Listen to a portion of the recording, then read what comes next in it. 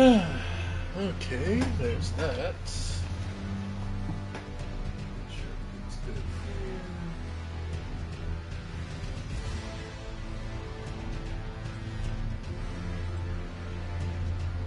good. That's good. Oh, I forgot to do that. Yes, sir.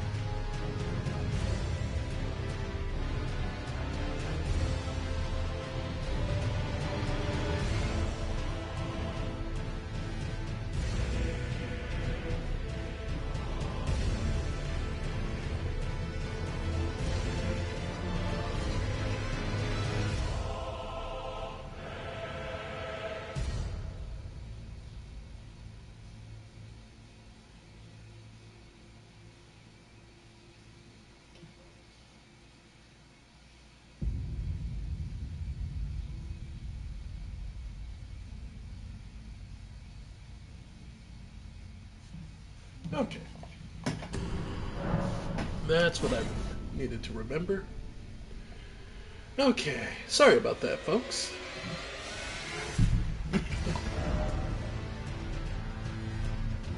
Alright, sorry about the build-up. Completely forgot what we were doing today. Because last time, well, okay, let me do the official. Ladies and gentlemen, I am the Ephemeral One, and welcome back to more me being back on my bullshit about Elden Ring. Last time, we fought through Elfile. We reached down the Howling Tree and reached the Elfile, the brace of the Howling Tree. The inner wall we've reached. However, before we advance any further, there's somewhere else I want to go. Because I kind of skipped over this and I forgot, mostly because I forgot.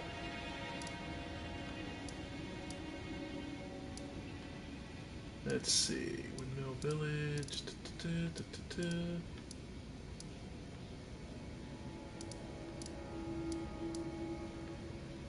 Trying to remember.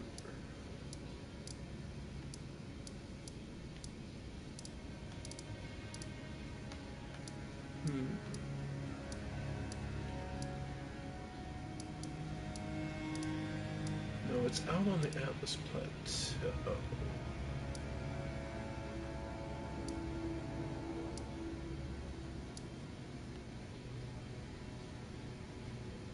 Was it maybe...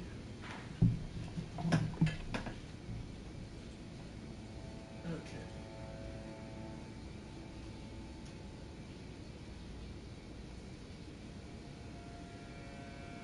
Northeastern. Okay. So it's probably south of the south northeast. Okay.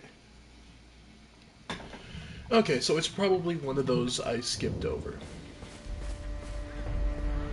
Okay. Let's see. Yeah, I got killed. Oh, right. Last time I got killed by a bunch of the mini versions of the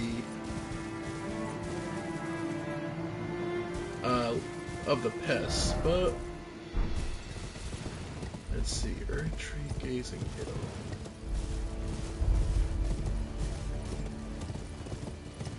So I remember there's a lot of artillery up here.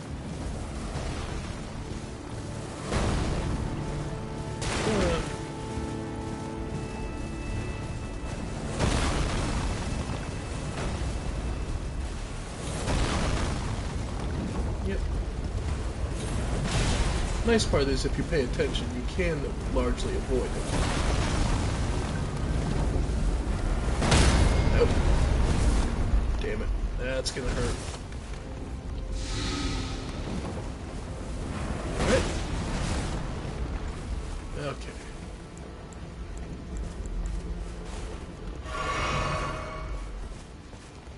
Yeah. Mainly because, yeah, like I said, this, if I remember correctly, yeah.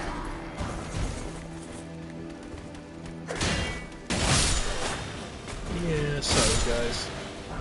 I forgot I don't need to be actually that careful around you guys. We're a little past you.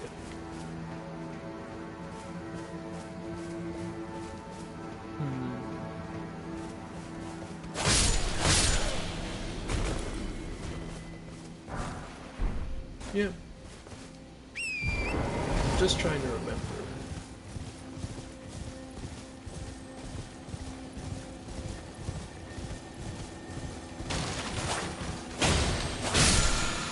Yep.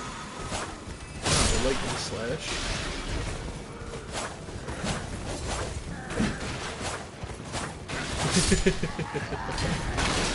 There we go. There we go. Yeah, no. Okay, I'm trying to remember, because it's in northeast of Atlas Plateau.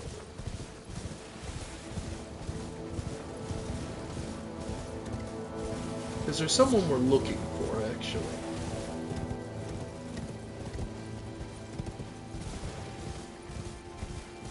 Let's see.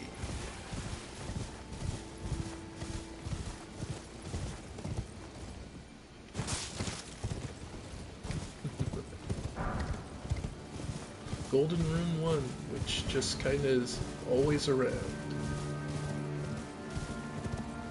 Okay. Yeah, might as well just get rid of you guys, just because.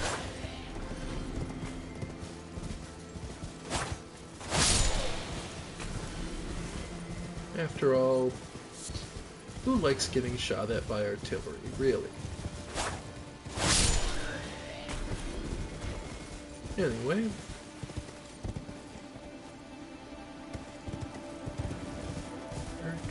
Gazing Hill.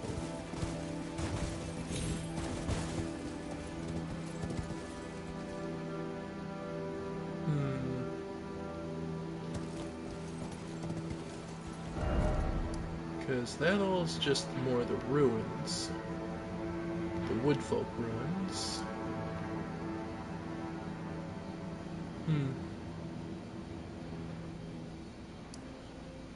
Rampart side path. What am I missing?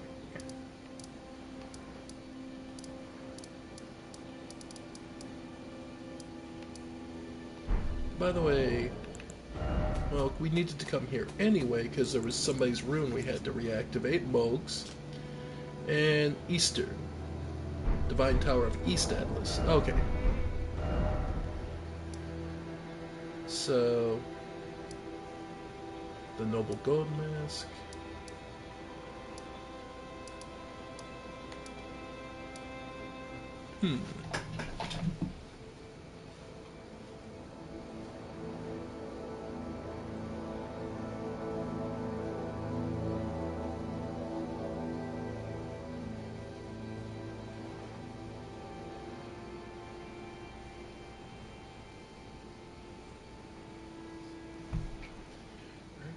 Gazing Hill site.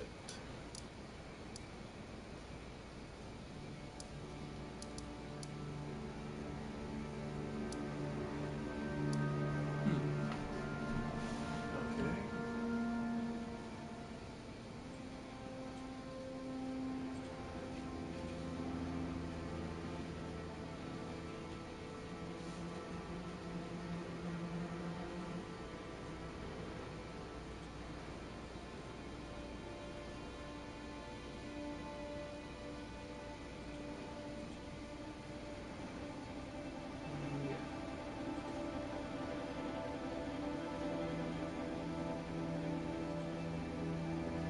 So it's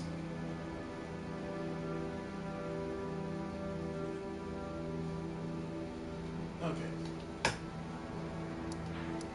So sorry about this, folks. It's just I wanted to do this quest line because, to be honest, okay.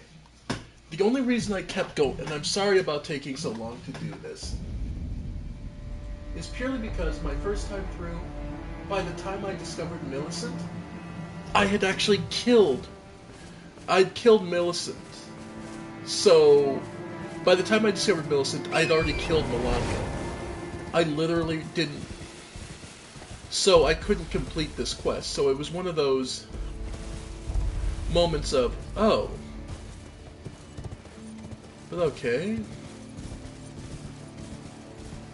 So she's supposed to be up here somewhere. Head north.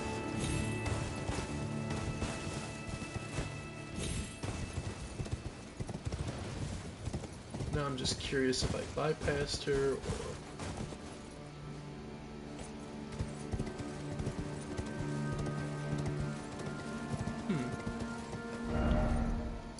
Is she all the way still in Caelid?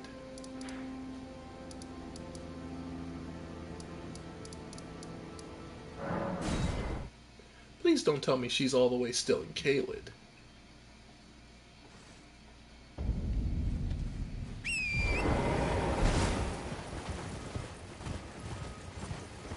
Alright, I'm gonna be annoyed if she is.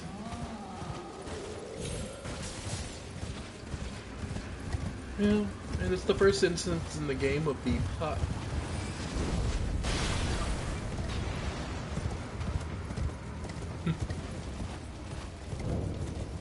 Alright. Because I gave her everything and... Yeah, no, she's still in Caelid. Okay.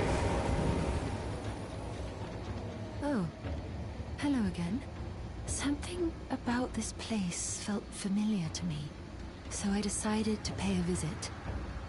Hoping to find someone here, but I've only found emptiness. Perhaps before my departure... Well, I must focus on my journey. I must focus. Okay. Well, I must focus.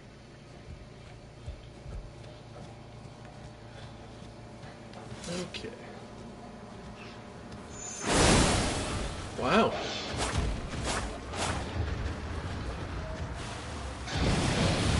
Oh. You know, didn't know this one had Scarlet Rot breath. Impressive. Okay, so now we should be able to speedrun her quest where Erdtree Gazing Hill. Okay, because I've long since picked up everything I needed for her. So it's supposed to be to the north of us.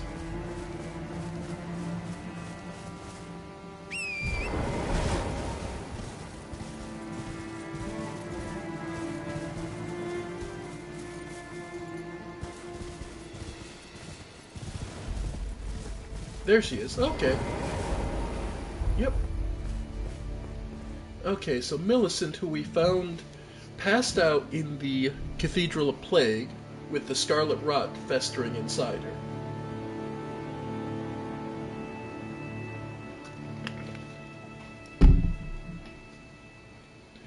We gave her a golden needle, which, when stabbed into her wound, caused the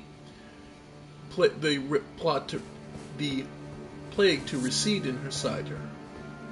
Now, what makes this interesting is that made her lucid. Now, the other thing that's interesting is we fought a invader called Millicent, but they had A, both of their arms, and B, we killed them. So who's this? Ah, we meet again. In truth, it's been smooth sailing for me. The Scarlet Rot has stilled since last we met. As such, I've been able to continue my journey. Though rather vexingly, I realized that if I still had my sword arm, I could have aided you in battle. Well, we have the Valkyrie's prosthesis we took from the Shaded Castle. Are you giving me this arm? Thank you. I am in your debt yet again, I think. If the arm serves well enough, it might be possible for me to wield a sword again. If the arm serves, it might be possible. Perhaps then I can aid you in battle. That would be nice. If the arms, it might be possible. Perhaps then. Okay. So then,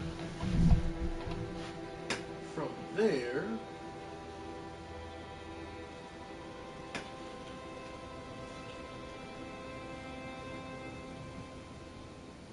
okay. That was plateau. Yep, already got that.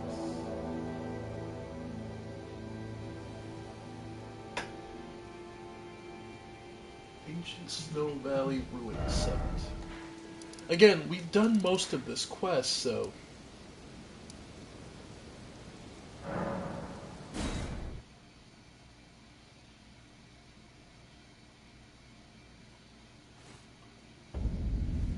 Okay.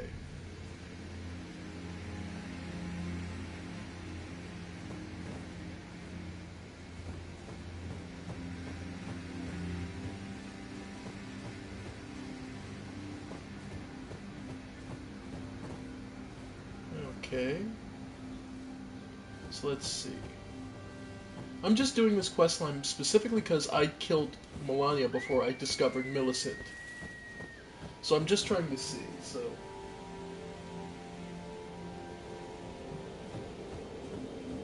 So she's supposed to be here.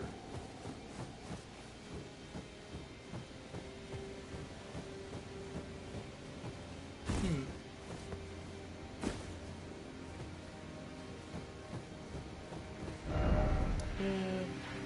Well, we have somewhere else to be anyway. Let's go to the East Atlas Tower and go power up.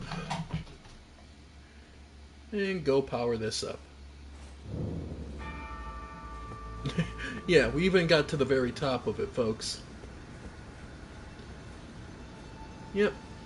And Mohg's Rune of Benediction.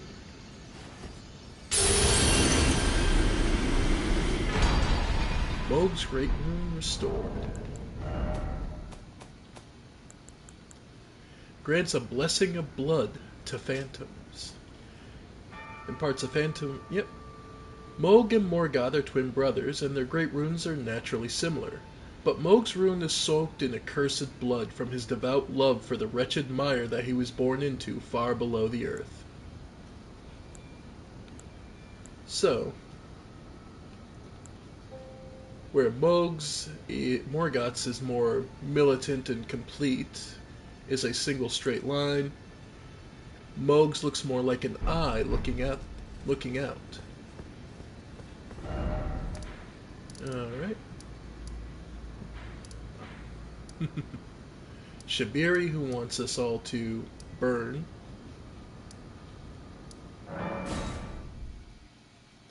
Alright.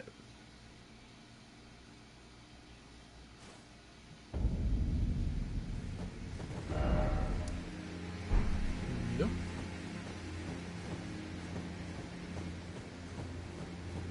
I don't see her anywhere.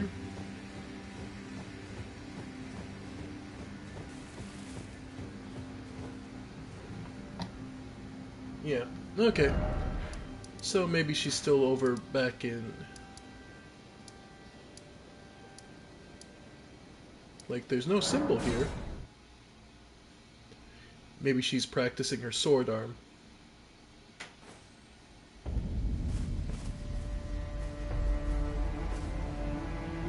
Nope.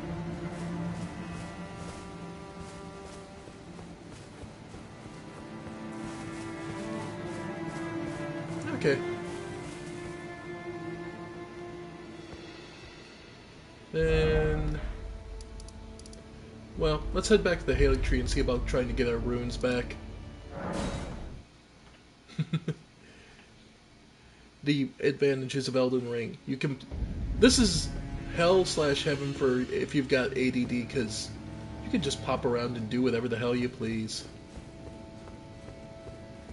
It's the ups and downsides, which can make disassociating one story with another can be made more difficult, since so many of the stories of Elden Ring are so interlaced. But at the same breath, it does make it easier for getting around and figuring things out.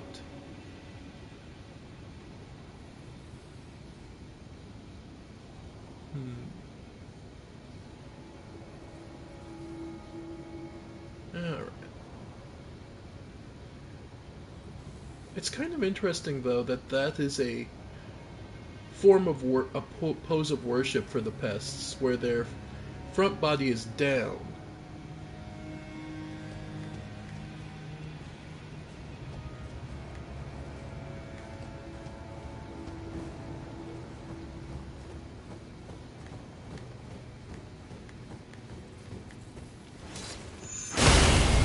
Nice. Alright. And next one.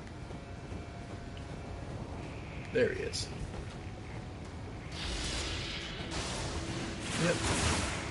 Yep. I hate that they can try and hit you around the corner. Nice.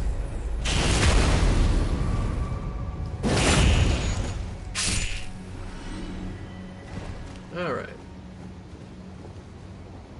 So, there are my runes. I think I had like 80,000.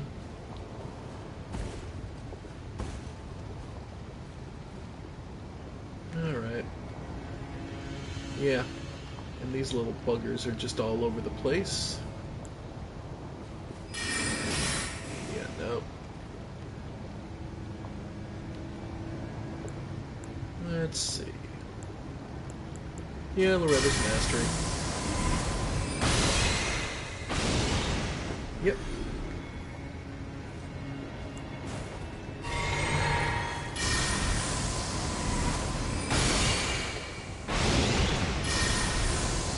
Yeah, just quicks. Just letting them.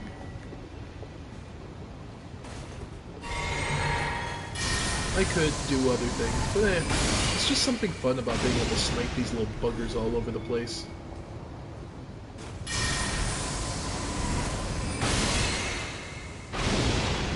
Damn. How about Comet?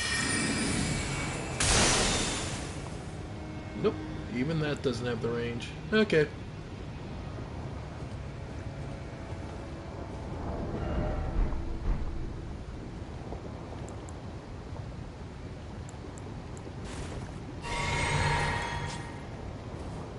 Alright.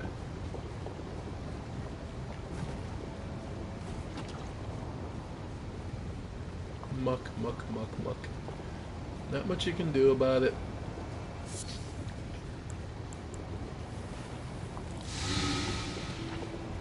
Yep.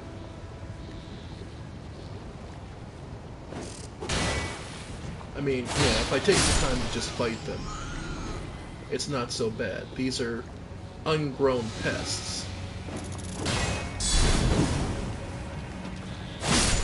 Yeah. They're not actually that dangerous.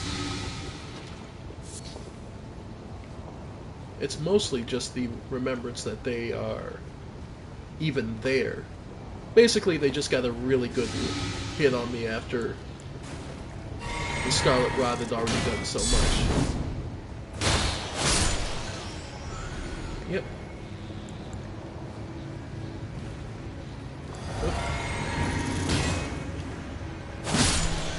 I mean, look at their only attack. It's just a full body slam.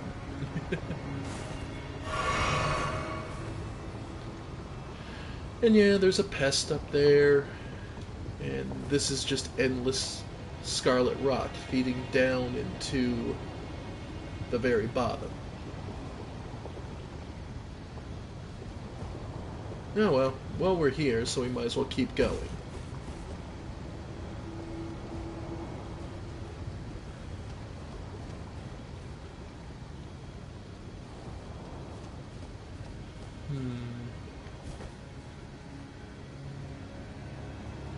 Dropping down.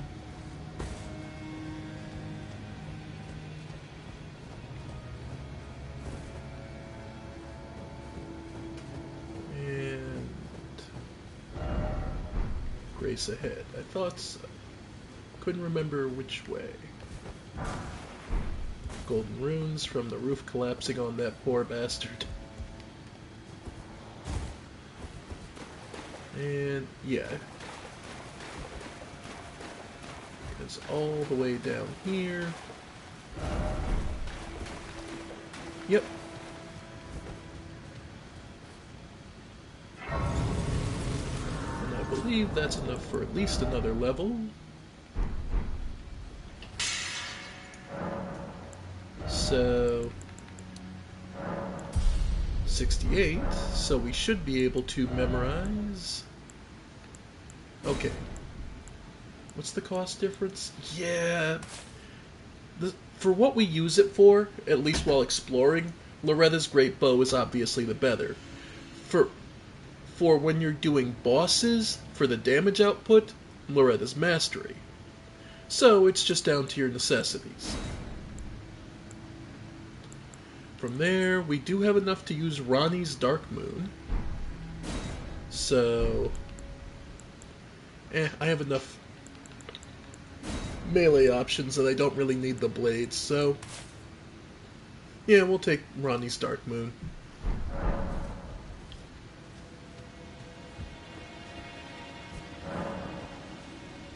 Alright. And from here,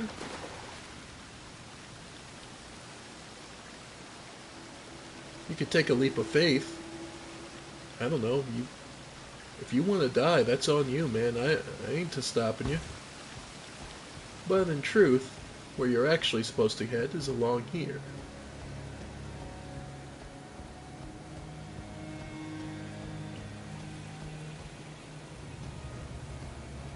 And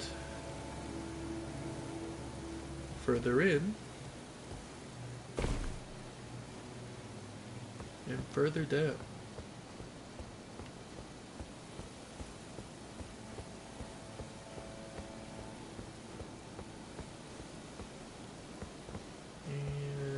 Much here. Some low textured stonework.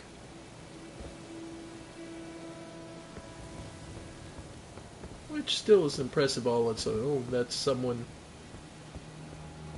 you know, had the idea, figure the amount of stonemasonry in this place. It is impressive.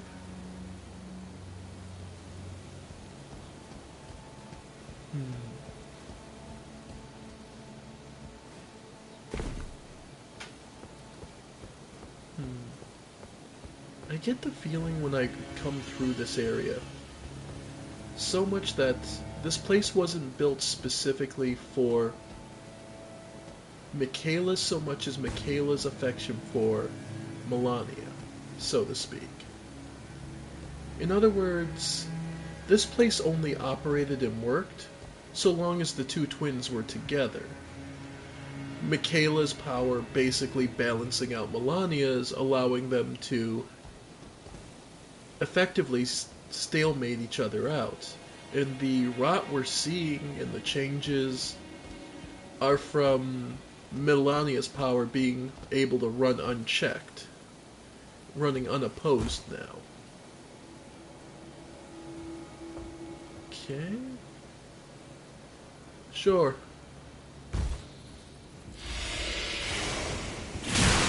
Yeah, that sucks.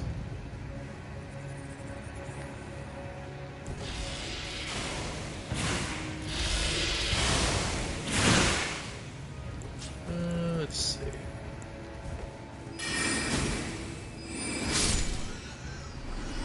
Okay.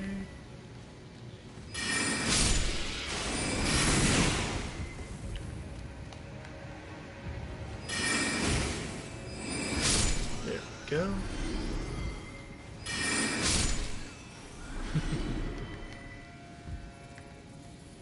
Yeah, that works. And then you. Yeah. Where are you? I'm gonna heal up just to be sure. Where'd he go?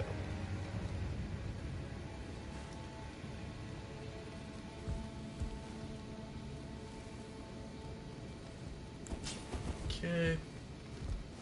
Why not? Well. Dragon Crest Great Shield Talisman.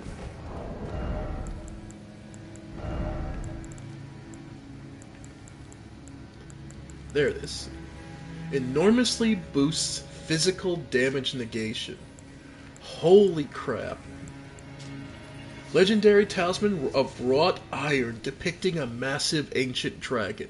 Enormously boosts physical damage negation.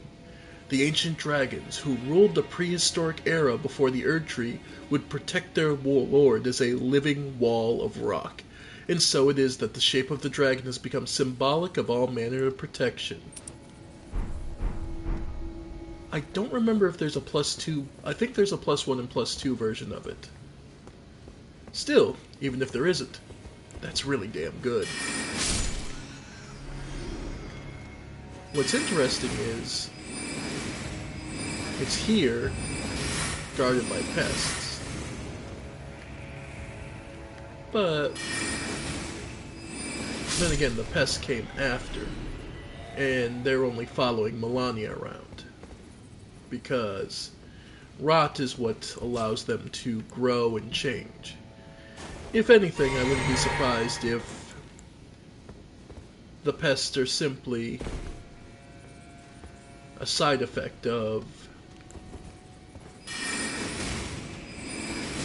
that are just kind of corpse monsters given new life. I mean, they do have all those little hands on them. Nascent butterfly. Yep.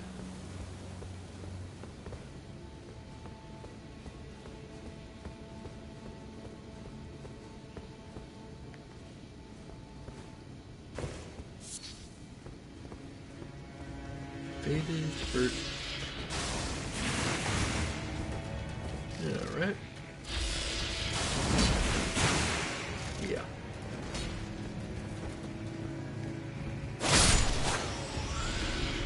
Alright.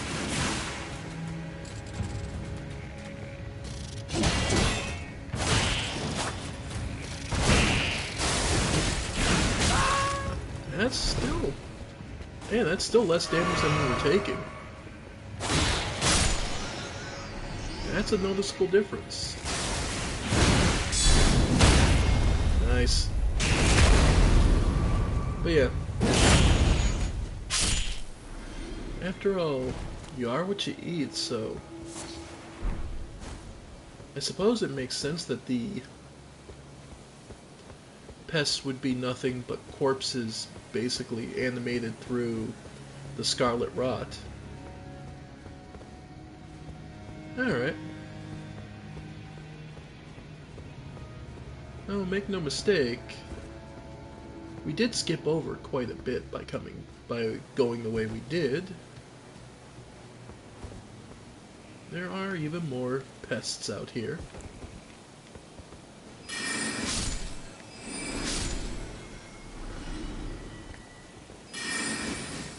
Yep.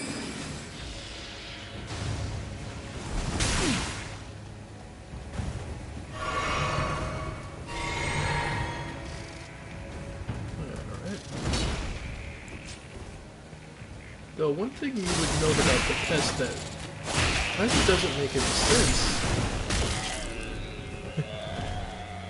is where they're getting the halberds from.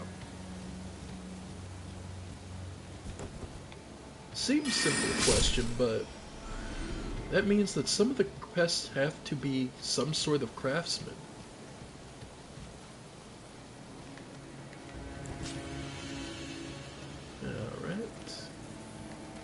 You, good sir, do not notice me. So,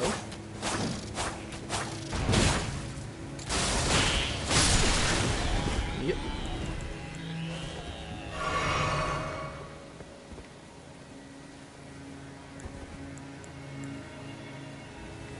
Alright.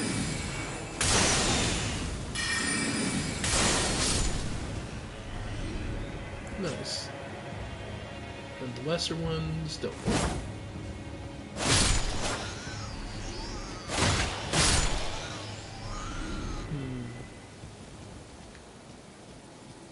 And the lesser ones looked like they were, if not worshipping, were communing with the bigger one.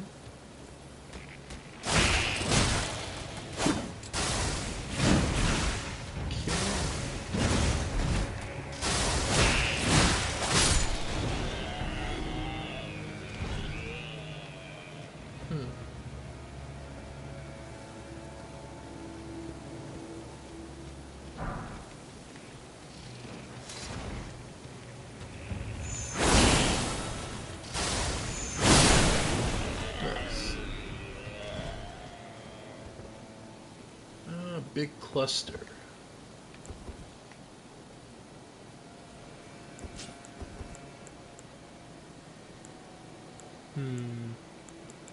We'll just do ambush shard.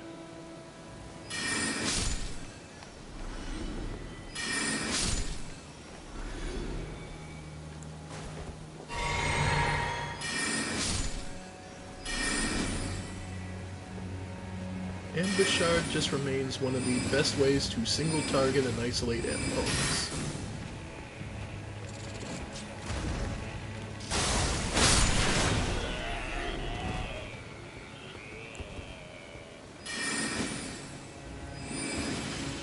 I thank the Sellians for developing this tech and allowing me to absolutely bastardize it and use it wonderfully.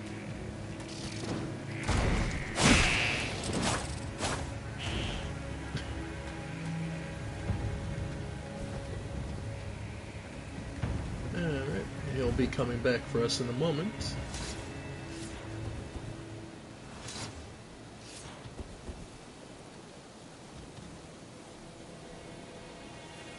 Always like the thought of, I put it, yeah, you instantly sheathe the sword shield goes on your back, and you're just like, I'm ready.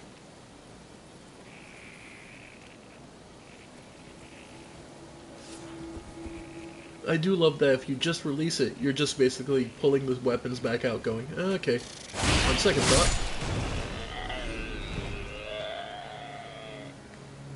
Alright. And now you.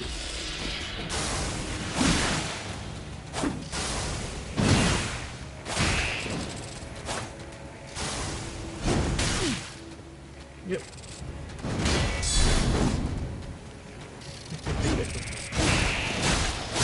Sorry, buddy. End of the day, you're just bugs. Alright. Doubt they were guarding anything too important, but a Newman's rune. Well. Yeah, that's something at least. Nope, nothing over here. It is dark enough I could feel justified in using lantern just to brighten things up just a little bit. Especially for you YouTube folks. Because after all, YouTube does tend to darken footage. Anyway. And looks like we have one more item out here in the garden. And not enough FP to really make use of it, so I thought so.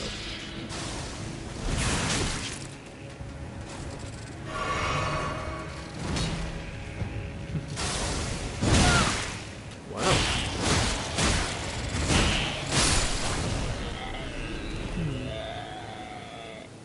As far as it goes, the pests being here, as far as we can tell, they just follow Melania around.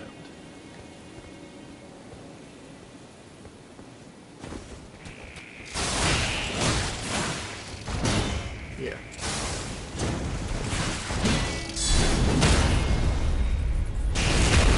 Because they're likely just an alien life form that was native to wherever the Bellpicker 3, but they're the ones who are native to wherever the original version of the Scarlet Rot was from. Because as we've seen, the Scarlet Rot doesn't just destroy a location, it changes it. It's like a terraforming virus that adapts to its living. The same can be said of glintstone. This is where you find crystal moss and those crystal snails.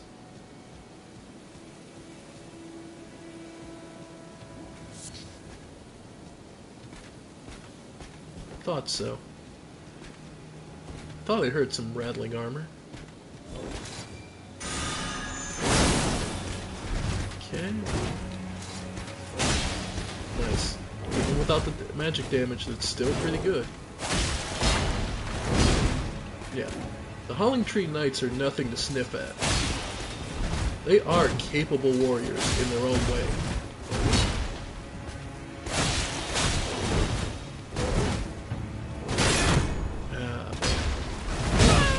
Ow. Alright. Gonna heal up. Oh, bear in mind, they also heal too, so... And they have the... There we go. Watch your stamina.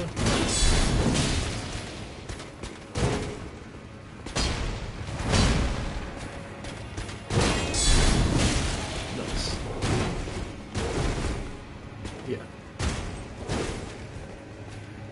He's caught on the chandelier, so I can at least get around that. Alright. Nope. Yep.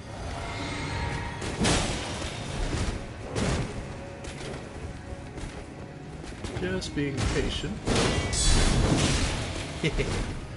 Yeah. It's a little risky going for it when they have that second attack. But building up enough poise damage does enable you to get this. Nope. Nope.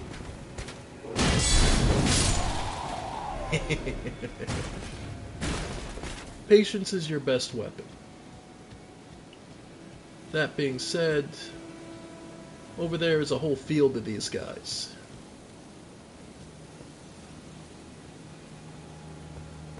I'm not going to go fighting all of them, just because it would take forever, what with my current resources.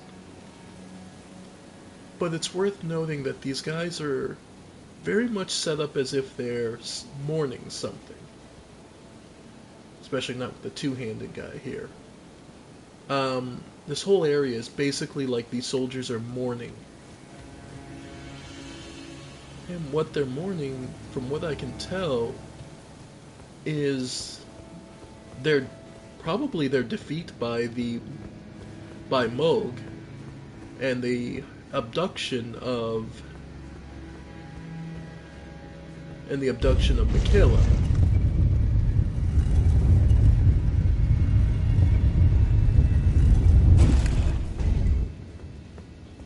And all the way in the very bottom of this place is a boss who needs no introduction. She'll introduce herself when you get there. But for now, before we get there,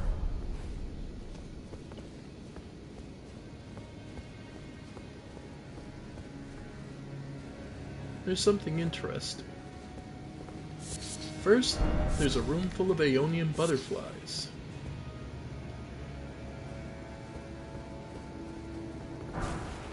A traveler's set. Who's the last person we saw wearing the traveler's set? Well, she had a bloody arm.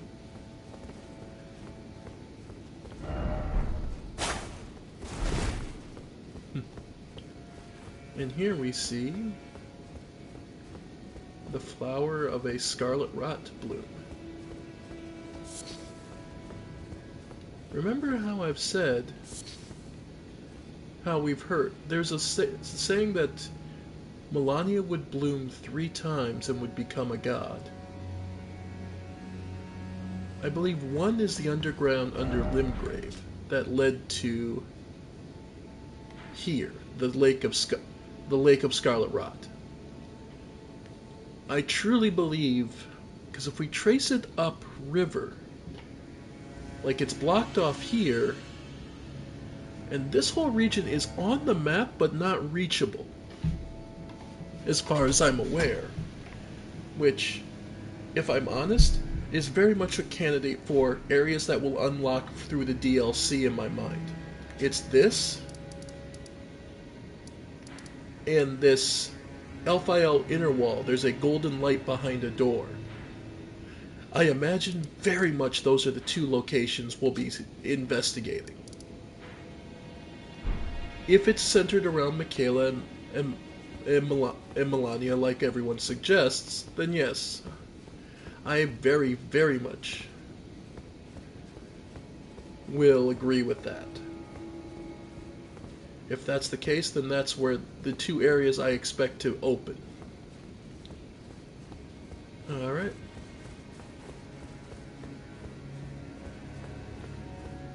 Now, up here, because this place is obviously the origin of the Holling Tree. This is the lowest level. This is where it was originally built.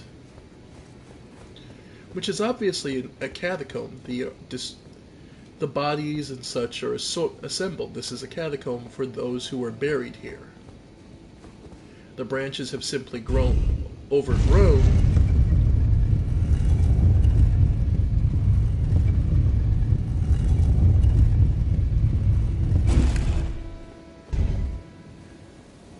And this actually brings us as a shortcut all the way back up here.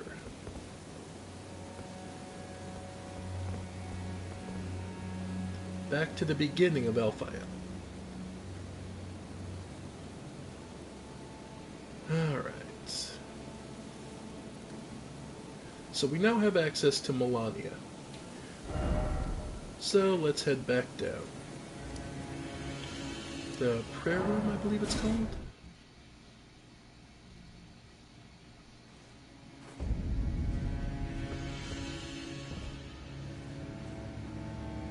No, that's where you first arrived. My bad. Drainage channel, Holling Tree roots, Elphael inner wall.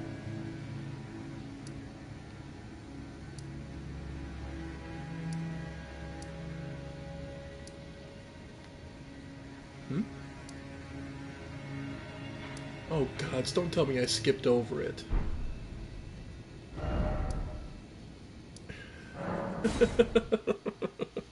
Did I skip over it? I'm gonna laugh.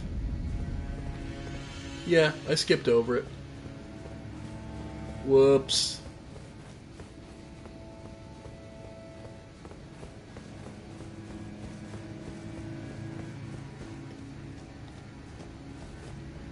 I forgot to activate the... I got there and forgot to activate the frigging Lost Grace. Because there's one down there and I just skipped over and forgot to activate it. My bad.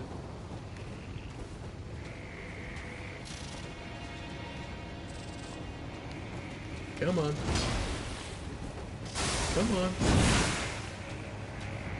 Okay, there we go.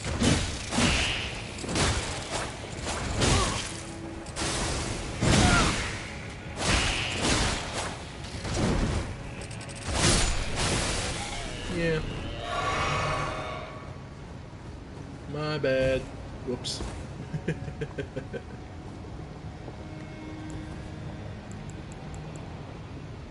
But yeah. To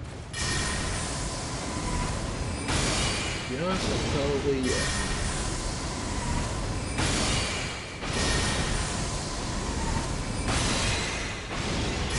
And with these guys getting close enough, it makes the travel so much easier.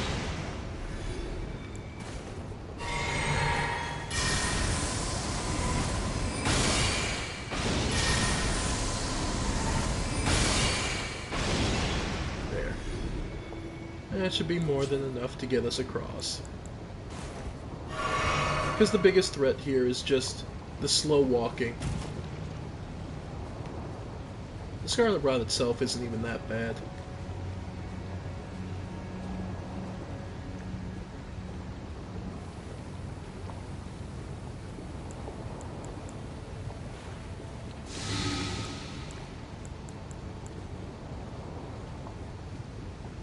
And basically the biggest threat is just that these guys will ambush you the second you're out of the water. There we go. Yeah, I'm not even gonna bother. I'm just gonna come down.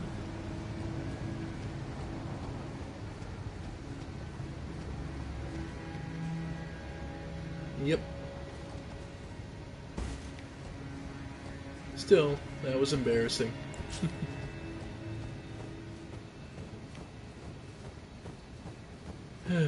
Okay.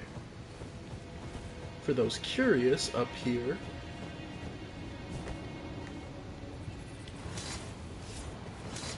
can't lock on. That's cute.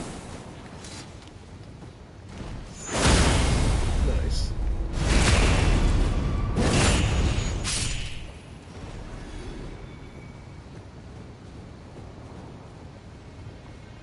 I was gonna say, I don't think there's too much actually up here, other than a fuller view of the slime area.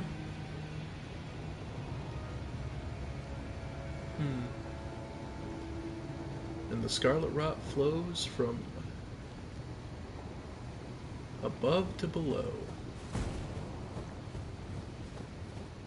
which means it does still exist, it just is vanishing.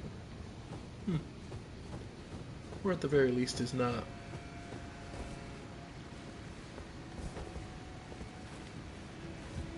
Means it still exists, it's just a question of where it ends up.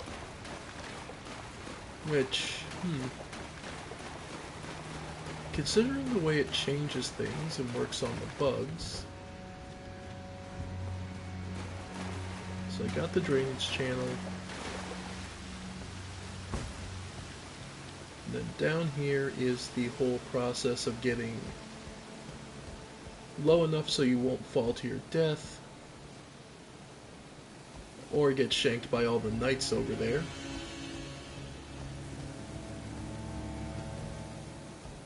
Because the knights... yeah, they're all mourning the loss of their allies.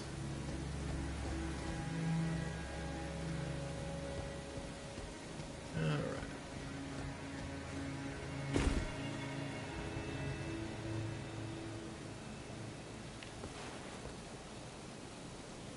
Yeah, basic soldiers, knights. Like I said, I believe they're mourning more so that they lost Michaela to Moog and all of his goons that just passed through.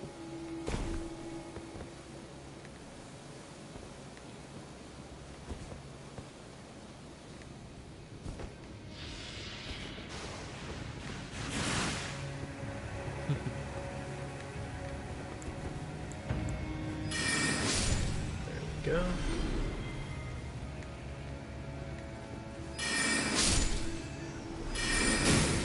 Alright. Yep. There's that one going.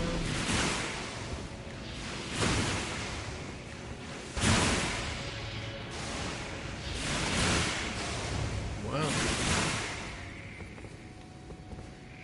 You know, the speed with which he pumps out those shots is actually fairly impressive. There we go.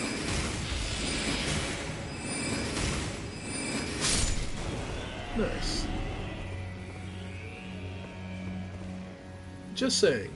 Gotta give respect where it's due. That many shots that fast.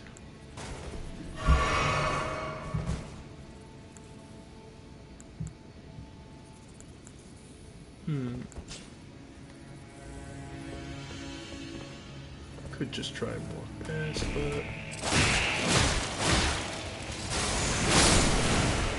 alright.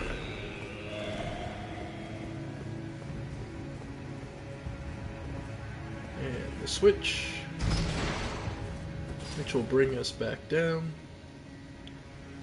So it's clear that these cathedrals were built up as the Howling Tree grew. So then the question becomes, why did the Howling Tree get put here? Oh, I did hit it. Roots. Oh, okay. Yeah, then the question becomes, why is the Howling Tree here? What was so particular about this location that would enable someone to... that would make it ideal for the creation of a second Erd Tree? Because effectively, that's obviously what was wanted. And the branches overgrew just like the Erd trees.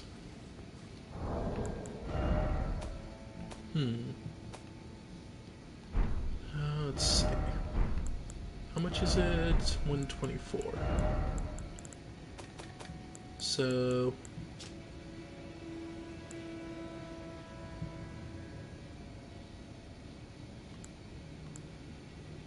okay, we'll just pop one of these, the 50,000. There we go. Alright. There we go. 8,000's a good amount that we can be willing to lose. Because I'm going to go into this boss fight, I'm not going to win. I can tell you that right now. This is not a boss you win on your first time by yourself. But I do want to at least show off who we traveled all this way to see.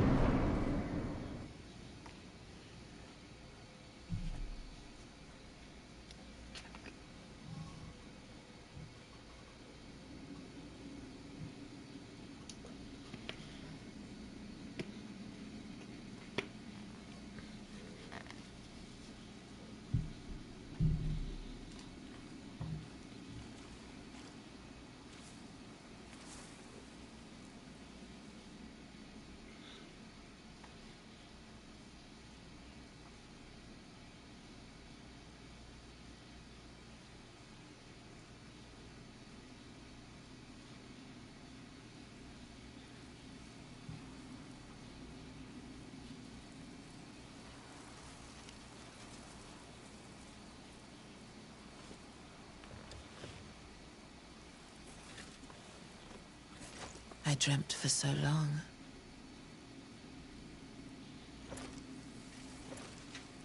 My flesh was dull gold, and my blood rotted. Corpse after corpse left in my wake. As I awaited his return.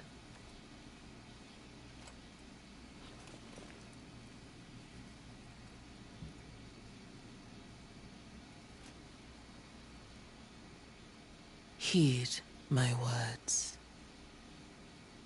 I am Melania, Blade of Mikola.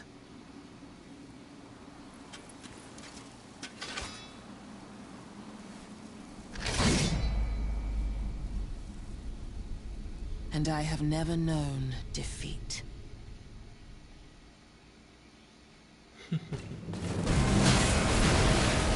Yes. Melania, Blade of Mikola. Yep. A fast, nimble, capable swordswoman. A god of the blade.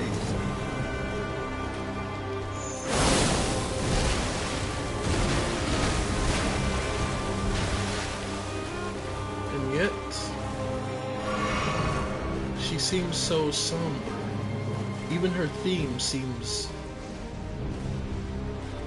as if there's a restraint being excised. How much control she has.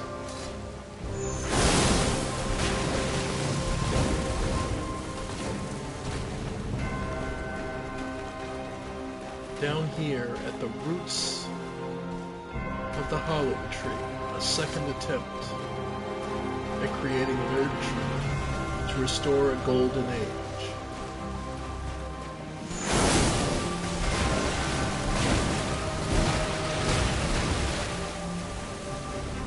though for never knowing defeat, she doesn't seem to be combat doing much. This is because, by and large, Melania's a case of making yourself your own worst enemy. Every hit she does to you is HP she regains. So she doesn't have to win in a single blow, she just has to win eventually. The only person who she was truly incapable of defeating was the monstrous Radahn, who honestly, even then she could be said to be the winner. After all, though it wasn't her blade that did it, but the scarlet rot she carries within, which broke it. Yeah. Every drop of HP she takes from you is just making the fight take longer, and her skills that much sharper. So it just becomes a question.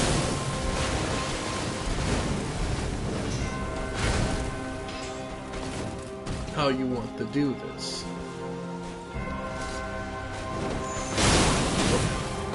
Yep. Blade of Mikola. Indeed she is.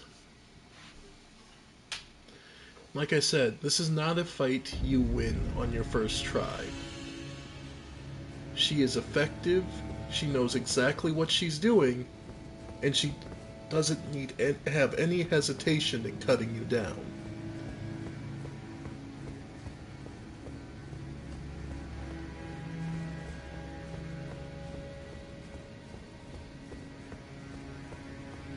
I just want this to be clear because there's interesting factors regarding Melania and Michaela as well. Alright. So let's see if she's here yet. Millicent.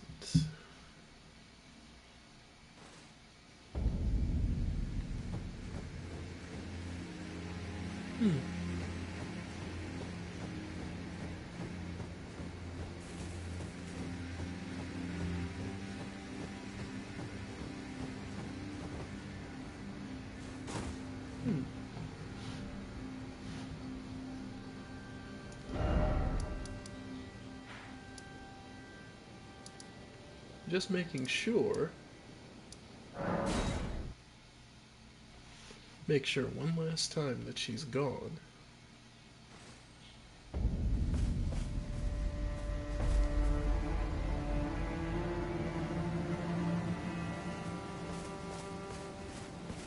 Those guys are just digging. And yeah, she's gone.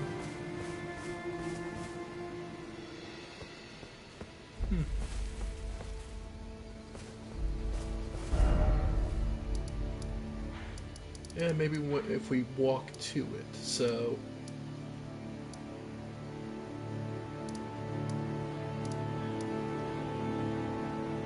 Yeah, so...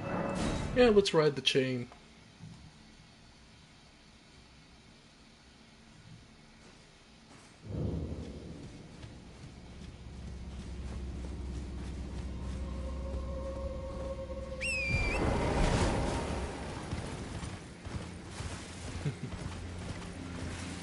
Hi, Prelate. Bye, Prelate.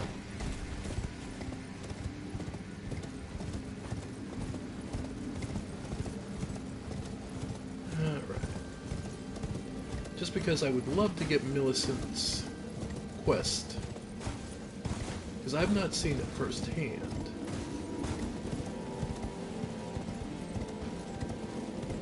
Let's see.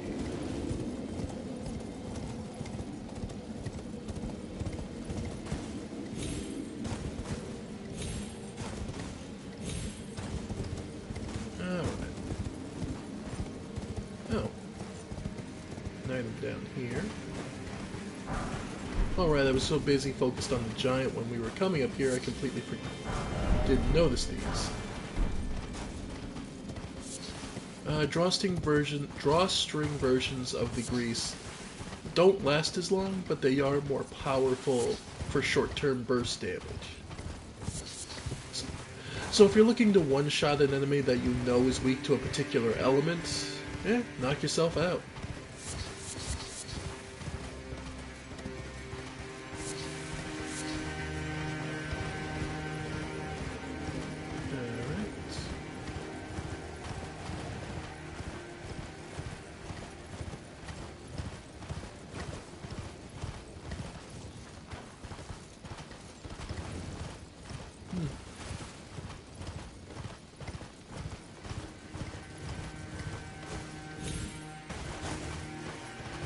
Just taking a look around, in case there's any other items I missed on my way up.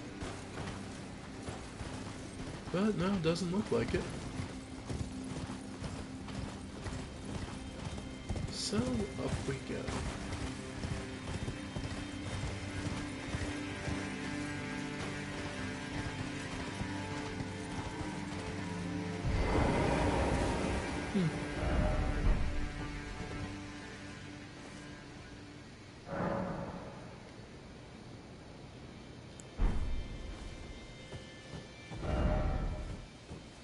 Yeah, so she's supposed to be here, or at least that's where she will be.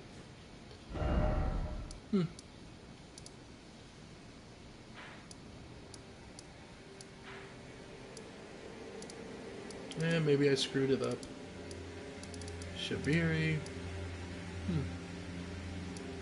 Just trying to think. Anywhere else?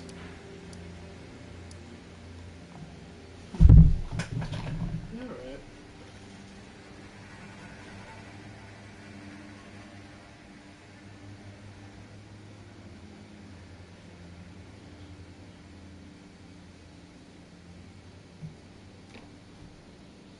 Oh, we missed a step. Okay.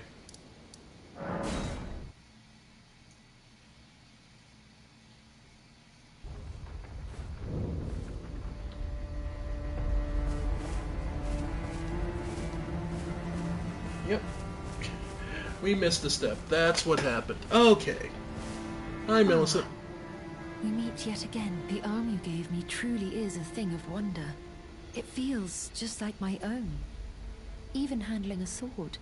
Perhaps it is foolish to say this to you of all people, but I am sure of my skill with the sword. Thus, I would have you call it is the only way.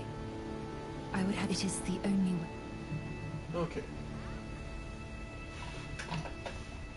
Okay. Then she should be able to... Okay. My bad. It happens. NPC quests are kinda finicky in this game. And, yep. To think we'd meet in such a plot. Could your purpose, Poe? I know well enough who you are. And what I know is good enough for me. Call upon me again. In battle. I'm searching for a fort to the north of the ruins. I heard the master of the fort was given a medallion that allowed him to visit the Halig tree. Indeed, I believe that is where Melania will be found. The Halig tree is hidden I'm searching for a fort. I heard Okay. Prayer room.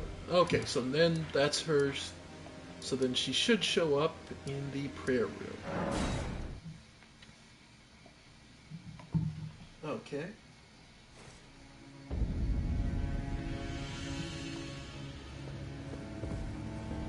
Yep. Again we meet. I can only surmise our purposes are in which case, allow me to explain myself. Okay. I am of Melania's blood, but in what capacity I know not. I could be sister, daughter, or an offshoot. Whatever the case though, I am certain of a kinship between us. There is something I must return to Melania. The will that was once her own. The dignity. The sense of self.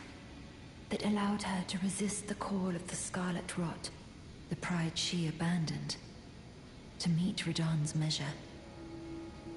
There is some the will, the dignity. Okay. So then from there...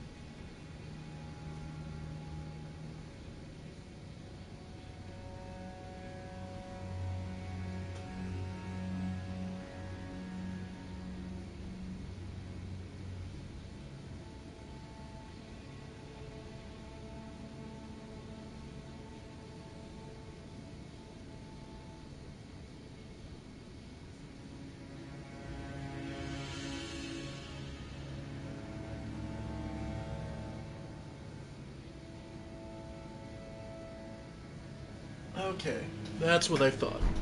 I needed to make sure that this was right. So, okay. So then we need to go to the inner wall. Okay.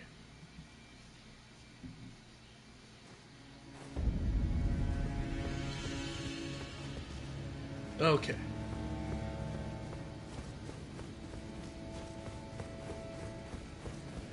And now...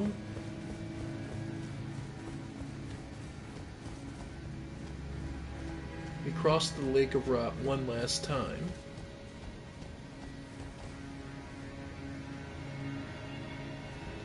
Okay. Now we should have everything we need.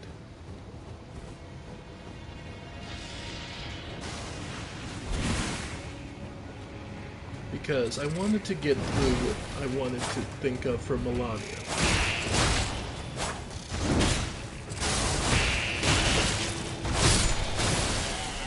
What's interesting is that Millicent is cognizant enough of what she could be to say, I could just be an offshoot or a remnant, or I'm not entirely sure what I am. Nice.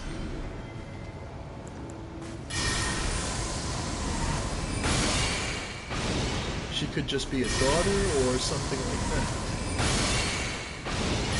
The reason that's significant is because by and large, we don't know what they were trying to accomplish. If I had to guess, off the top of my head, I'd actually personally believe that Michaela was trying to create an out. Almost every child, every demigod seems to have wanted an out from the outer powers that were controlling them. Millicent could just represent one way. That effective, that Michaela basically designed, which was another body. But that failed, as we've seen. Every copy of Melania would still be infected with Scarlet Rot because it's tied to something inside her.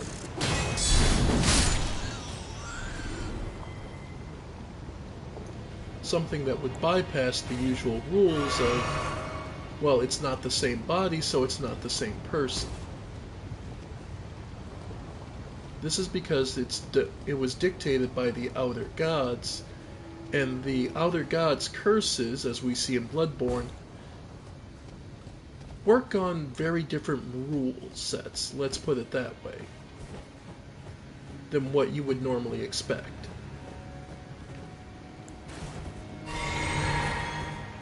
Alright.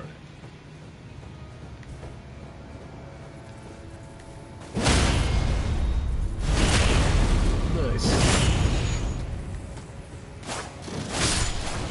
Alright. And yeah. Alright, here we go.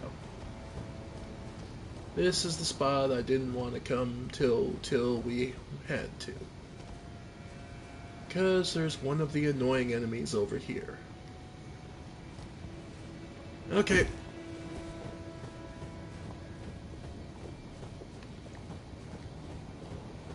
Let's see.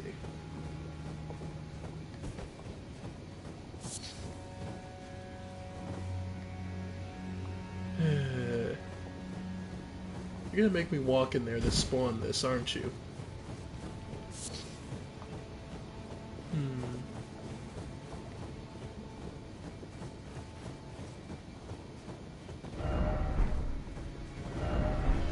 Tri-edge. Yeah, I'm pretty sure that collapses and kills you.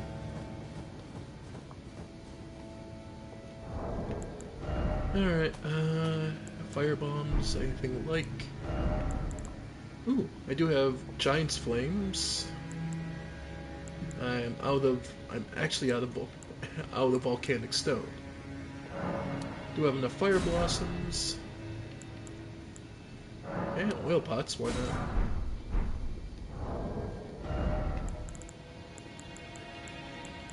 Alright. Oil Pots. Giant's Flame. Regular Flame.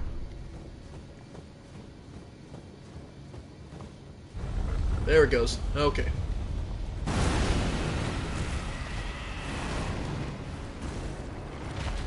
Alright.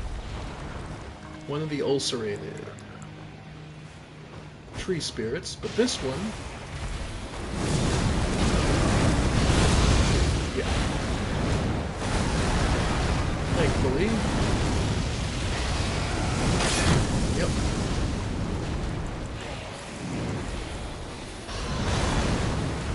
Yeah. Thankfully, this one's a little... Yep. Yeah. The fire's about the only thing we really need to fear here. So...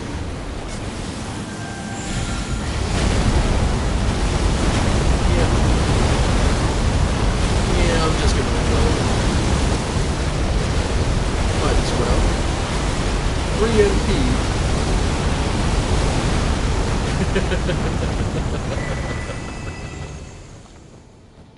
I'm sorry. I know it's cheesy. I know it's not good. It's still satisfying as hell. Okay. Let's make some more boluses. Alright. And the item you get for dealing with that crap, the Great Ghost Glowvort, so plus 10 spirit.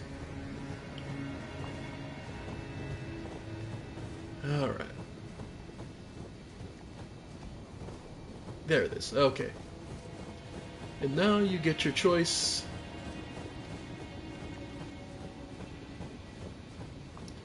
Do you want to fight, be assist Millicent, or challenge Millicent?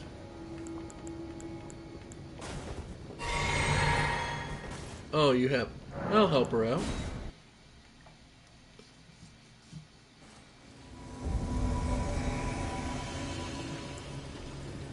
Alright. So... Yeah. Yes.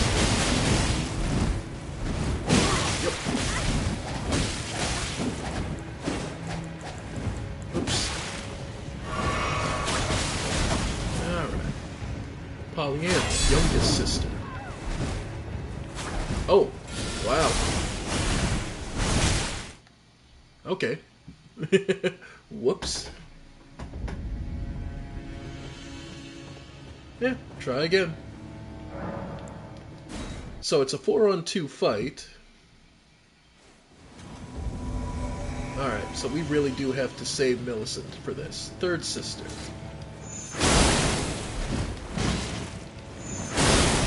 Nice.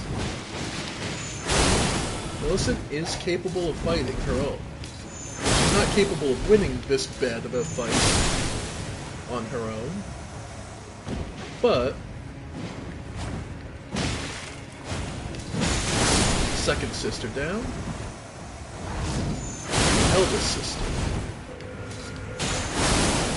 Yep. Yeah. Yep. Youngest sister.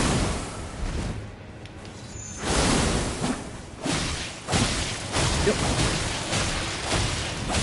Nope, nope, nope, nope, nope, nope, nope. Ah, God, so close. Returning to... Okay, bloody finger. Okay. Mwah. Still counts as a win.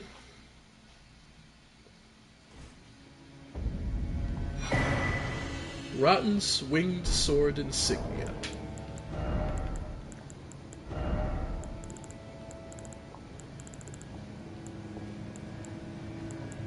Greatly raises attack power with successive attacks. A talisman depicting a prosthetic blade, an honor bestowed upon Valkyries who served the goddess of Rot. Greatly raises attack power with successive attacks. The four sisters were born in the swamp of Aeonia and came to the Howling Tree under the aegis of Gowry. And yet, those buds were doomed to never blossom.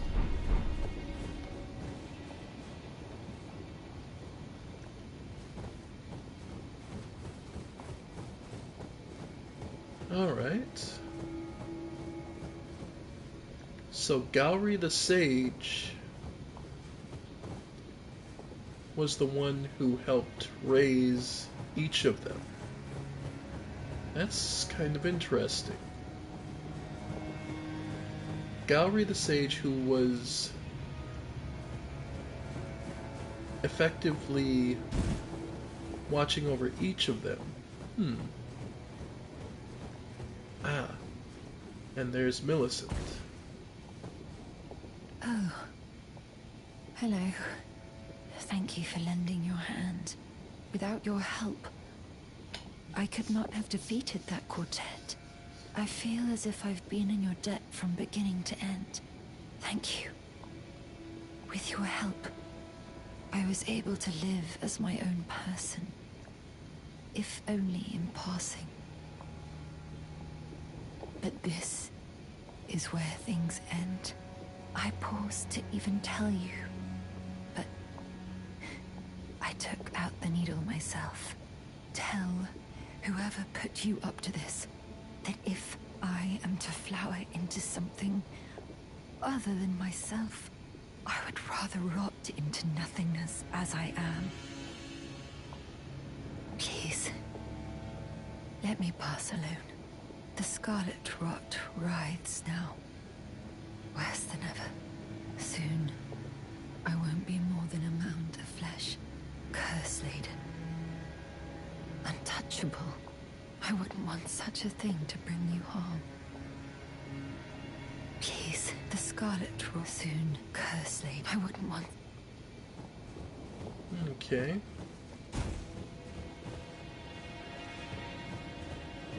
So she wants us to leave her be.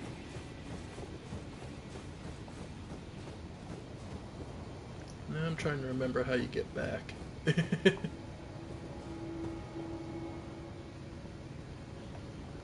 Does that?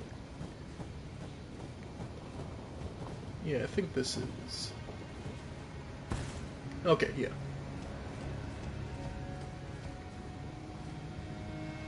And then this just brings you back. Okay.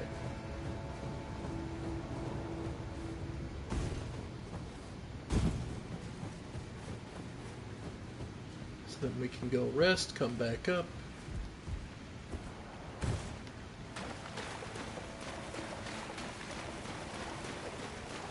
Alright.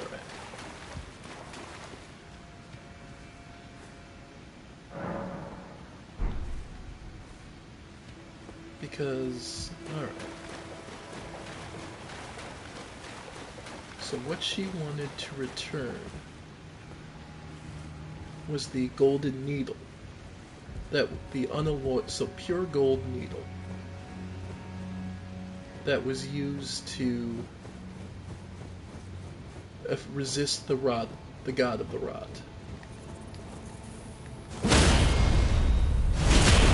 But, unfortunately,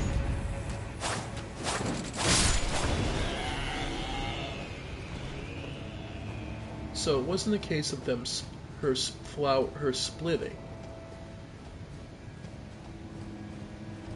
Melania simply flowered into separate versions of herself.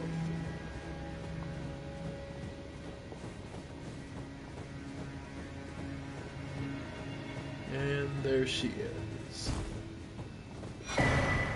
The unalloyed gold needle. Is its description now different, maybe?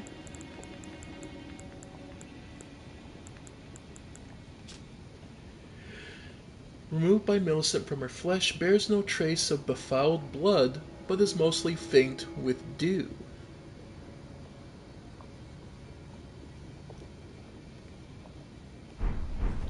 So she washed it off, effectively. Interesting. Then, down to the Howling Tree roots.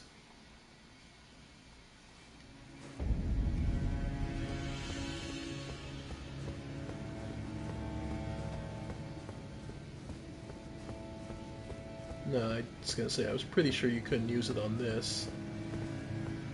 Okay. So then all that would be left is the defeat of Melania herself.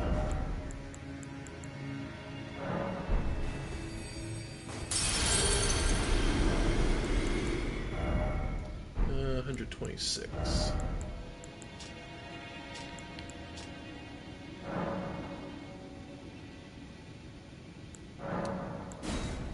Alright.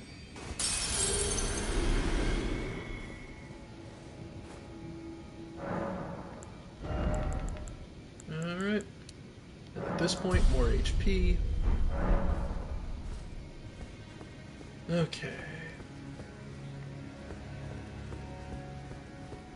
And yeah. Let's see. But yeah. Melania by herself doesn't actually get you any assistance. This is one of those fights where do not be ashamed to call for help.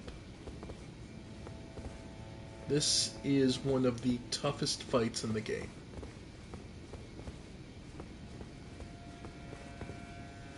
And to learn it, don't be afraid to help other people.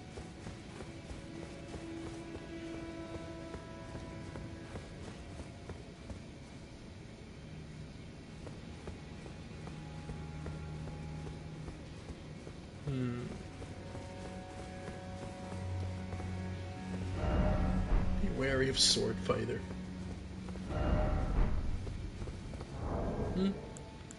Or... why not? Let's see if somebody else needs help.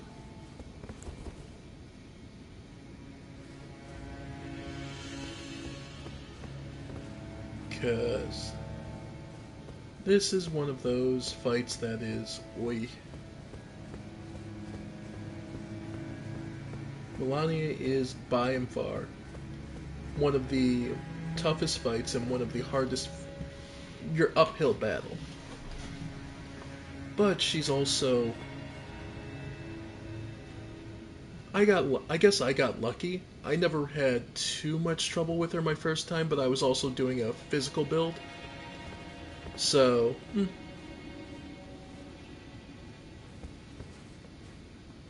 like, this is probably one of the hardest fights. I have more trouble with Elden Beast, and that's just a spacing issue with that fight.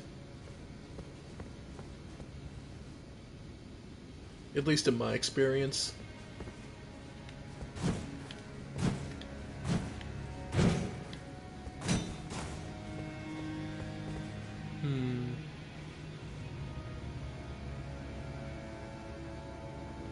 say, I don't have any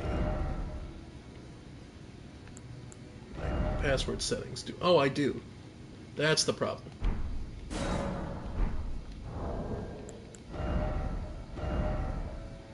Delete. Okay. There we go. I'm like, why am I not getting... Because this place is... Okay, if we cancel summon signs, that'll probably help.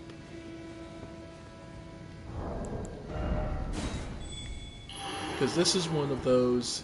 Oi. Yep, there we go. Melania in general is one of the roughest fights.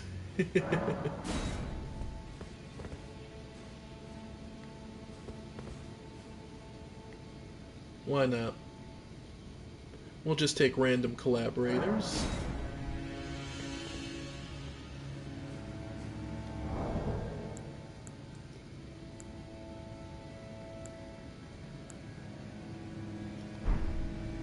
Because this is Woman Warrior.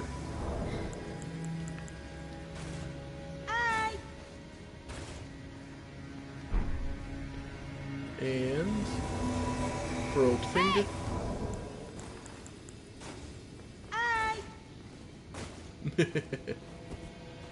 Let's do this.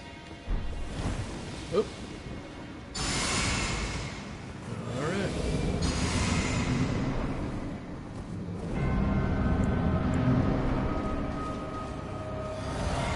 Yeah, Melania is possibly one of the roughest fights.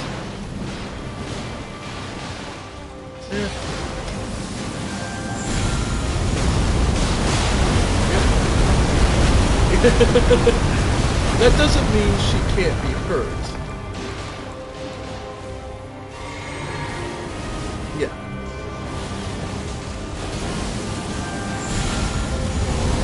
Yep. Nice. There we go. Can I get it? Nice. Basically, you want guaranteed damage with her. So you either need to be in an area that she can't avoid, like Estelle, or something like the one guy's using the spear for Moog. Oh, cute, they're using Woman Warrior because she got the last hit.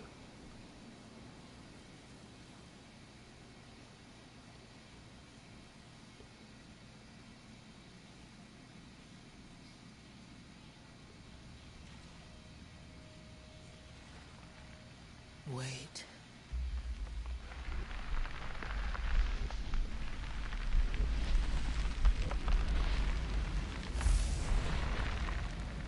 And this is where we see what the bloom we saw earlier was.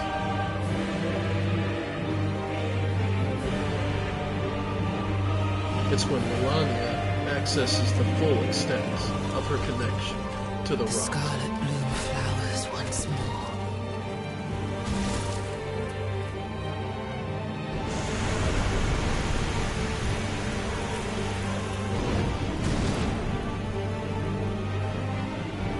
You will witness true horror.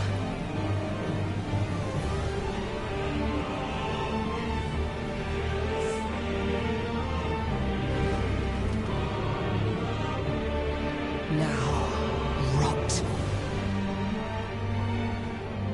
And we begin the second half of the fight.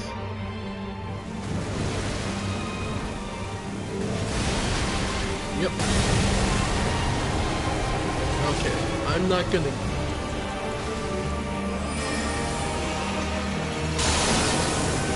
Just point blank, I'm not gonna be able to get much off on this. Okay, while she's distracted... Over here...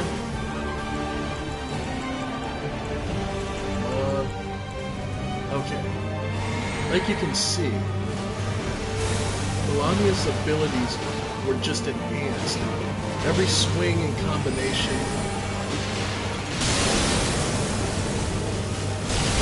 Yep. And that's going to explode again. Alright. Okay, all I have left is my health, so all we're down to is our sword. Nope, she still gets HP from every time she hits. So, you want Your to strength, extraordinary. hold back. The mark of a true lord. And we got Dear Nicola. Nicola, my brother. I'm sorry. I finally met my match.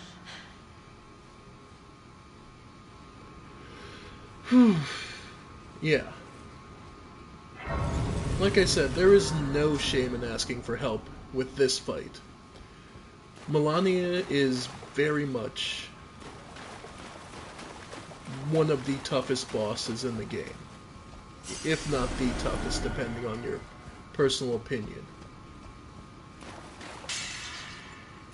And yeah. Here we see the egg that Moog stole with the main body of Michaela there. We can see that also the root of the Halig tree. The more interesting thing is what's embedded in it. Because this is obviously like a form that Michaela would take.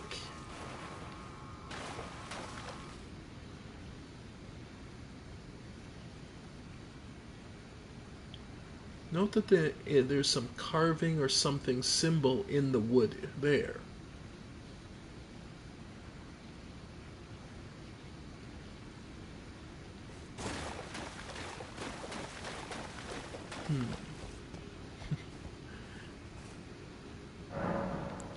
Alright.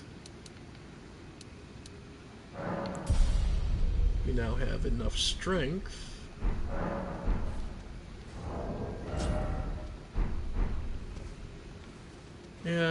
Yeah, no more. What am I doing? I meant to come here, use something for 20,000. Remembrance of Melania, goddess of rot, hewn into the Erd Tree. The Michaela and Melania are both children of a single god. As such, they are both Empyreans, but suffered afflictions from birth. One was cursed with eternal childhood, and the other harbored rot within. Melania was rotting from within, from the connection to the goddess of rot. Whereas Michaela didn't die, would never grow up, so to speak. Alright. Yeah, we can at least use the Rotten Crystal Sword now. And that's, in all truth, it's not bad stats even for just a basic.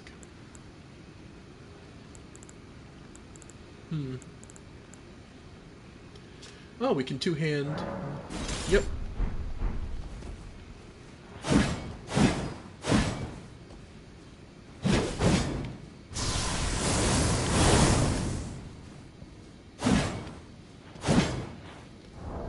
How much does that? That's 235.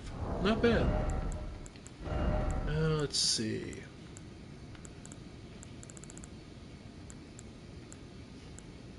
Bastard Stars, Stone Clubs, yeah. Anyway. So, let's go see what we can get out of Melania's. Oh, right, that's what we did this for. Return the because this is the corpse of Melania now. The plant. which is the last bloom. So if we return the Michaela's needle, we get a somber ancient dragon smithing stone.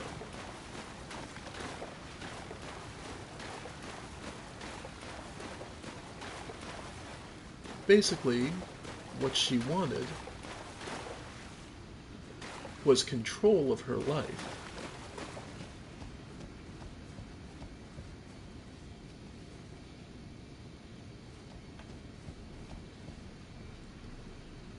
So if I had to guess overall, the first golden seed,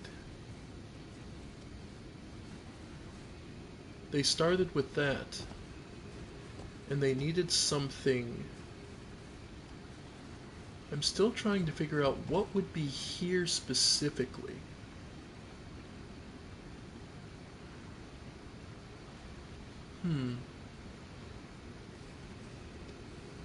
What would be here specifically that caused them to put the Howling Tree here? Well,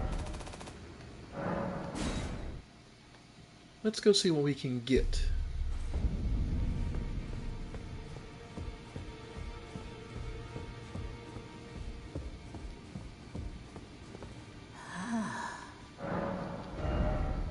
So we can either get an incantation,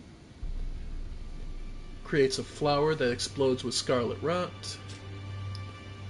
Each time the scarlet flower blooms, Melania's rot advances. It has bloomed twice already. With the third bloom, she will become a true goddess. Build Melania's prosthetic arm. Yeah, it just needs massive dexterity. Causes bleed loss. And has that unique dance waterfowl. Series of one-footed leaps into the manner of waterfowl to unleash a swift yet graceful slashing combo. Well, for up to 2 follow-up attacks. Melania's war prosthesis symbolized her victories. Some claim to have seen wings on the weapon when it was raised aloft. Wings of fierce determination that have never known defeat. Well, yeah, 35 faith, nope. We're closer to 48 dexterity. The hand of Melania. Now let the work. Equipment, so now we have access to the Royal Knight Helm. Silver Helm of Loretta, knight who served Michaela's Holic Tree. Loretta was once a royal Carian knight, went on a journey in search of haven for Albinorix, and determined that the Holic Tree was their best chance for eventual salvation.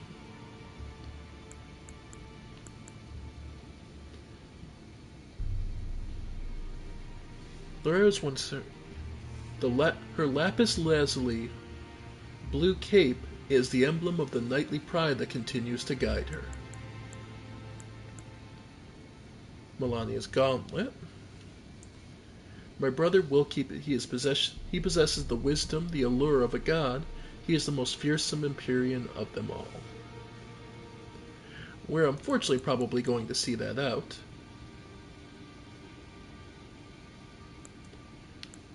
Let's see.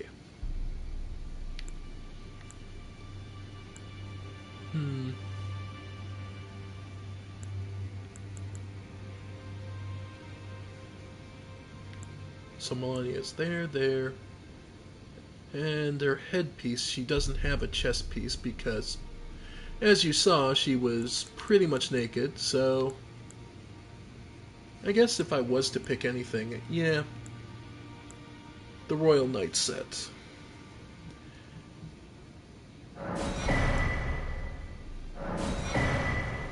Okay, chest, hands, need the boots.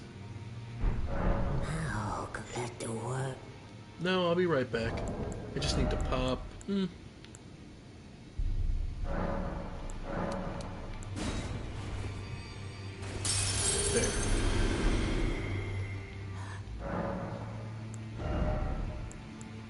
So, Silver Knight, the Royal Knight, rather. I just don't like the helmet with the whole big design. So if I'm honest, I'm going to use something else. Melania's winged helm, maybe? Nah, it's more of a silver color. Veteran's is a little too heavy for my opinion. But yeah. The Melania look, not a huge fan. Veteran's a little too heavy, and yeah, the others I'm not a huge fan of. Okay. Now let the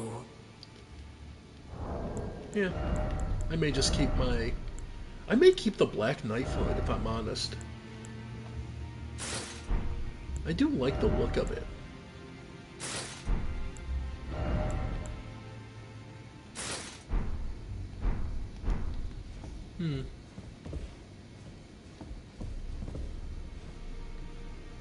You're not bad. I think the bigger issue to me is the leggings.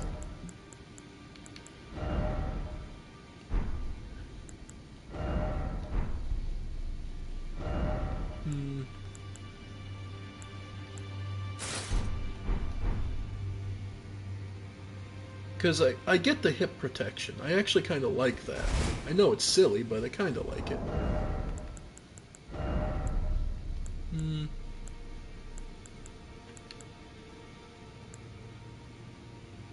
Maybe blades.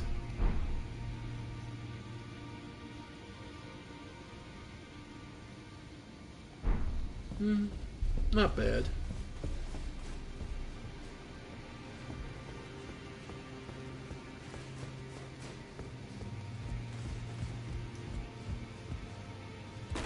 And we also get another reward. About the Lord of Blood's cocoons. About the Hailing Tree roots. So, the Hailing Tree. Now but a husk. I heard speculation Mikola embedded himself in the Hailing Tree. It was true. But, before he could finish, someone cut the tree open and absconded with his infant form. Yep. Indeed. It seems those words held weight. How vexing that the All-Knowing didn't have the full story. Perhaps the Queen's sorrow was justified. My apologies. Lost myself for a moment there. The information you shared is of great value. As promised, your reward. A secret right, known only to me. You are a true fellow. All I ask is that you remain constant. Lord's Divine Fortification.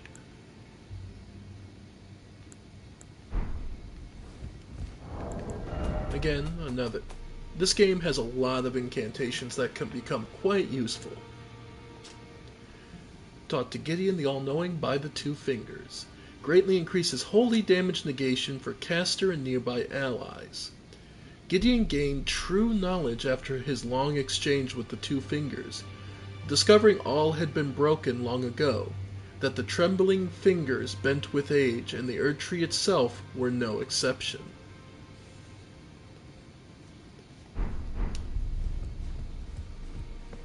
The shattering of the Elden Ring was only the most recent in a long, long chain of breaking.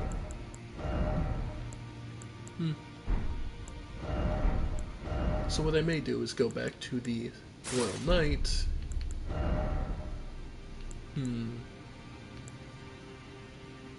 For me...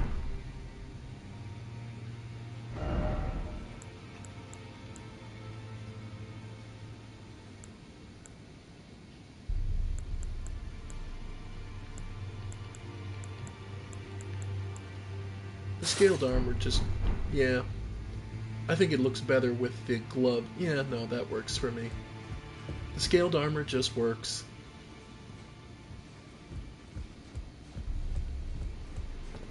Alright. Now let's see about improving. Greetings. Are you here for Okay. The Hauling Knights. Engball. 9. What the hell. Our good buddy and the Mimic are now plus 10.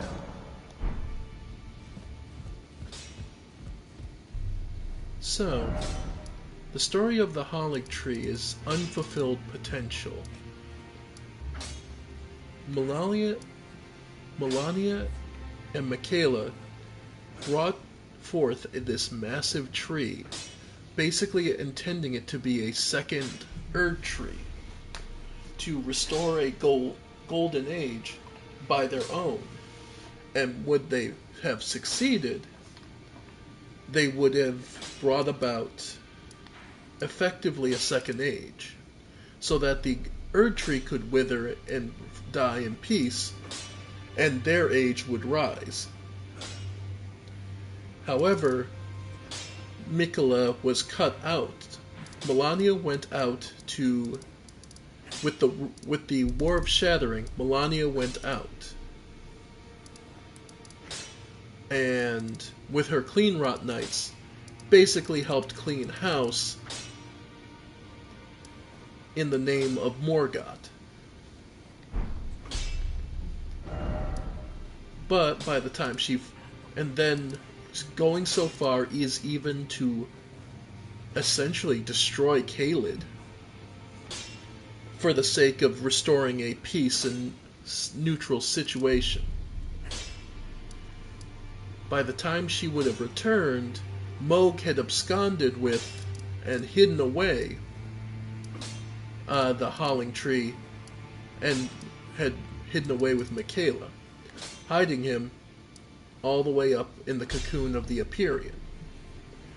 Melania, trusting that her brother had simply left to accomplish something, just waited. Her own potential utterly unfulfilled. So, unfulfilled potential, betrayal, the stories of betrayal and conflict that are told in the North. The Atlas Plateau of ignorance masquerading as pride. Betrayals. Betrayal upon betrayal upon betrayal that categorized Liurnia. Limgrave, the forgotten land that was mostly abandoned by others, and Caelid, the story of how, even backed into a corner, some warriors never give up. So, story by story, we collect their tales.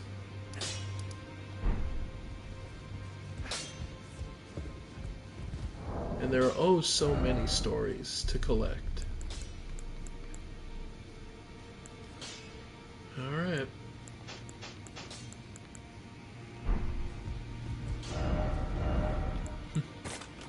Plus 10 Engval. Boy. So then, the only thing left is the giant and burning the Erd tree.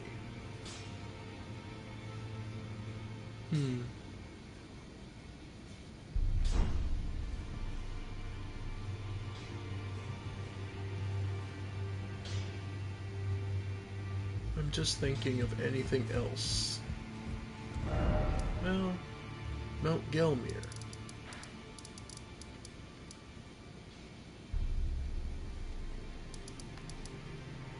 Let's head to Volcano Manor, now that everyone has left. Is there anyone left?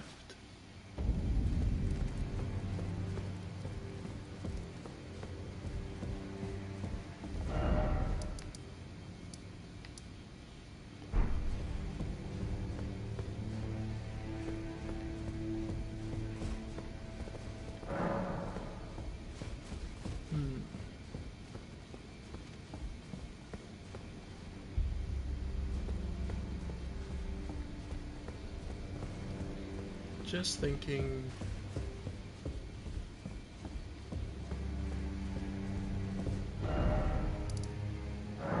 I suppose there's one last thing we can do.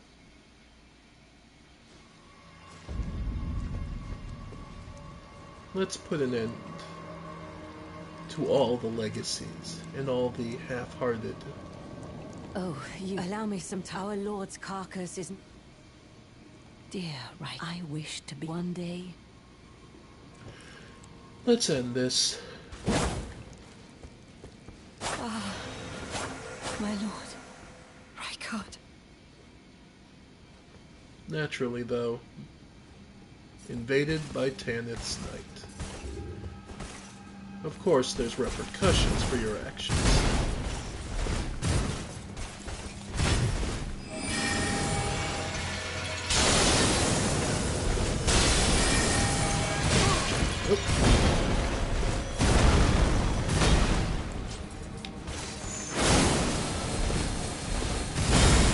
Yeah.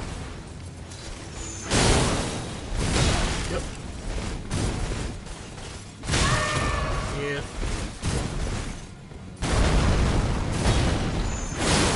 Nice.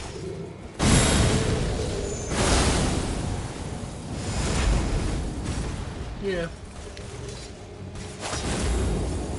Oh.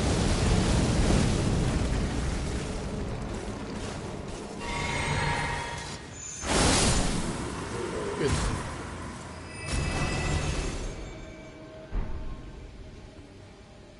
Tanith's Knight has died.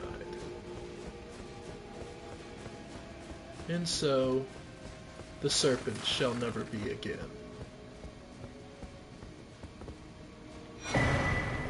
The consort's mask, robe, and gloves. Though note, though unable to do much, it is now disgusting.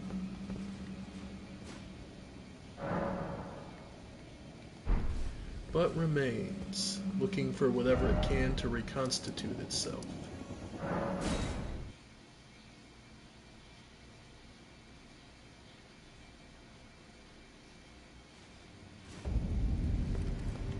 And as far as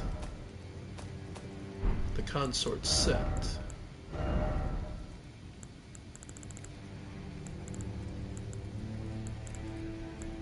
where is it? Yeah, there it is. Mask worn by Tanith, Lady of the Volcano Manor in the image of a foreign queen. Increases your dexterity. Long ago, when Rykard first set eyes on Tanith, she was working as a dancer in a foreign land. Soon, he made her his consort. She was the only human to remain by his side when he became the Serpent of Blasphemy. In that moment, Tanith was truly charmed by him.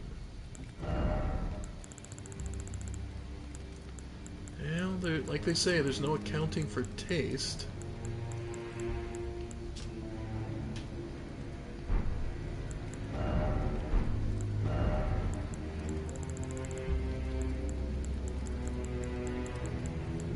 Just making sure. Yeah.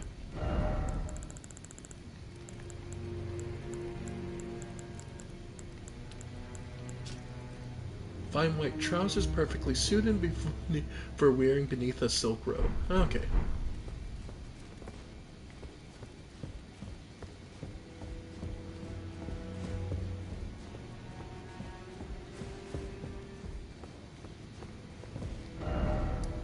Alright. So from there,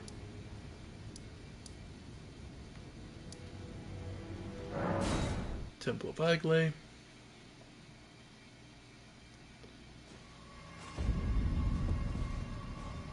Let's see, I believe the easiest way to get to her is over here.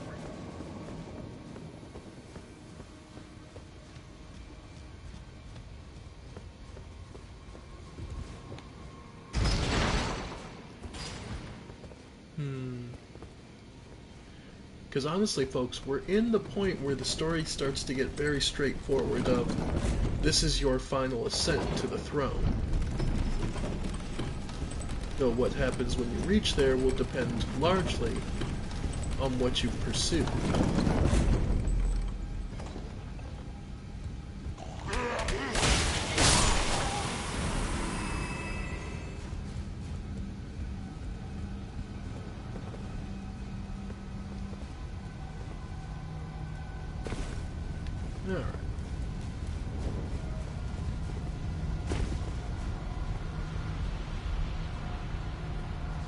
And she's left.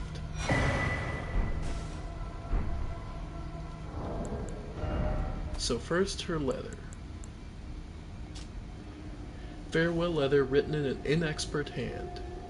I wish to set out on a journey so that one day I can carry on Mother's work, be the proud daughter of the Tanith of Volcano Manor.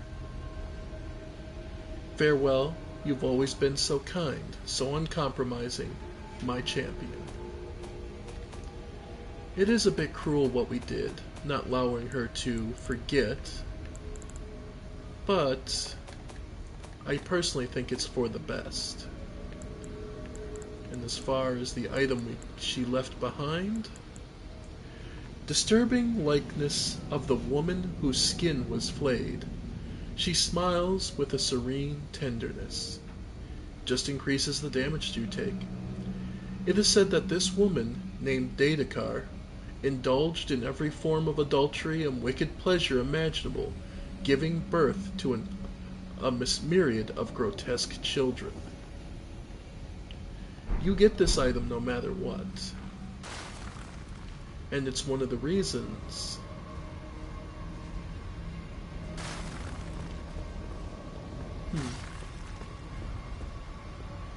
It's interesting thoughts. Zarya leaves. Wonder if she's responsible for the Snake Men. The Snake Men of what I believe comes next, which would be Dark Souls 1. That's an interesting thought, the man-serpents.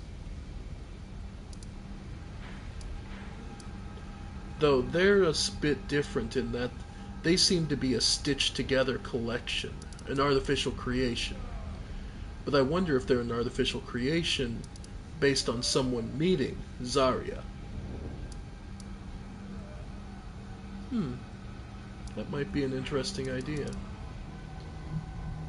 Alright. I'm just trying to think any other quest lines we haven't pursued.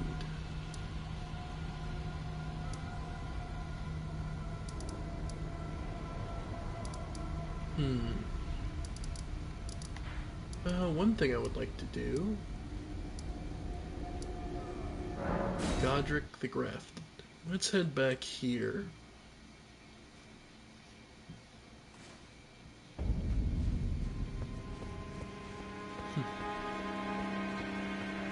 What a pathetic excuse for a lord you were.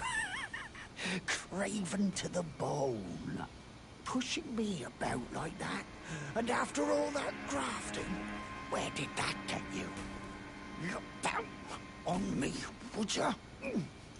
Godric, you filthy slug. Feel it. Feel it. Feel my bloody wrath. I forgot about this.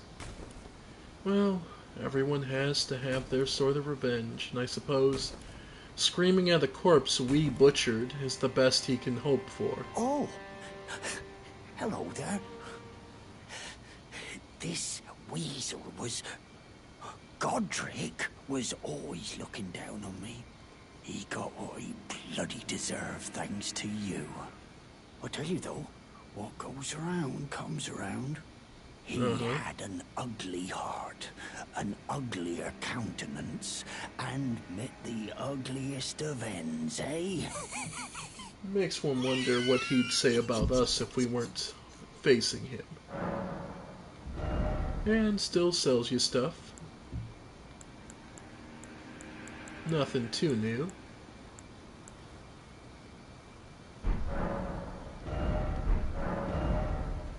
Yep.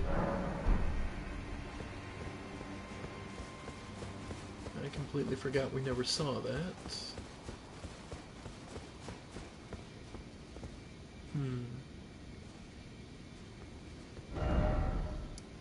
Okay, so nothing there yet.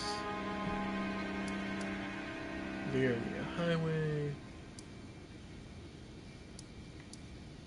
Yeah, we haven't been to Jarburg in a bit.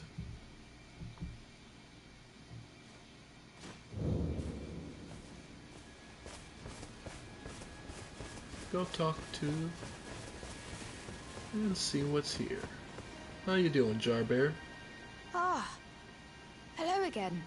Do you know what a poacher is, cuz? They hunt us, smash us, and then take us away. This village is kept secret, so I think we're safe here. But you should be careful if you ever meet one of them, cuz I hope Uncle Alexander beats them all up first. That's a hope. Those awful poachers. Those awful...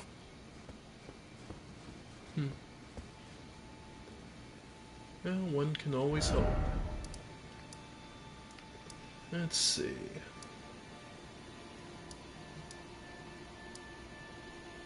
Church of Vows. See if there's any spells I haven't picked up yet. That might be useful. The turtle's gone, which means we're about to get ambushed. Okay. Suck it down.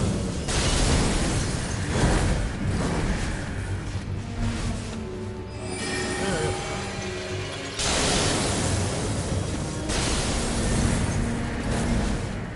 That is some damage you can suck down pretty easily.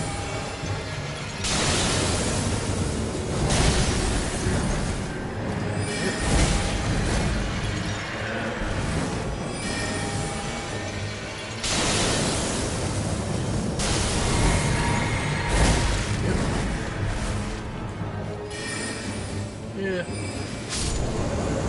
There we go.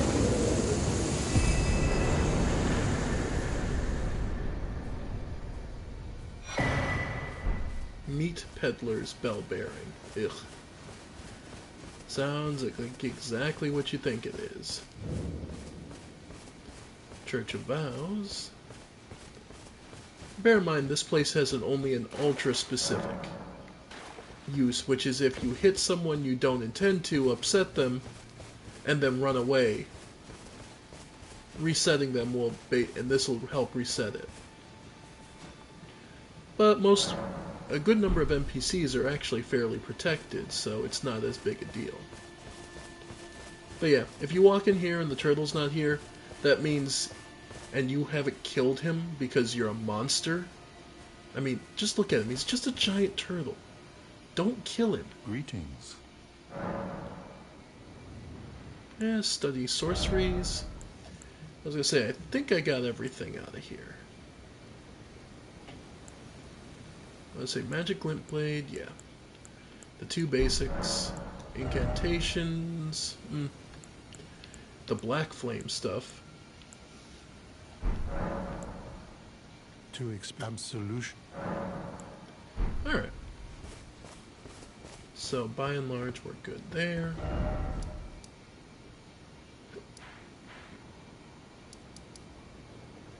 War Counselor E.G. Might as well go see how E.G.'s doing.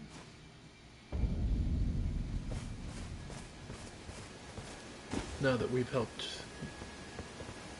Greetings, my fellow. Blade's death, we should inform him. We did unfortunately have to end him. He'd gone mad. Unthinkable. How could Blythe? How did he break free from his cell? No. More importantly, Blythe became a curse that plagued Lady Rani. Yet even in madness, gave himself to her. I made a grave misjudgment. And I thought myself a capable war counselor. I'll catch up with you soon enough, Blythe. When I do, I only hope you'll accept my apology. Only one I need is 3s, so I'll buy all his 3s. Everything else I have plenty of. Cool. Something... We're good. So, and if we take a seat, yeah, Naturally.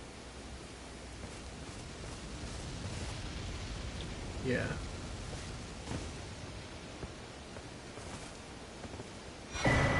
E.G.'s bell bearing and his mirror helm. Yeah. Nobody left.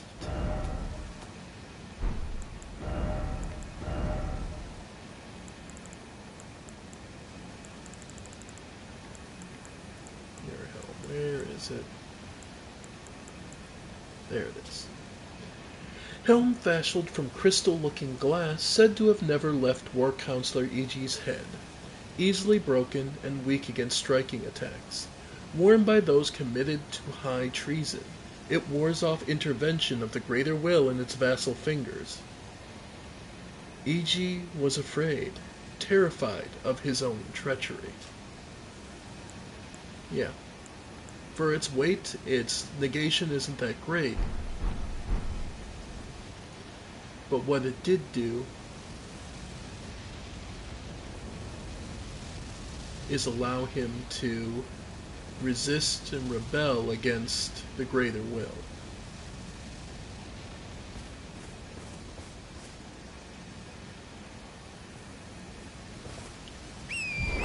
It allowed him to help plan things so that even Marika could not stop him. And note, the spell that protected Caria Manor is gone now.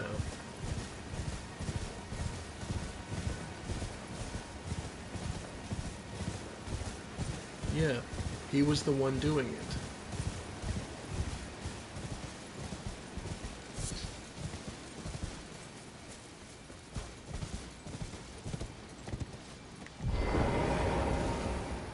I just want to make that distinction on awareness known to you, that the reason he warned you was not out of kindness, but out of wanting you to not come here.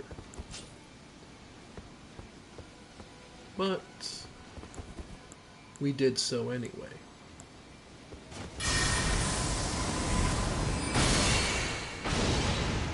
Wow.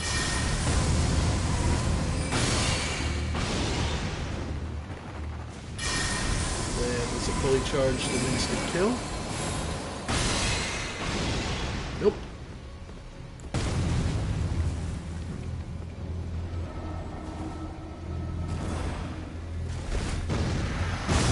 Nope. Ow. Yeah, we've come quite a ways, folks.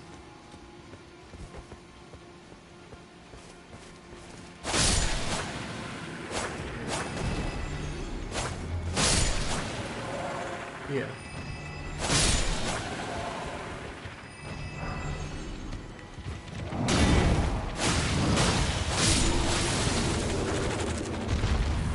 It's satisfying to come back in some of these places and just clean house and clean up, clear out items that you really wouldn't have been able to handle before.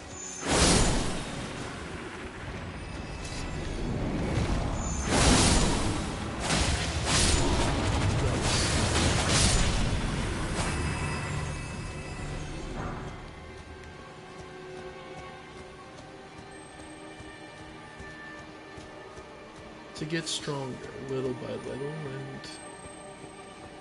to recognize what could have been. Carrying Piercer.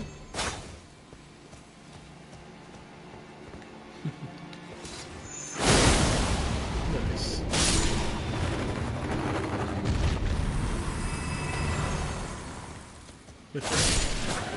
Lesser hands. Yeah. But yeah, folks, with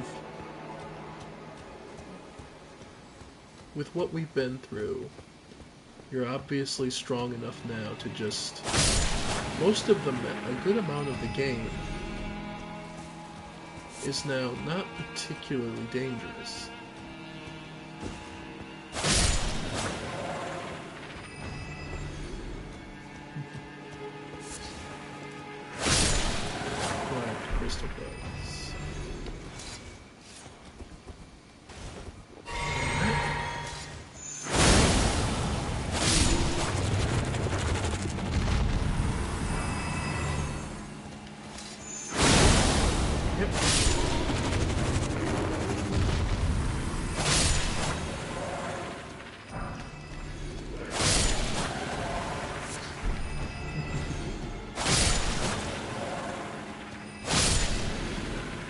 can see, we would have had a lot of trouble, which is why I skipped over this area when we were weaker. Because there's not actually much here. Oh, got me.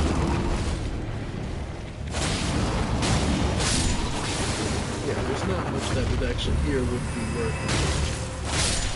I've always tried to measure and pace us on what will be appropriate for our level of strength. But now, we've hit endgame level of strength, so now we can play around a bit more.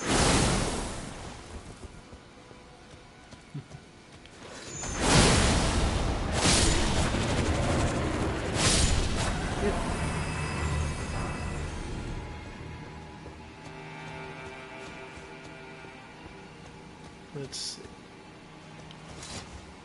Yeah, there's just so many of these hands. I believe they're taken, like, I truly believe they're taken from the giants. Oh.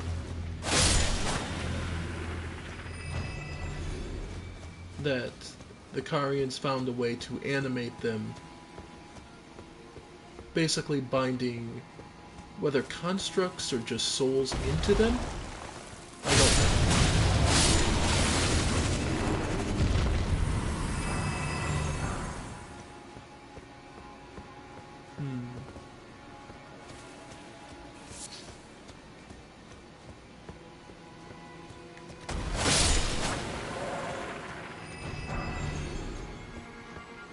But they effectively just bound them into souls into hands to use them. Oh.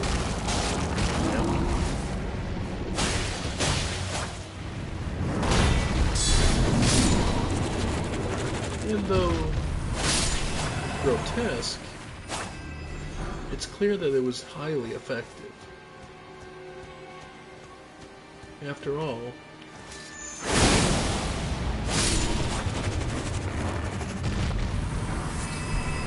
the Cuckoo Knights of the Academy tried to attack this place and failed miserably. One of the prime reasons being is that though the Carians were casters, their methodology was brutally efficient. You can thank their war counselors like Iji for that.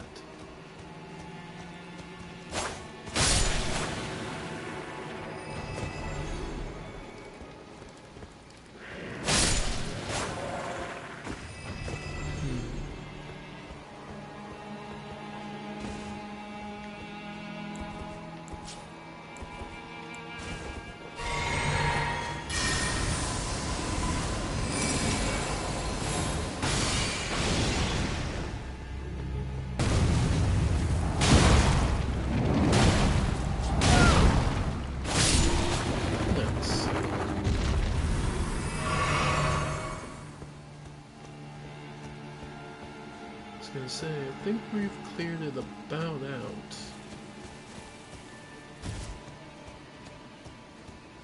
Because we're definitely doing to the right. But again, just how many enemies and hands there are around here. Nope, not completely.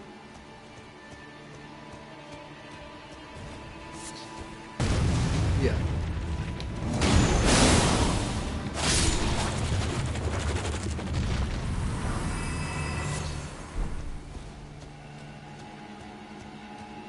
Yeah, there's just so many of them that it becomes hard to tell what you have and haven't touched. Oh. Oh, one of the Albinorics.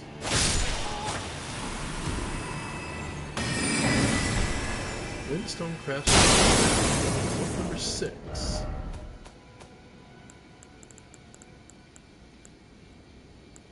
Which is Freezing Pot. Okay. Which is exactly what it sounds like. But that probably uses the Frost Buds. Sleep Pot, Freezing Pot. Yep, rhymed crystal buds. uses a ritual pot, so it uses FP, but originates from the cold dark moon of Rani, the Karian princess. Like, you can see the outside is covered in frost.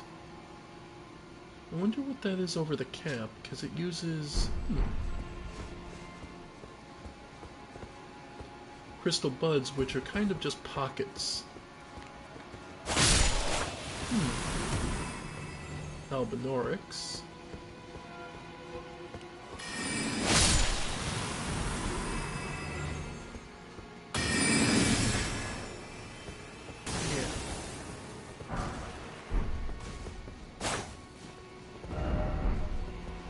Yep. Nope. No. Even if there is a hidden wall, I'm not sitting here attacking it 30 plus times or something.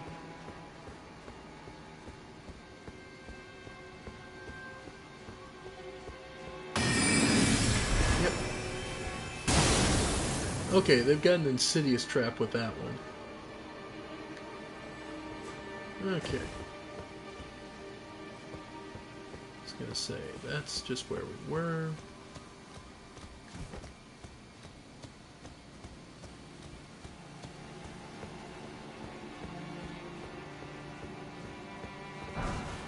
Ice Crest Shield.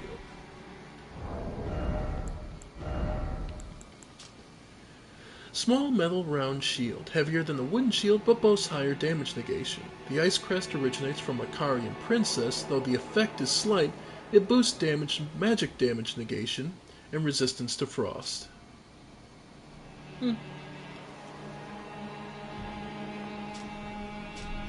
So what does it do? Robustness gives you about 40 points of robustness. Okay. It's not a great amount, but hey, every little bit helps sometimes.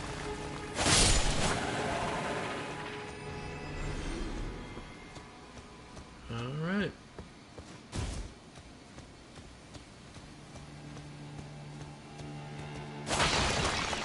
I think we're about good.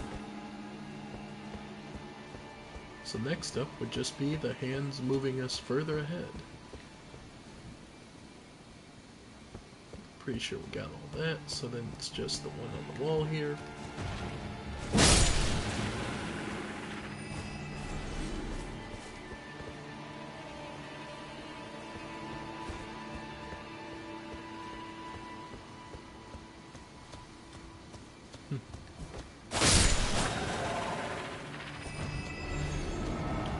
It's ring, fires.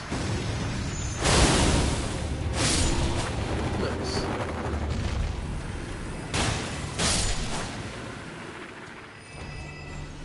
Alright.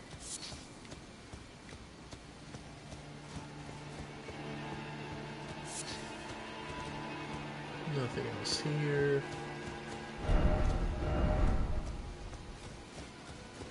Yeah, and anytime you see Lyrehead, it's just someone said that there was going to be a hidden wall.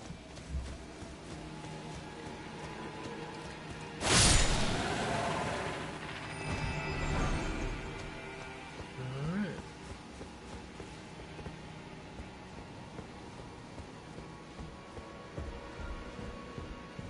Alright. And Karia was constantly waiting for Rani to take up the throne, something she had zero intention of ever doing.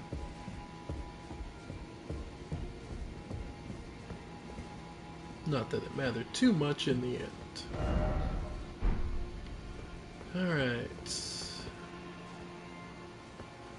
Just thinking, anything else we might have missed? No, we were pretty thorough with this whole area. Yep.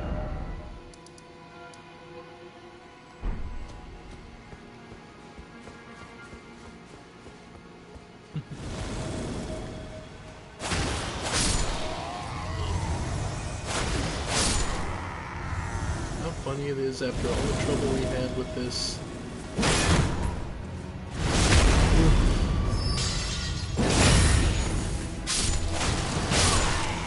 Yep.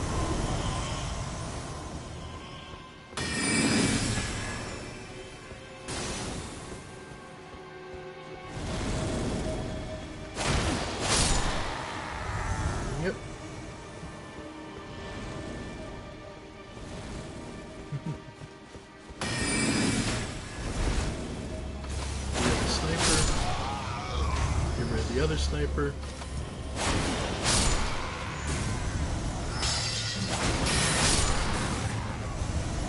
Alright.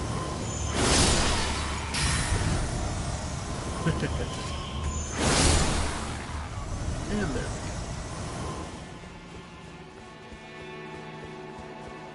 Man, all that trouble we had before, and now, brass shield, huh?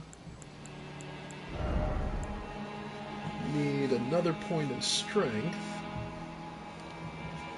And, less magic resist, but then everything else comes up.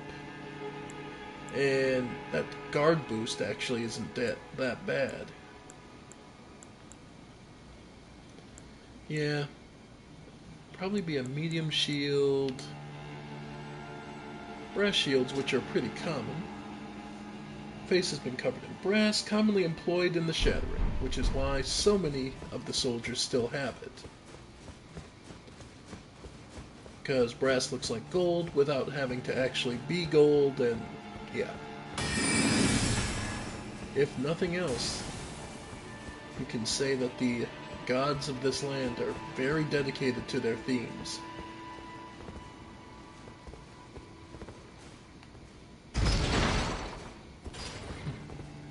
If they're gonna have an entire army armed with gold, whether you like it or not, or at least golden colored. But that does speak of how bad things got during the shattering, that they had to, quote-unquote, settle for brass.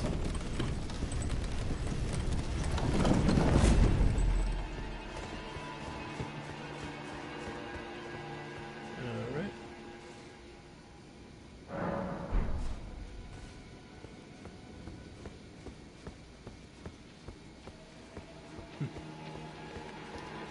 And dire wolves. Having to pour so many shots into you. But not now.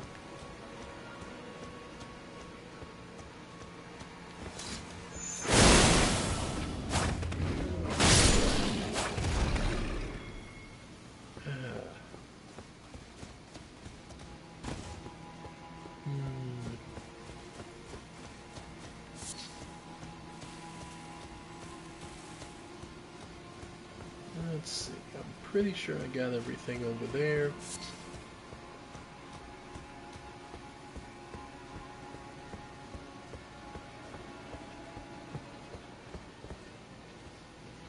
Yeah, and the blue flame from burning corpses. And now... By the way, you amateurs, this is what real sorcery's power is.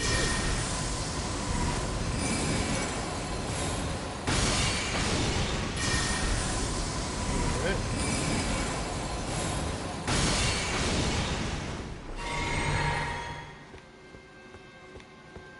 Alright.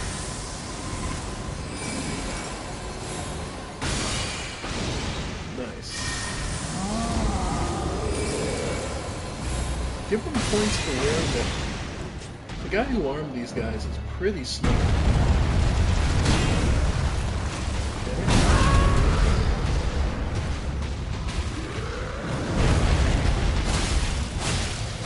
It's just funny to think that these guys learned to... Trolls learned to fight, and now a master weapons. Troll Knight Sword. Bed with blue glintstone, weapon of the trolls in service to the royal family of Caria. Called into service when the queen invoked an oath they swore, the trolls are treated as true knights of Caria and fight arm in arm with their human comrades. So yeah. So this was all the royal Carian family's allies and everything they could command. After all, royalty usually is determined by the point of the sword.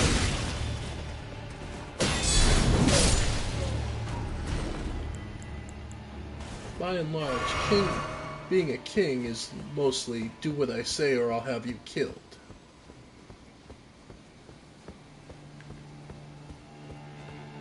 Whether you agree with that or not, that tends to be the kind of way it goes.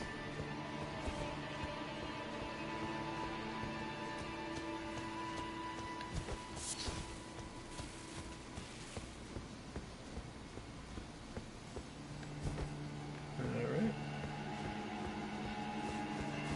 So there's all this. What's it called exactly? Royal Moon Gazing Grounds. So the moons were the symbols of Caria, where the astrologers were more focused on the sun, were more focused on the sites. Where Raya Lucaria was founded by the astrologers, and the Caria family was more focused on the moons. The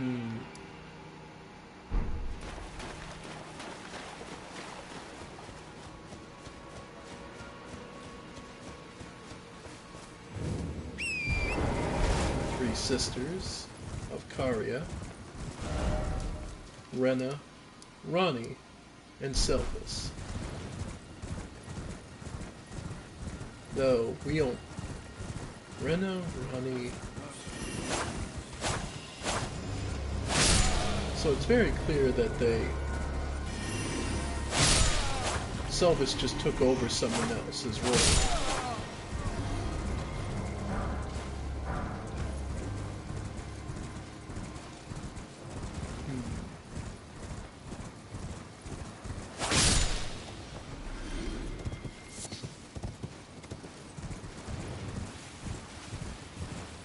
Let's see.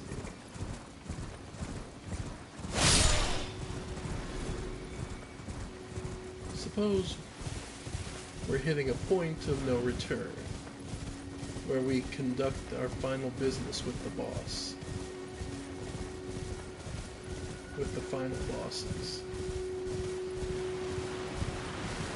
I guess this is where I would also want, if I had a larger audience, for anyone to ask any questions about, if they have any ideas about, or questions about the story or a particular area that they may want to understand or know a little better.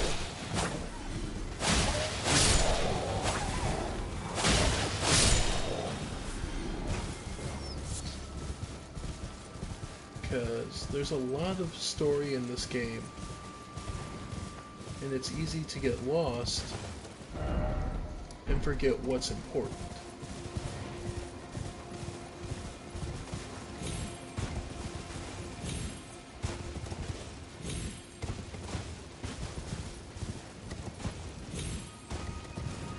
Let's see.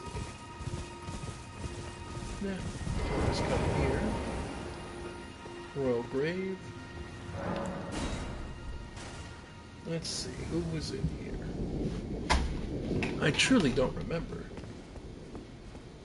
The Royal Grave? Ah, the Onyx.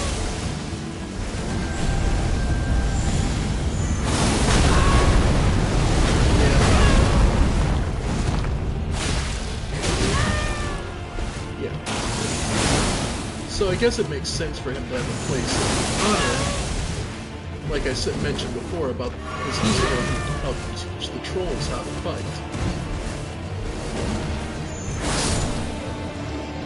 So the Onyx and Alabaster Lords, meteorites,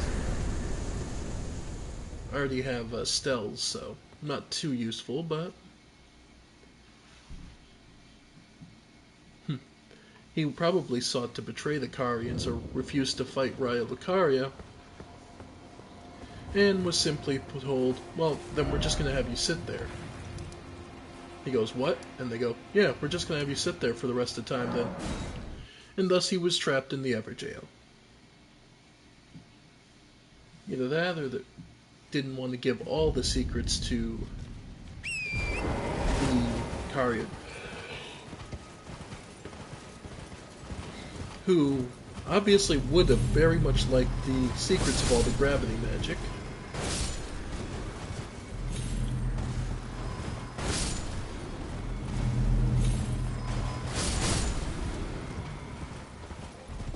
At least you can imagine it.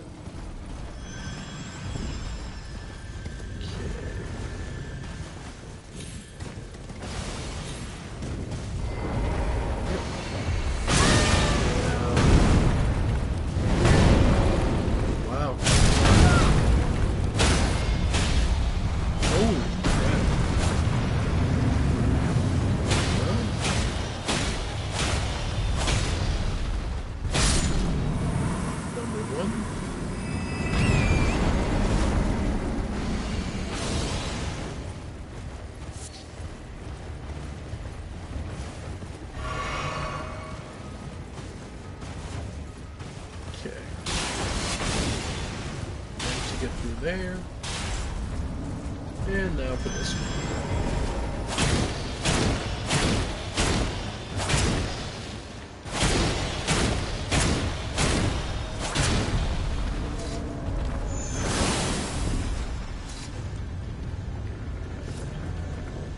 Alright. Got my stamina back.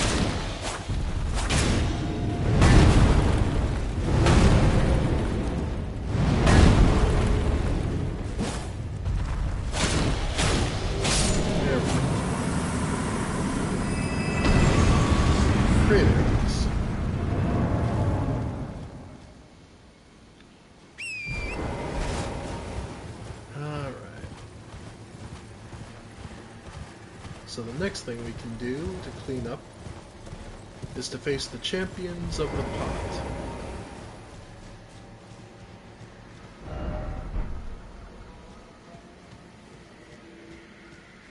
Three random champions picked out from the history of combat that the giant pot has seen. The Knight of the Great Jar.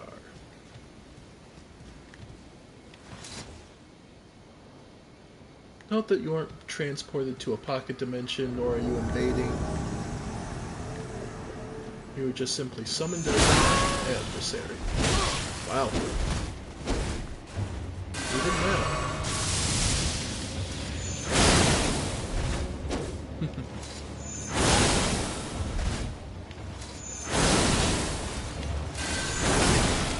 Nope.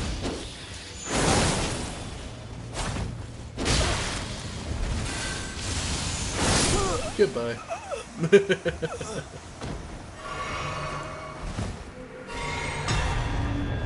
Duelist vanquished. Alright. Number 2. This one is modeled after a Carian Knight.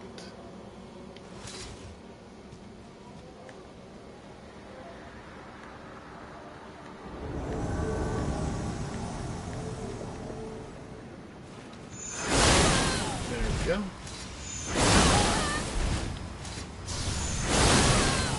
Yeah, my weapon's faster.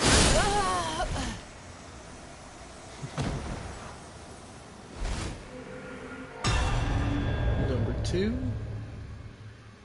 And finally, the 3rd. Wielding a Reaper. The Scyther wielding the special ability, the Wing Scythe, I believe, blocks your ability to heal, so that makes it sort of a...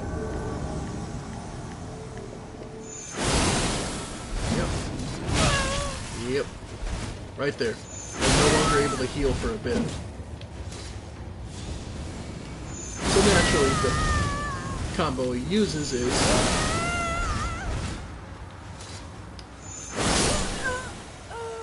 uses Black Flame, which drains her HP even further.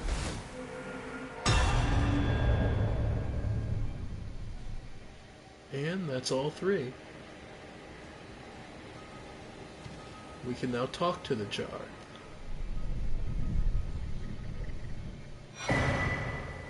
The Great Jar's Arsenal. Vastly. So, yeah. It increases a good couple of points, which should be just enough for us to wear something a little heavier if we choose. But I like the Black Knife hood.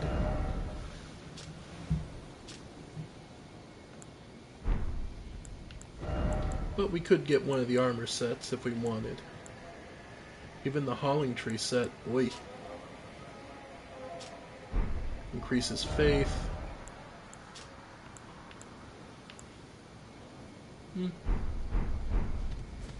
But yeah, so now we can. The jar doesn't have much to say, unlike Alexander, but we have at least completed his quest. Speaking of, how many pieces of death root do we have? 3. Well, let's go hand them in.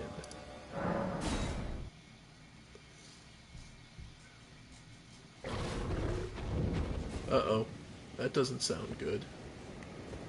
Garrosh is in a very bad mood. Yep.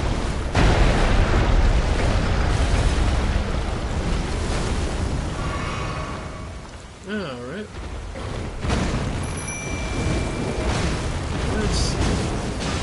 Hey. You started this, man. Don't get all pissy with me. You know what? The usual. Yep.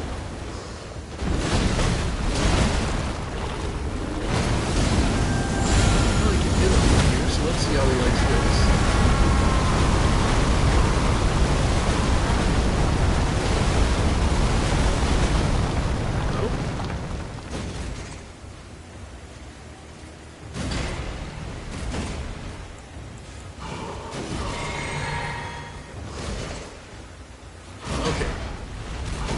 He's calmed down.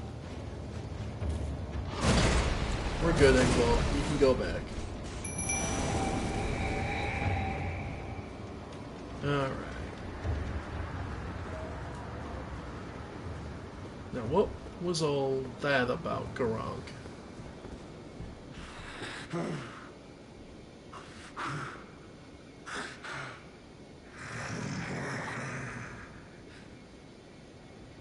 Put it away.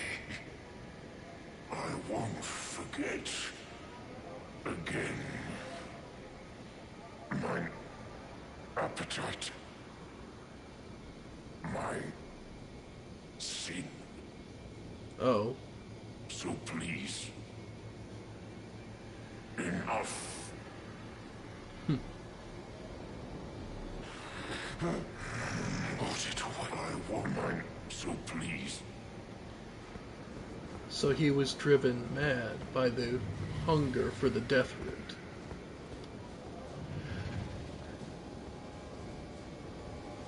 One thing that is always true is that things that were may never be again. So we'll sit, we'll take a rest, and see what Garrosh has to say for himself now.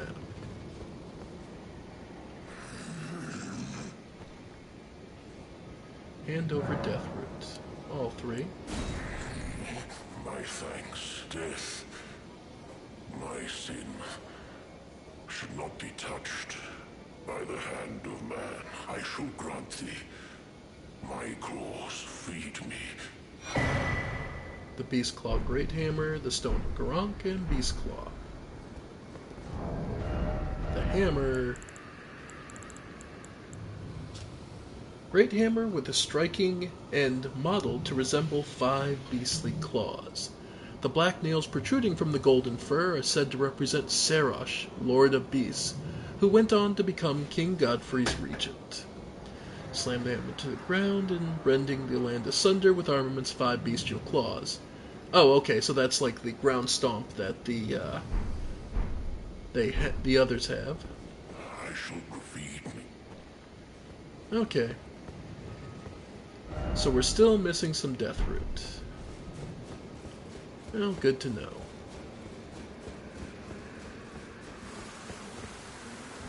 You know what? What else do we have that was plus 10? The marionettes? Yeah. They should help out with this. Let's get rid of this golem.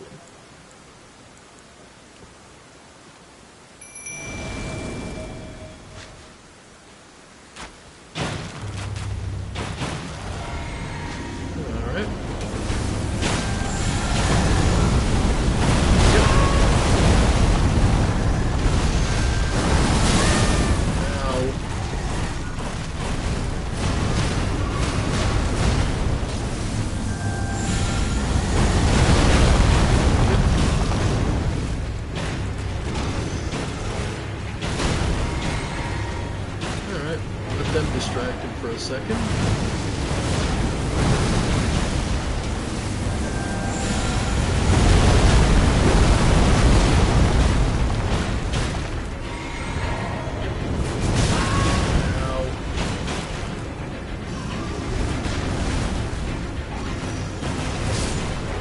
Yeah, they sure don't hit.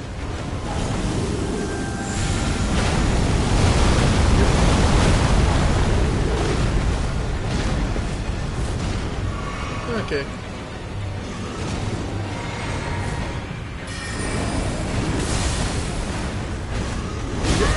Ow. Okay. Distracted so I can get a profile of Muhammad off. There we go.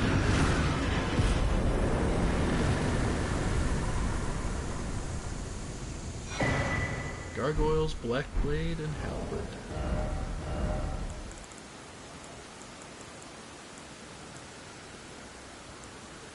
It is a great sword.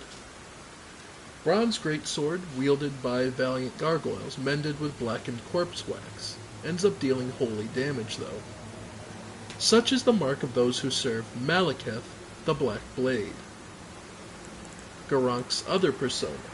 We'll get to that later. Let's see, you would need both hands. But yeah.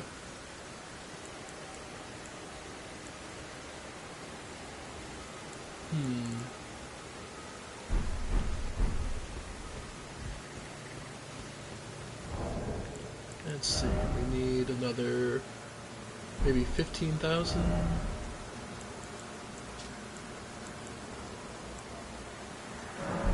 Another Newman's Rune go.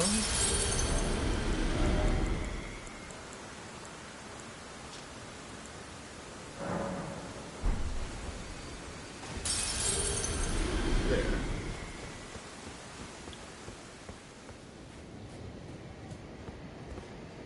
And yeah.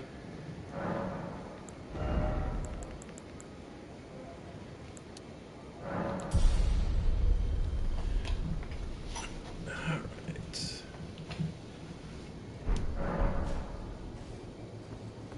But yeah. It's clear that Garank here is actually Malekith. Most telltale, of course, is that hand symbol. That's pendant on his hand will be the exact same. You'll see that when we get there.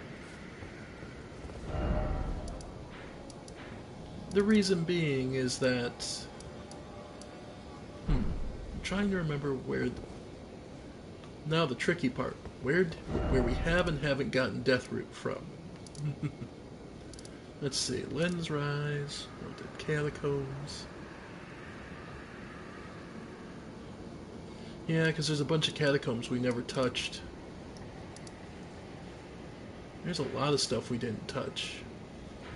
So it might be time. Should I just start pulling up a list and just go through every dungeon?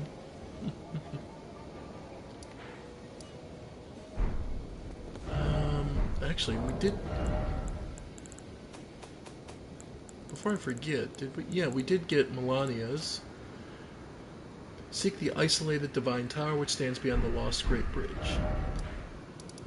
The isolated one, which was...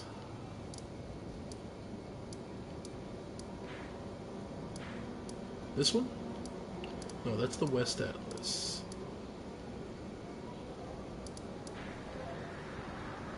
I'm trying to remember.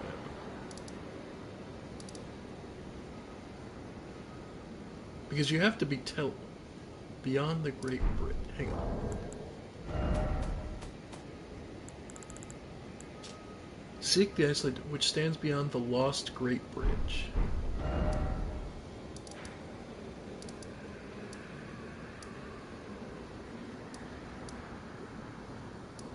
I'm trying to remember the lost Great Bridge.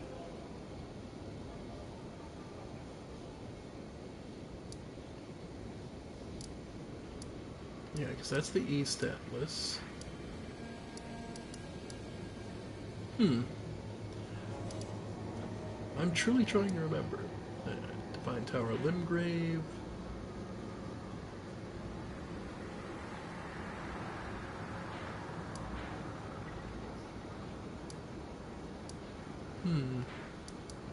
This one's honestly puzzling me because I remember it's like out here. I believe it's here.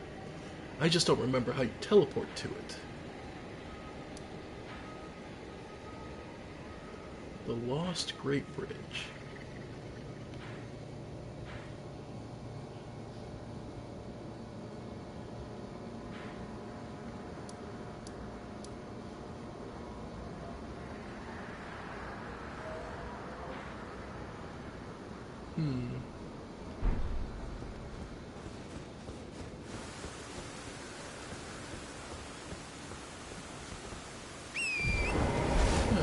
No, I've never actually bothered checking this area out.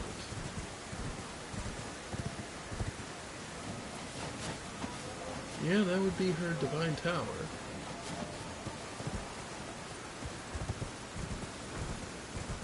And these would be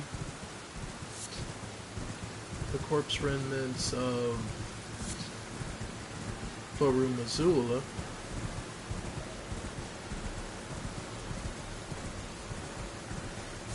I don't believe Garank here is literally Malekith in some ways. I believe it's a case of kind of like how Morgoth kept his would make copies of himself from like regular mooks. I think it's a technology that's kind of like that, where their consciousness is kind of just transplanted onto another physical body. That might be the better way to think of it.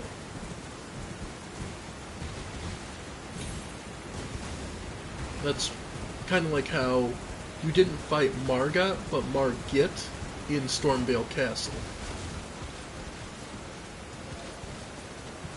Or how the sisters of Melania, the Melania's sisters, came to be.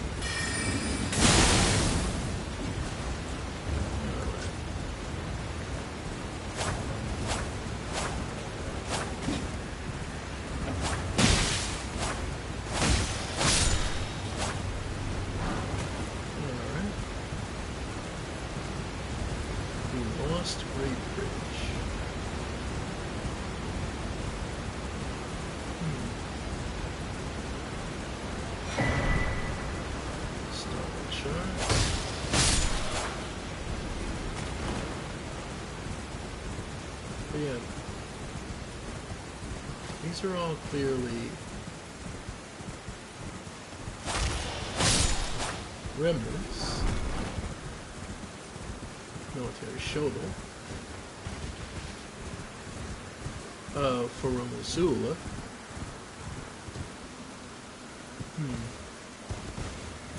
I think we've collected a total of like 6 or 7 of the Death Roots.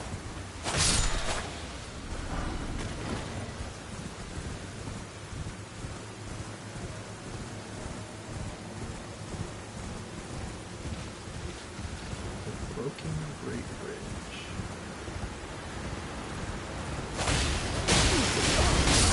Wow. I forgot these guys out here actually had that. The Vulgar Militia. Actually, it makes sense.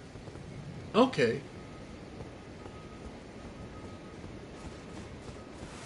Actually, it makes sense. Garank using the Vulgar. So the Vulgar Militia, by and large, have 2 goals. To acquire human bodies to feed to land octopi, apparently. Because as we've seen in various dungeons, they are able to, if not tame, at least be considered a source of food that the land octopi will trust. They at least know some secret to that. They're probably why the land octopi are in such weird places. Oof.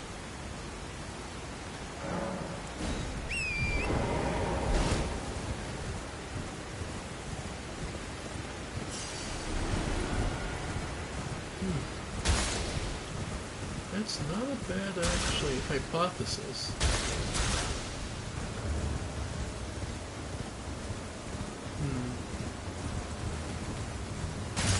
Broken Great Bridge. This is the lesser bridge. That's where we fought the one flying dragon. This is the lesser one that would bring us to... We never broke the seal on this.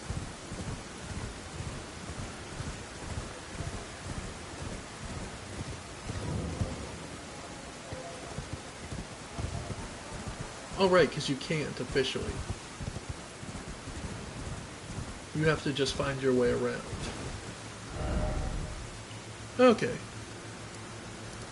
Dragon Barrel Cave. Fort Moreau.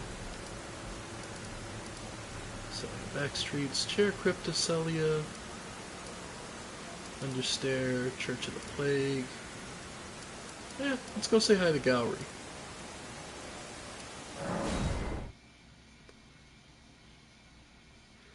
See what he has to say now that Millicent's met and chosen her fate.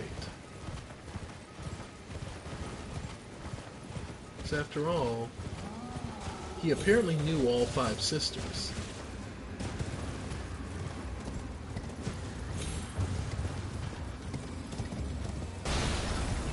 Perhaps... Well, we know Celians are somewhat related to the Noxians. So perhaps each of the sisters was an attempt to mimic Melania?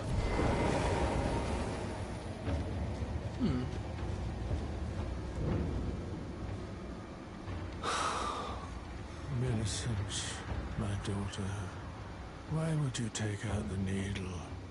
You were so close, so very close to becoming the fairest of all flowers.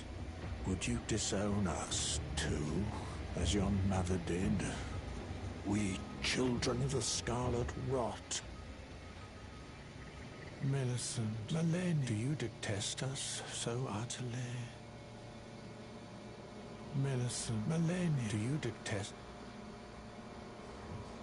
So...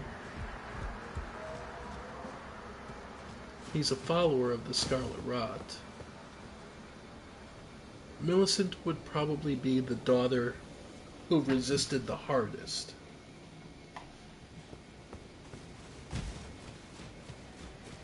To the... Millicent, Malenia, do you detest... So now... if we leave and come back... see if anything's changed.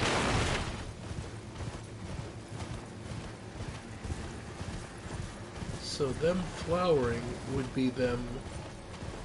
basically ascension is another word for it. They would have ascended to being full gods.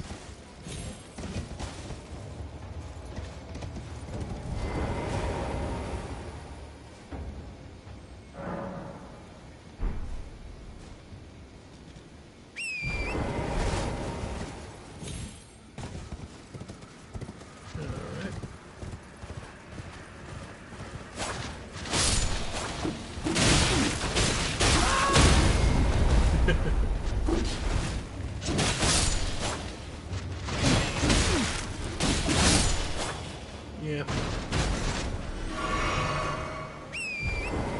Not particularly worried. Alright. Let's check Gowry's shack one more time. By the way, really big. Okay. Sacred Rings of Light. But yeah. Giant dragonflies. Again, like I said before, though the Scarlet Rot devastates the world and, you know, makes places inhospitable, I will never say that it truly destroys them. Millicent, Malene, do you detest? So,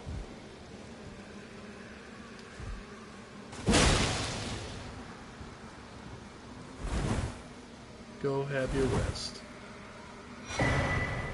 The Phlox canvas Tazern and Gallery's ball bearing.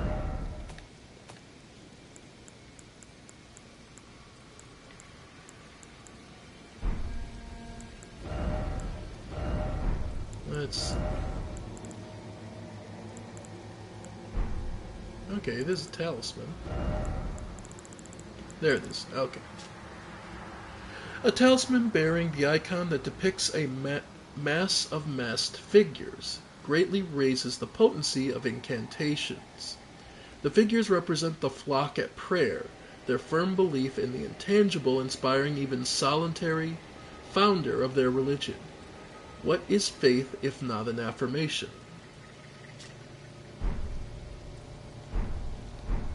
And as far as his bell bearing,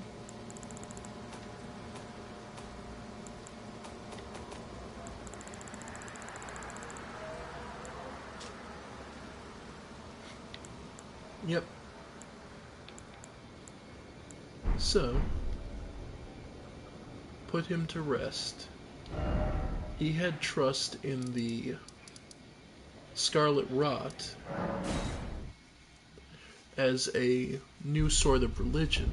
So the whole context we were missing the entire time with Melania is that he was a follower of the Church of the Plague. And the reason he gave her the golden needle was to send her on her way so that she could basically what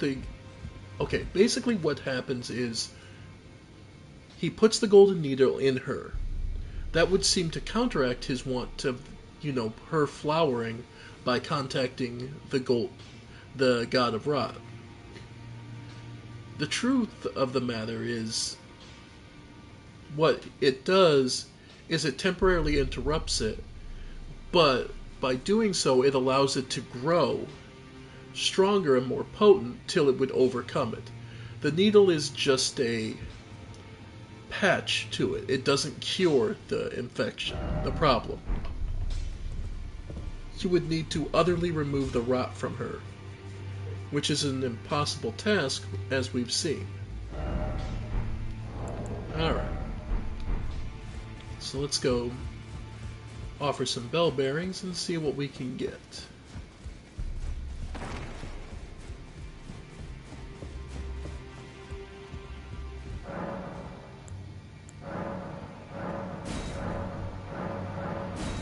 Meat peddler. Alright, so Gowries for sorceries we already have. For incantations, though, the pest threads. Secretes countless sticky threads, launching them forwards, a technique of the pale pests who crawl through the lands afflicted by scarlet rot, the abandoned children of the goddess. Do you have interest in rot incantations? Rogers we've done. EGs. Yep. D's. And then the meat seller gave us, of course, a sliver of meat, a lump of flesh, and turtleneck meat in unlimited supply. In addition, stones, we're up to 6. I don't think there's too much else. Nope. Still, plenty of supplies and usable items.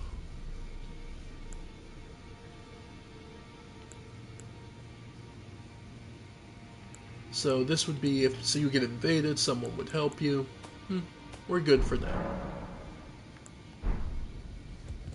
So the twin maiden statues. Alright.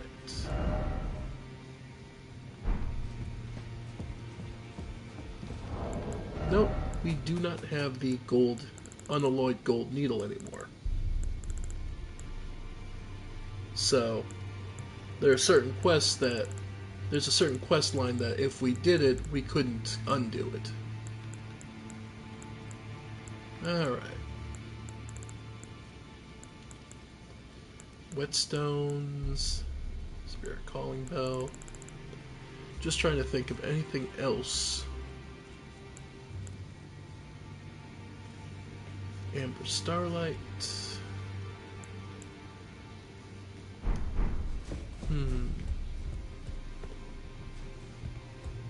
I'll have to look through our key items, see what other quests we haven't done yet. But we're pretty good. I suppose at this point, the next thing we can do is head back to the foot of the forge.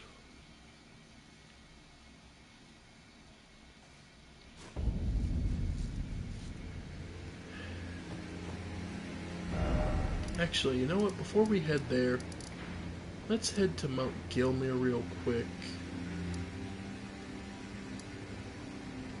Primeval Sorcerer Observer.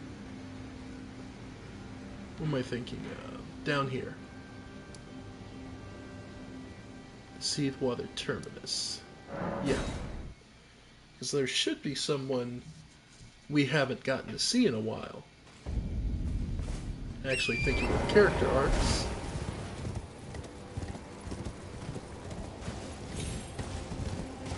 Terminus should bring us around over here. Yep.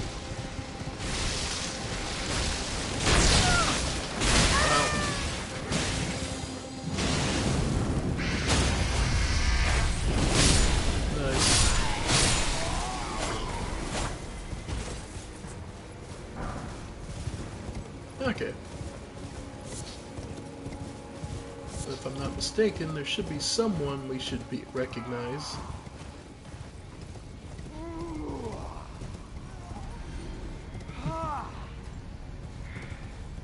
Oh, mountain of fire! Bake me in your flames.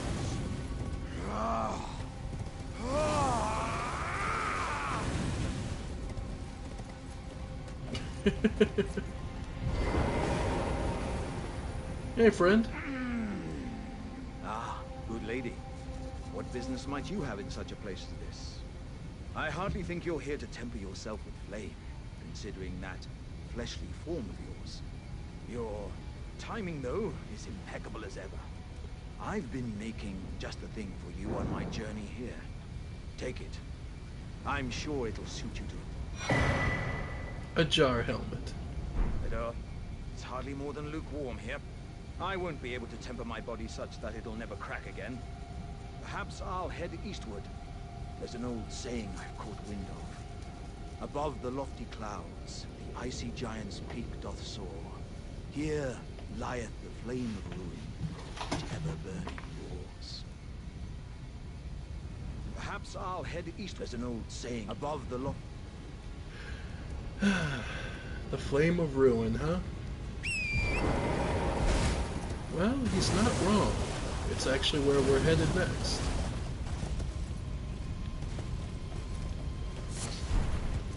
The Smoldering Butterfly.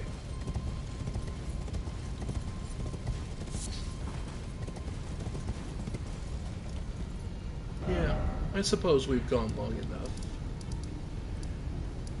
Let's head up to the peak.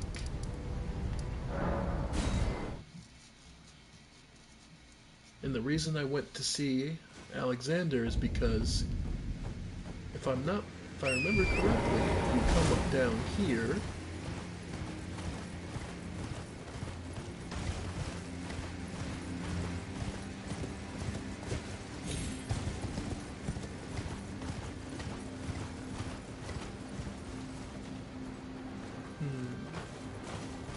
was it here or the upper one?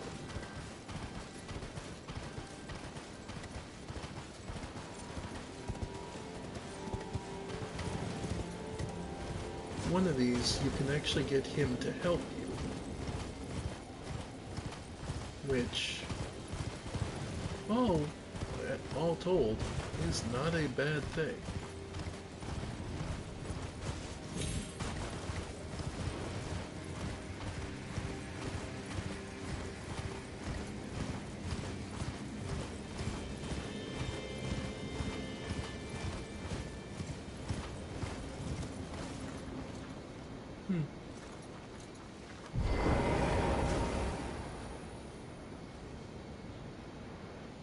Well, either way,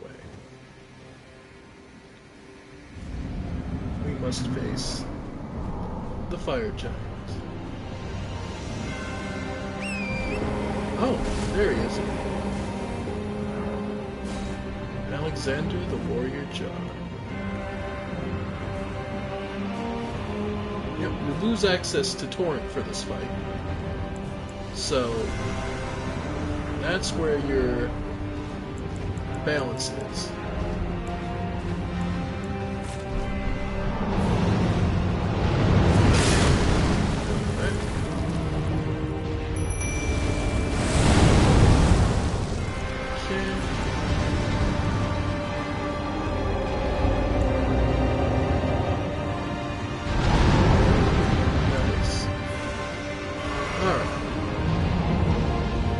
Like I've said before, probably the first half of the fight, you pretty much want to rely on raw physical damage.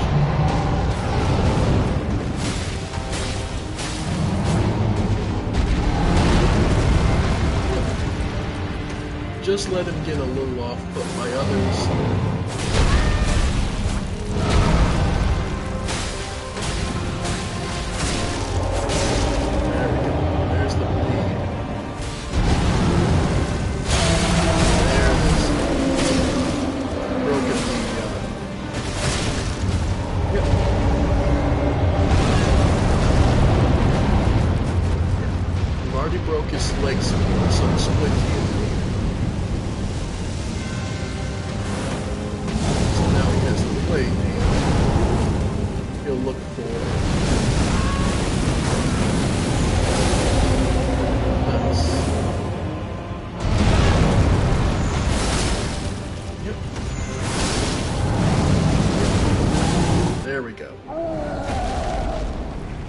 Sorry, Costa, I'm on PS5.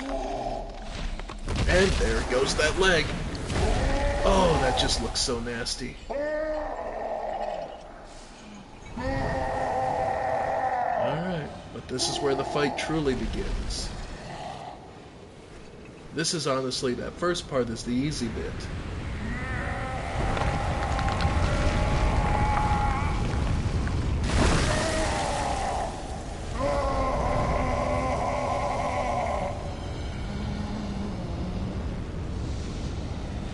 This part is where the fight truly goes. And now, offering his leg to the god, his god, the Eye of Flame opens.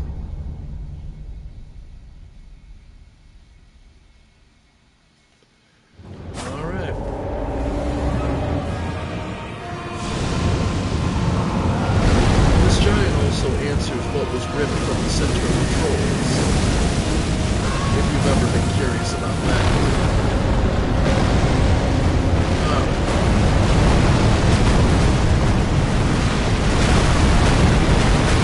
Alright, I have infinite FP for a little bit. Let's make this hurt.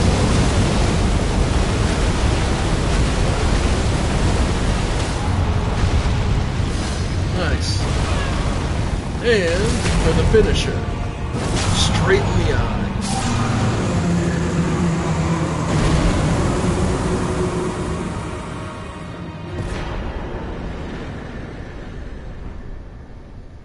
Alright.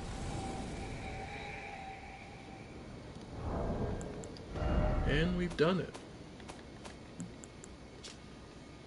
Remembrance of the fire giant, hewn into the Erd tree. The fire giant is a survivor of the war against the giants. Upon realizing the flames of their forge would never die, Queen Marika marked him with a curse. O trifling giant, mayest thou attend thy flame for eternity. That curse will honestly become the most important thing in Dark Souls 2.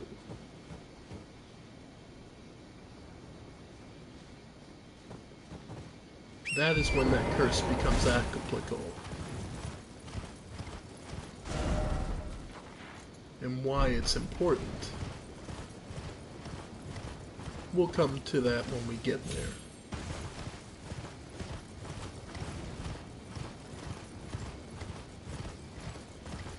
And say, I'm just going to take a quick look around because I can't remember if there's an item scattered around the boss field or not. Oop. I don't think so, but hey, doesn't hurt to look.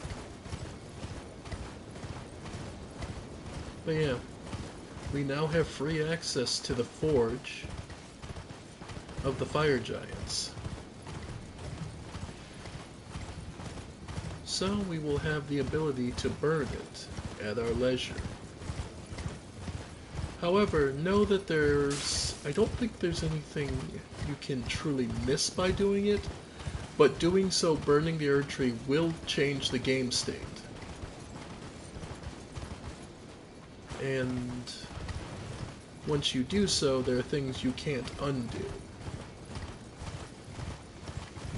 But it also does give you access to 2 more areas.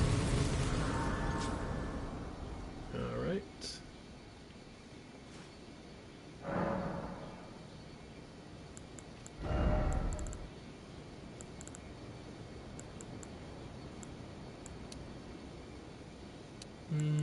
Yeah, just some more HP.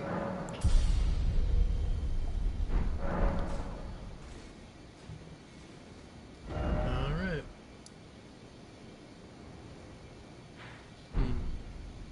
Well, let's see what the giant gives us.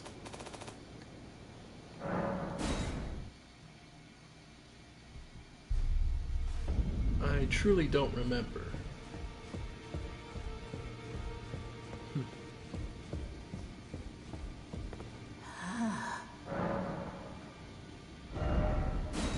So you either get a giant's red braid,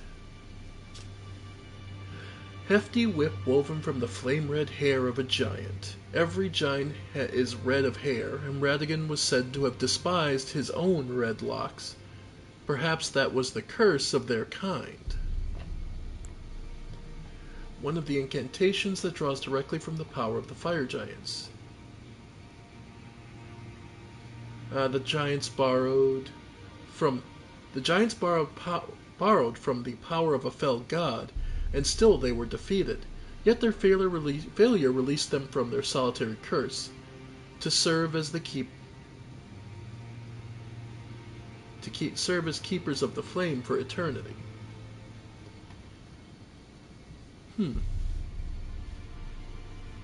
Well, it's another incantation, and we're not using those, so I need more strength, and it is faith-based. Okay. So honestly, I kind of would just eat it up myself.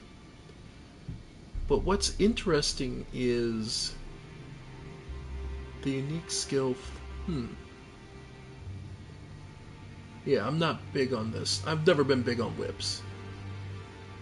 More so, I'm just looking at it and thinking, so Radagon was part giant. Now, let the work. So Radagon had the red hair. Now, let the work. So the touch of the fell god of fire, okay, is the sign of red hair.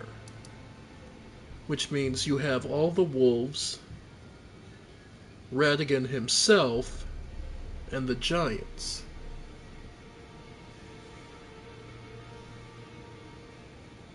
Not to mention, Ronnie originally had red hair.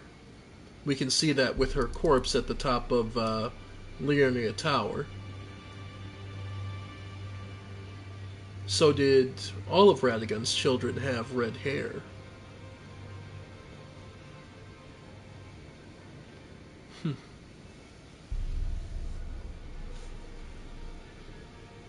Melania had the red hair and she chose to... But because of the way she was born, rather than the god of flame, she was tied to the god of rot. Interesting. But yeah. Since we get nothing for you, and have nothing we want from you, we'll simply take your power. Only 30,000, huh? Alright. In which case, a good excuse to use some of these other big ones. 139.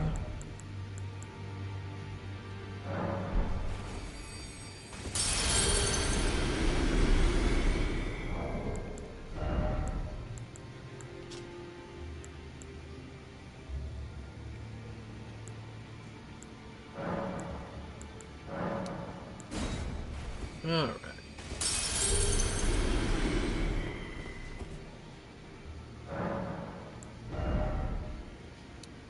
Yep.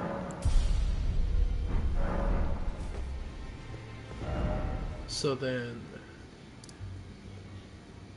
we now have access to the final step there. I'm just trying to think. Whose stories haven't we done? We finished Raya. I guess Loretta's. But I don't want to do that because that's dealing with the Lord of Frenzy Flame, and bleh. Just bleh. Let's see.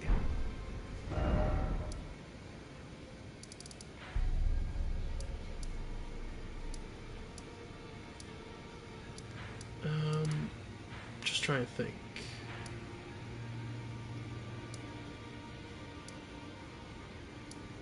There's the Blackguard. Let's go see. But that's got to do with the Dung Eater's quest, if I'm not mistaken. And that's kind of a, why would you bother? The Gift of Despair. Then again, my active theory right now is that almost every ending is true in some capacity. That many of them failed to achieve their goal of becoming Elden Lord, but that the one who did succeed officially, so to speak, would be the one who followed Ronnie, and Ronnie just departing this world, leaving everyone else to pick up the pieces. And that's what causes all the other endings to become canon. If that makes sense to you.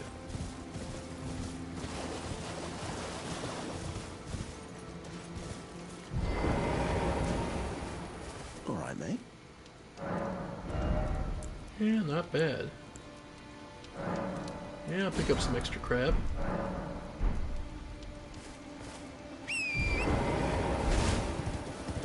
I'm just trying to think.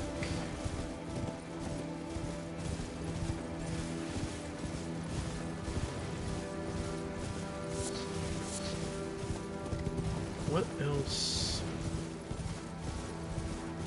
What else are we looking for? I suppose not much from a story perspective. We've pretty much seen.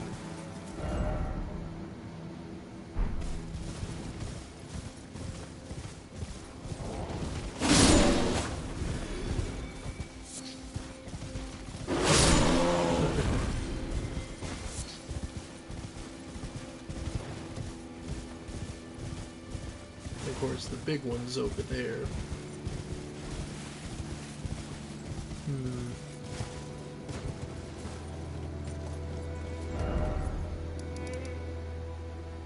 I suppose there's nothing left. Let's head into...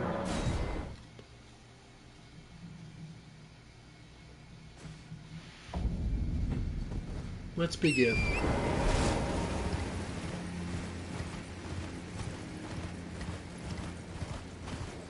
Breaking up, undoing the chains, so to speak, that will enable us to reach the final end game.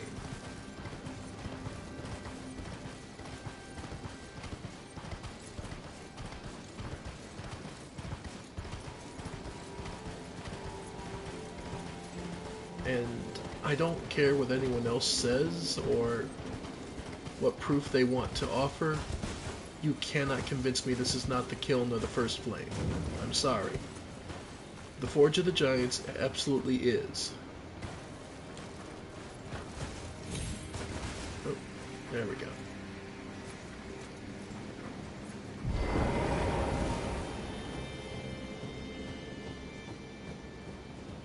It's kind of funny that you can't even go down there.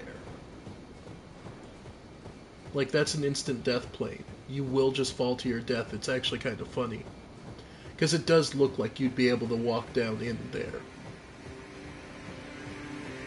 But no, you're not able to.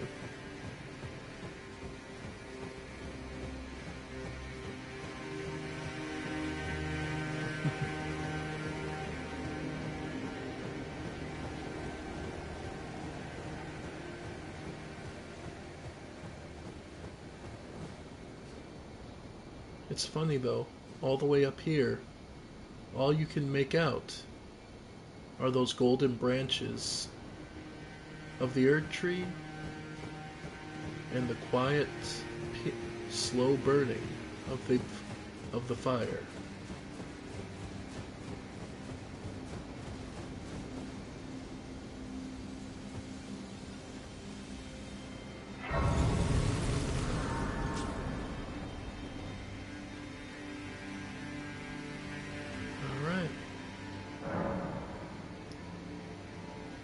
The last thing you have to do is talk to Melina.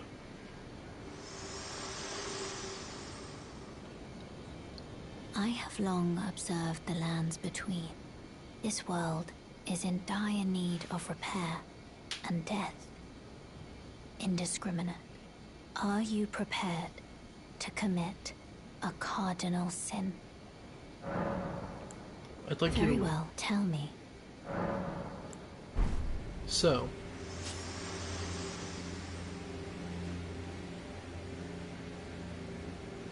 yeah, it looks like you'd be able to walk out there, but no. In addition, I'm not sure what the glitch is that allows someone to stand out there. I don't think there's anything out there to actually go to, so.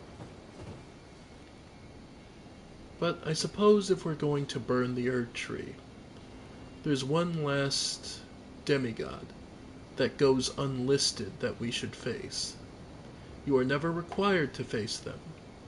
In fact, you're pretty well not directed towards them. You've seen parts of the story that leads up to them, but in the end, you can easily bypass them as we did. The one I'm talking about is found in the nameless Eternal City.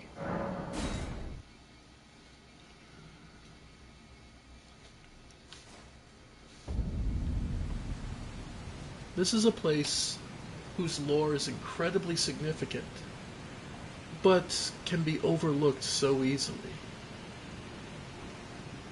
We'll start with our positioning. Where are we? We are at the roots of the Erd Tree. And in these roots, an endless flow of white water goes around. In addition, there are all sorts of these golems in various states of disrepair all over the place. And even headless knights to help protect it.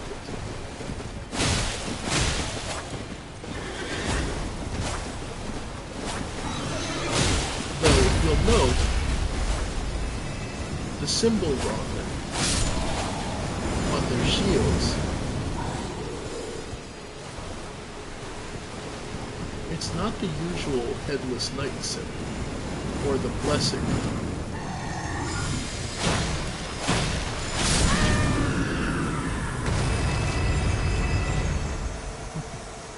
These giants hurt, but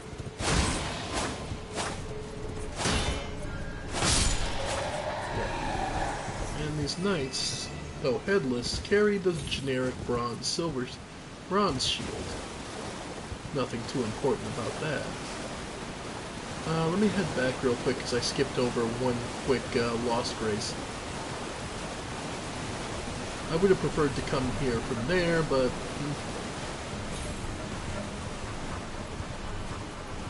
it's not a big deal.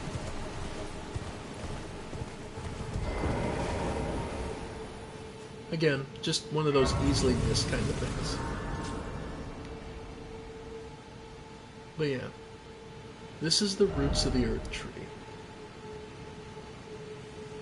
Twisted and gnarled. This is the main body of the Earth Tree itself. But its roots obviously spread and stretch in every direction.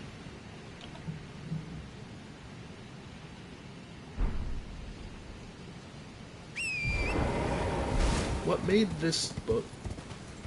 One of the things I asked originally when we were back with Melania is, why was the Erd Tree here? What made this place so significant?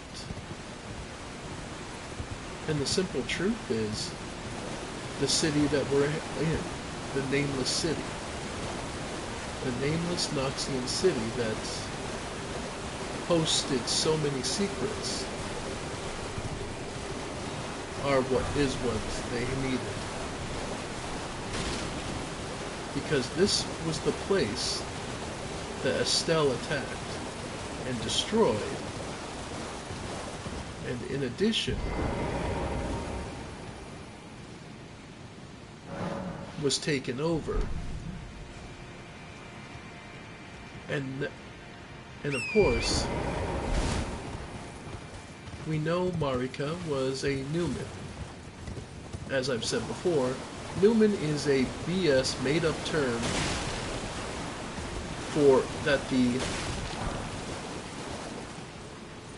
Noxians used when asked, basically, well, where are you from? Rather than saying any of the underground eternal cities, because they are considered cursed, they would say, well, no, I'm just a Newman from far away.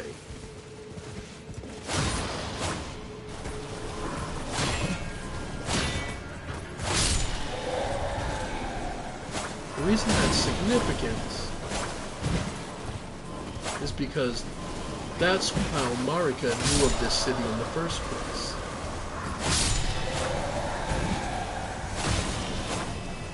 And that's how, when she decided to make the deal with the Elden Beast and become an Empyrean, which allowed the giant hit, which gave her access to Malekith, as well as of various other boons, she said yes, and enabled her to effectively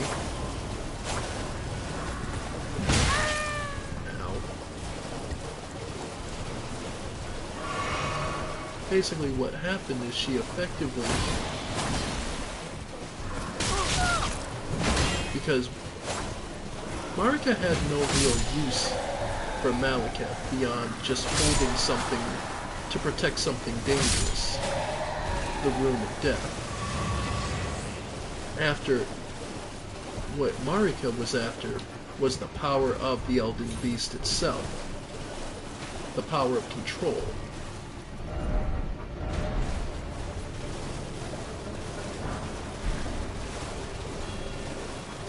That is what she desired most. Control.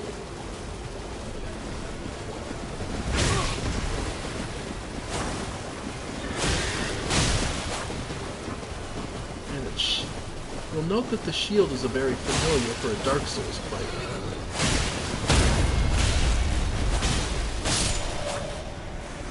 It's a sun enveloped by an eclipse. The mark of the undead.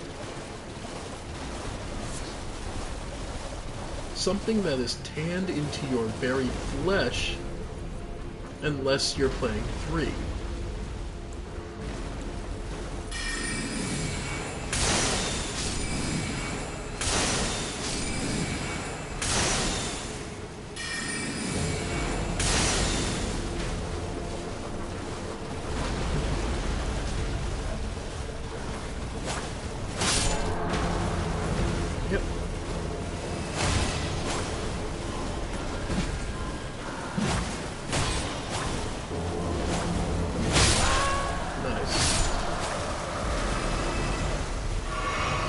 Alright.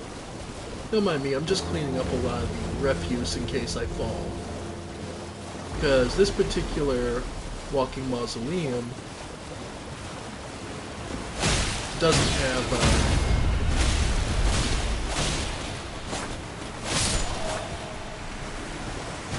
have any of its skeletons down on the floor level. You have to get upwards to find that. But we'll get to that in a bit. For now, I'm perfectly content to just... Oop. Yes, yes.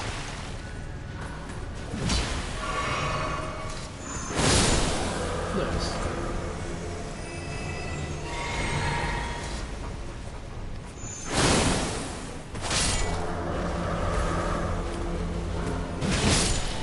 Nice.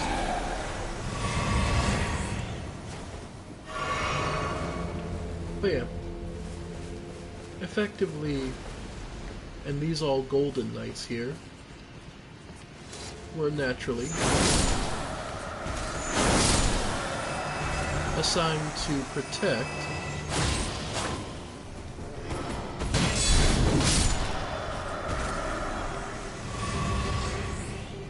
this area from anyone who would attack it. After all, these are the roots of the Erd Tree. You can't think of a more vaunted position to be placed at. After all, Erd Tree burial dictates that the closer you are to the Erd Tree, the sooner you rejoin it and then are born again.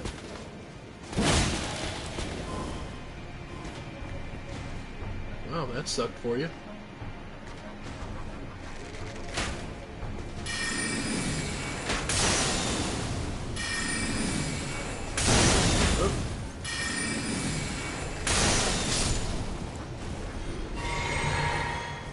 Alright.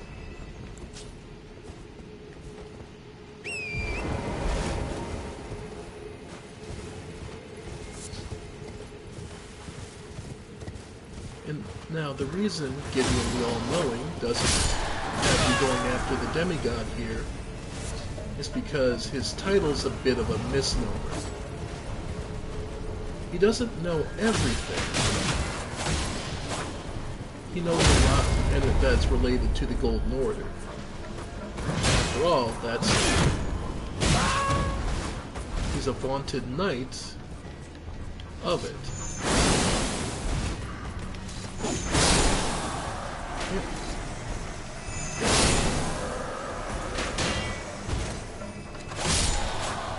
Nice.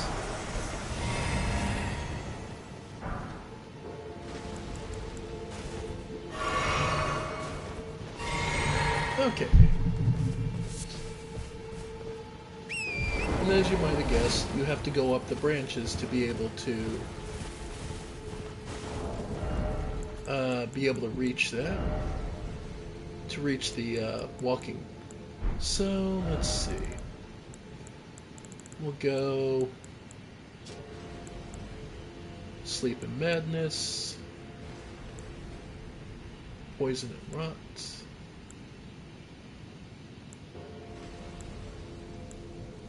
Yeah, I'll just do all three.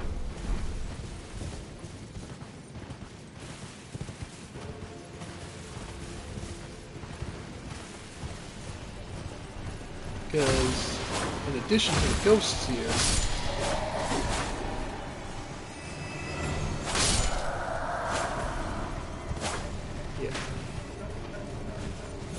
there's a lot.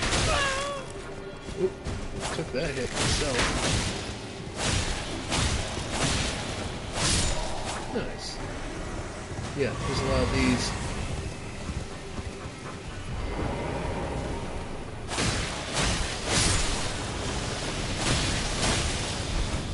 Yeah. Death Blight. Ugh.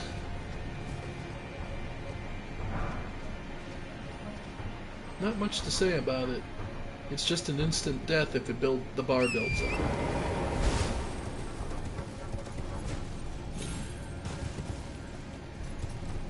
Which, still, ambushing the ambusher.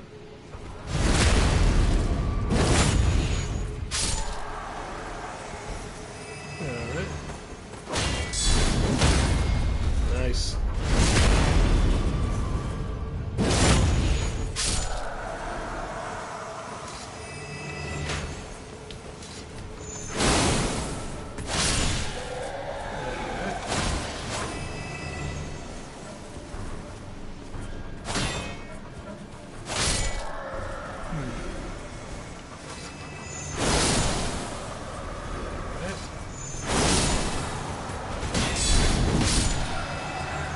Nice and simple.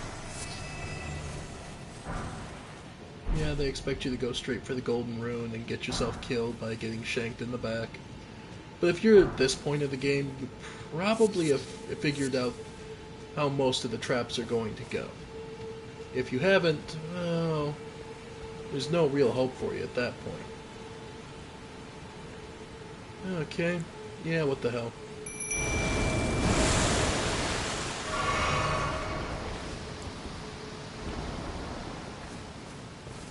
Yep. Here, I'll give you something fun to play with while I... Yeah, Crucible Knight Solo. They're a Crucible Knight, so... they're not impossible, but...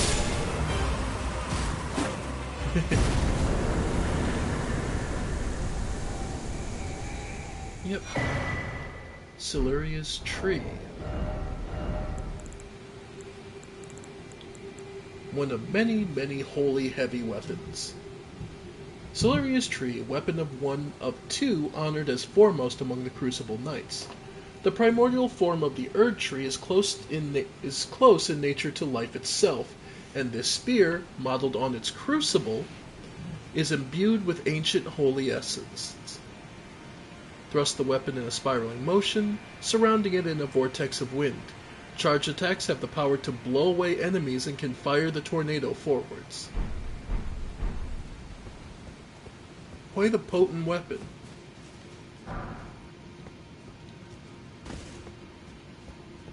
I'll say, I don't think there's anything actually over here, but yeah. You get to see the dark black branches. And the presence of nascent butterflies indicates this place doesn't change much. But all the way back here, what Siluria was protecting.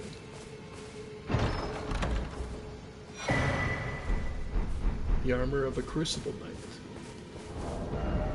It is about as heavy as it gets, but also as damage resistant as it gets. Helm of the Crucible Knight who served Godfrey, the first Elden Lord. The great tree ornamentation is the Knight Siluria's mark, displayed also by her men.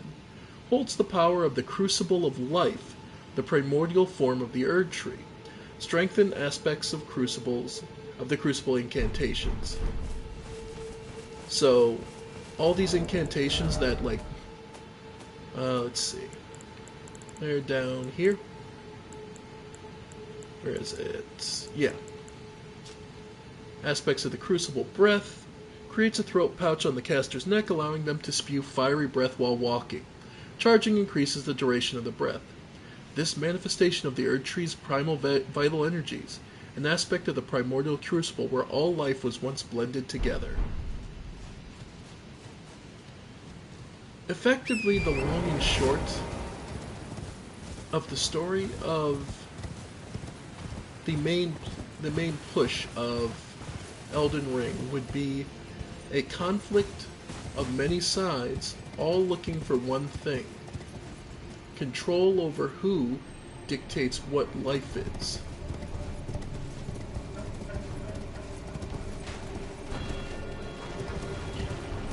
Okay.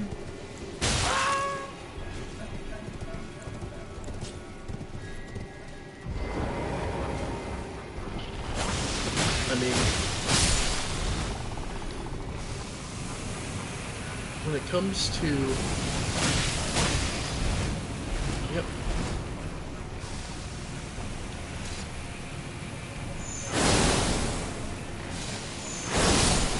Yeah, when it comes to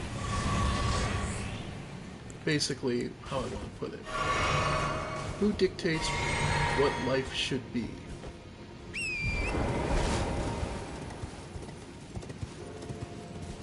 Of course, the Crystallians all wanted to make their own change and have everything meld with them in crystal.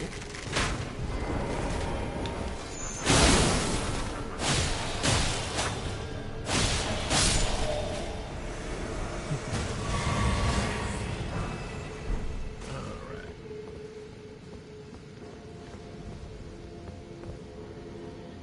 Yeah, lots of guards around. But that does also mean that there's lots of chance. Well, while we're here.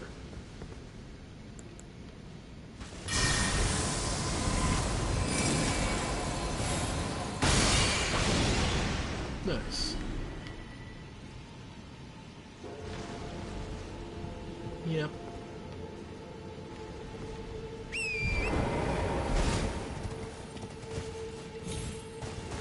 Nope.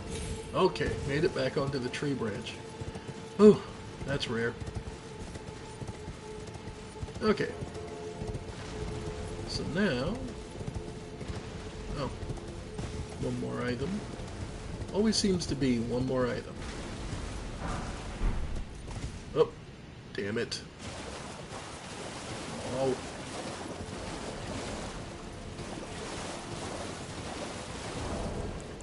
Item crafting. Do I have...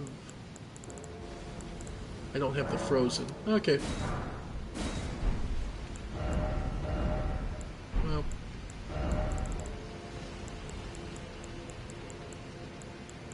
I do have plenty of relic raisins though, so...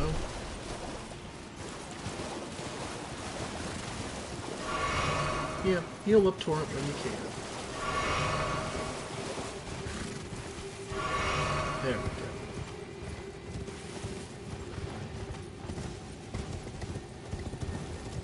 Honestly though, if I was to add any kind of asinine little thing, pet the Torrent button. I know it seems silly, but Torrent deserves some love after all the work they put in. I mean, really. How much work Torrent puts in and helps you out. Torrent deserves a little love. Alright.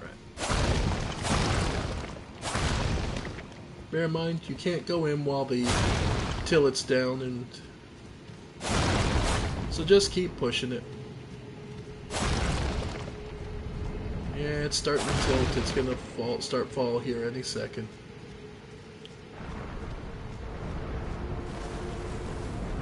Yep, I think I got everything. Yep. We're gonna get chucked off here in a second then. Whee!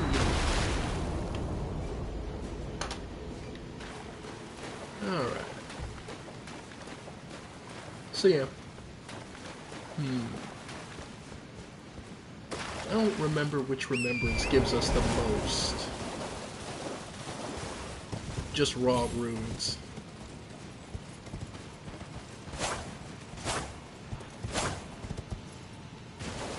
So we'll leave it be for right now. Because eventually I'm just going to go through, grab whatever remembrance gives us the most, give us a bunch of copies, and just pump levels.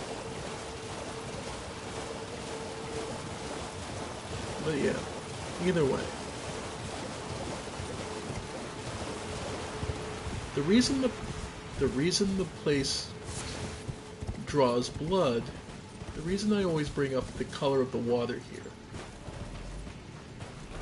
Oh yeah. Oh yeah, because this bodes easy. Is because I bring it up a lot for some people because it's one of those easily missed details that people forget about. Alright, Rune Bear.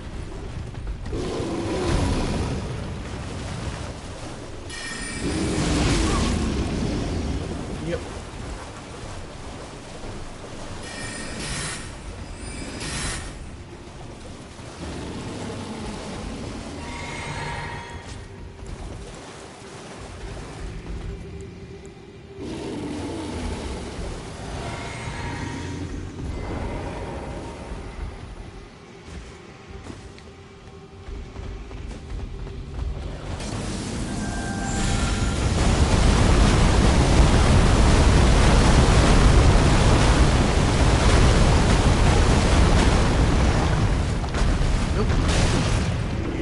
Free shop.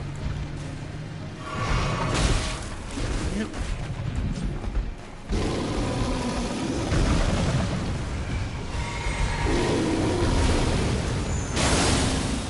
Yeah,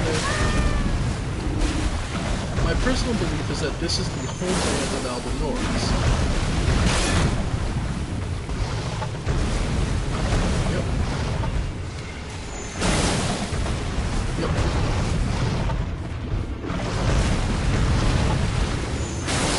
And then it wasn't until later that they found what befell God here is effectively the Noxian sin.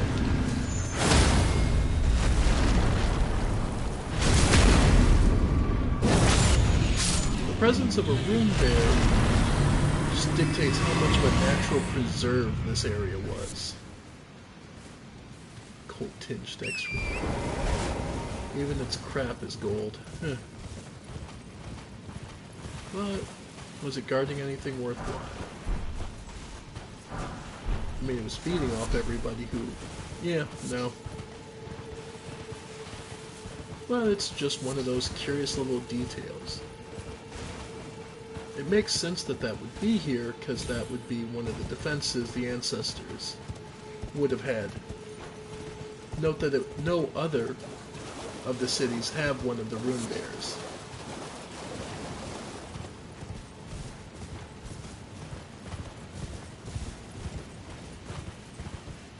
Even the biggest nature preserve doesn't.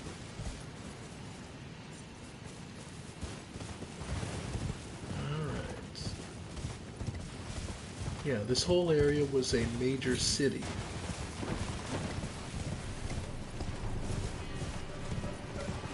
Yeah. Let's see. I mean, there are even ants here. Ooh. Okay, I see where we can land. Looks like it's on top of this building. Oof. Yeah, this vent is a little tricky.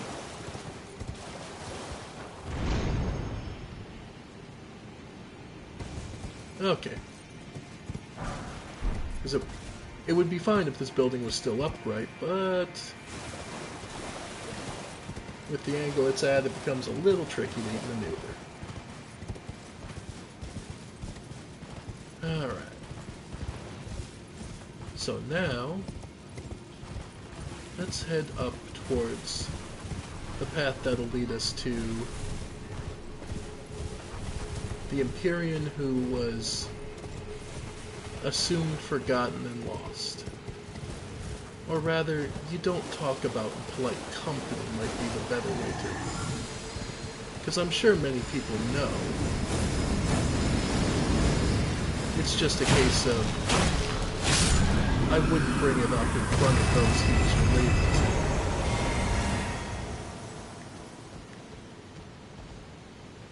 That might be the better way to put this.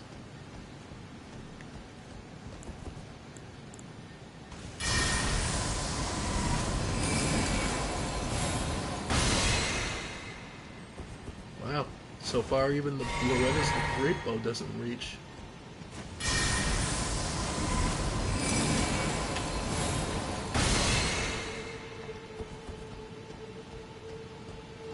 Huh.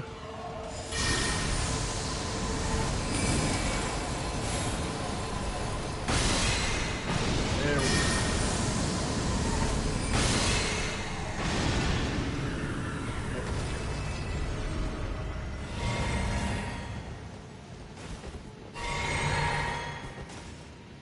Yeah, there's just...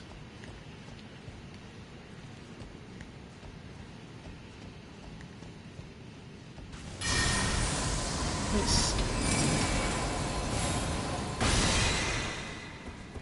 Yeah, the raw distance is the issue.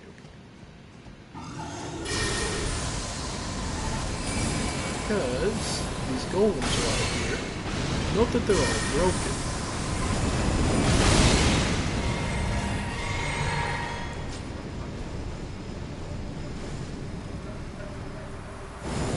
Wow.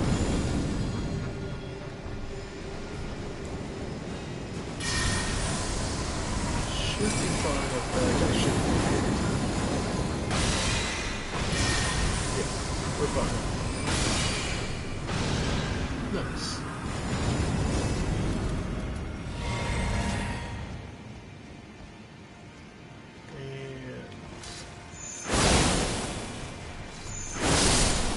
Nice. Just so they don't follow me.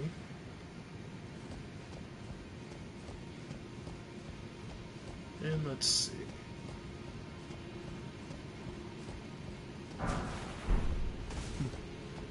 All that for a golden rune 5.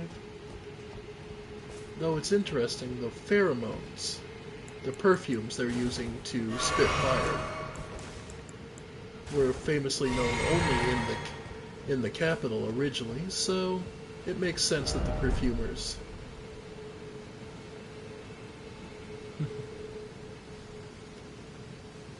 it makes sense that the perfumers here would that these statues would use the perfumer abilities, because this place was obviously collected and poured over by the Golden Order. So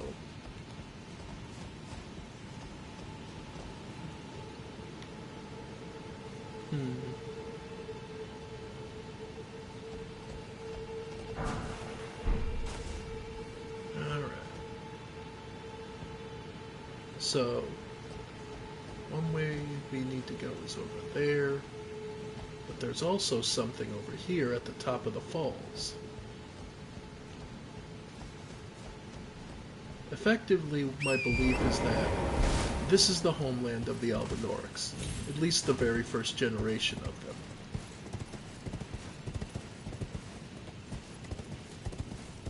Maybe the second generation was born on the surface, thus their more frog-like appearance and the necessity of them having legs. Legs that actually worked.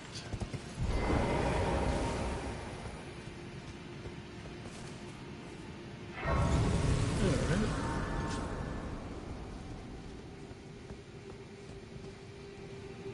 And if we look inside, what we see is the transmogrified corpse of Godfrey. Or Godwyn, sorry. Godwyn, the child of Marika, who was killed in the Night of Black Knives that set off the shattering. Because without Godwyn, the obvious successor, it fell to others. And many of the others fell short of what was needed.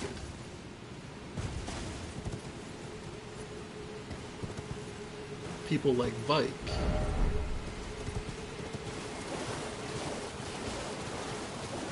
who had all the potential and credentials, but was sabotaged, probably by those jealous, and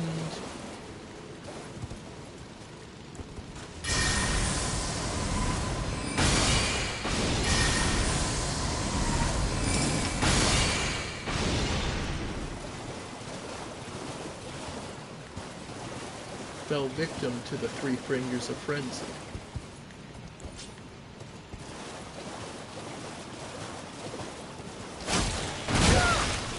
Yeah, okay.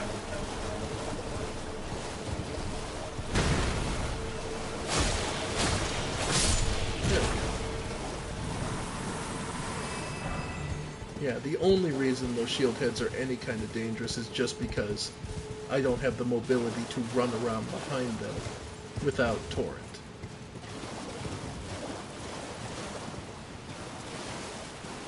But yeah.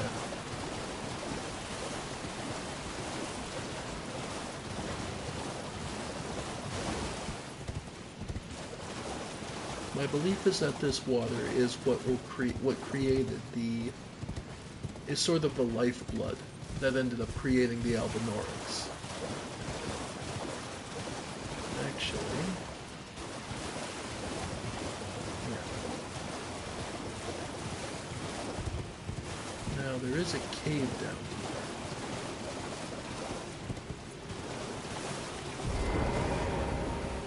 Alright.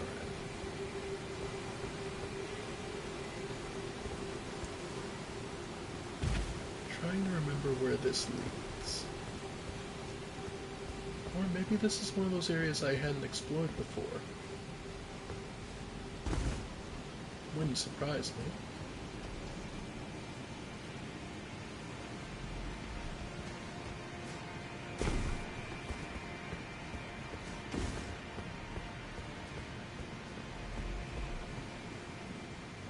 Yeah, lots of volcanic stone.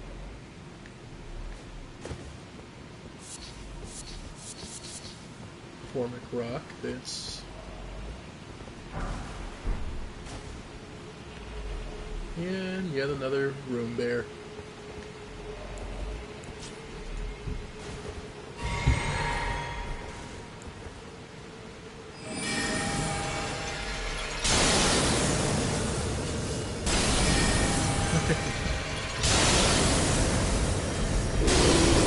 Not bad.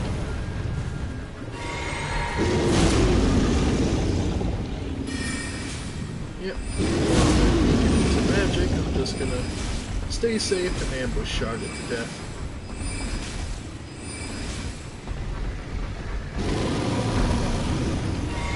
I mean, after all, there's no point in making my life harder.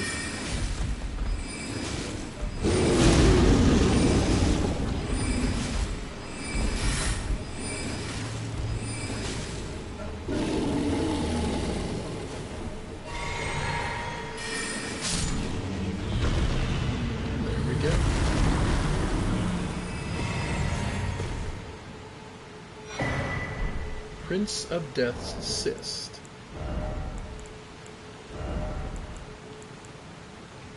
Greatly raises vitality. Wow, they aren't kidding.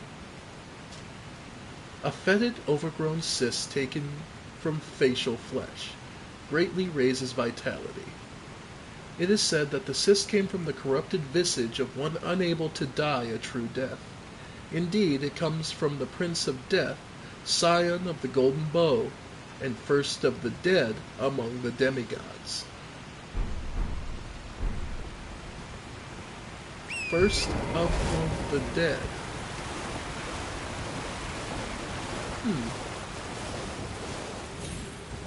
We'll hear that title again very, very later. Again, which is where as I've said before, my belief that every single ending is true, and what we're exploring is effectively one of many possible routes. Effectively, what we're here for, cross the routes.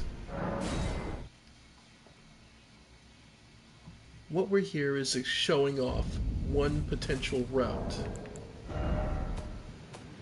Alright. 30,000.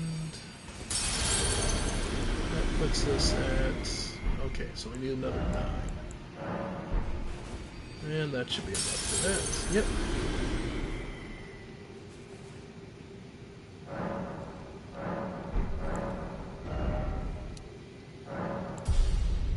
Sweet. Alright.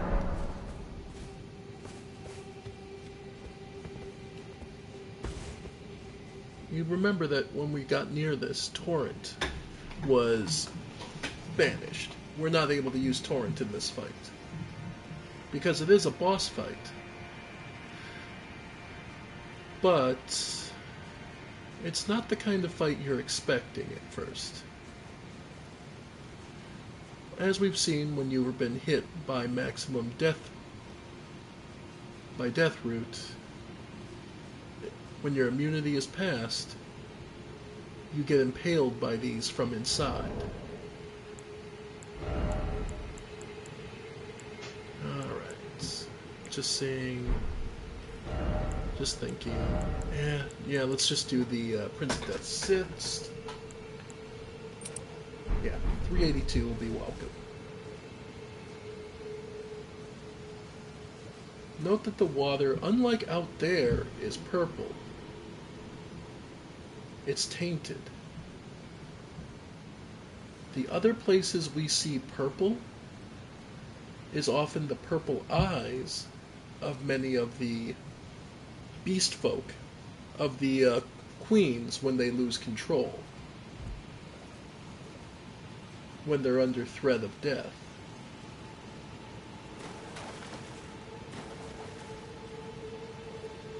The beast queens. Okay. This game is very much color oriented. What are the two colors needed to create purple? The red and blue. So, red would be the fire giant, and blue would be the Crystallians and the Glintstone.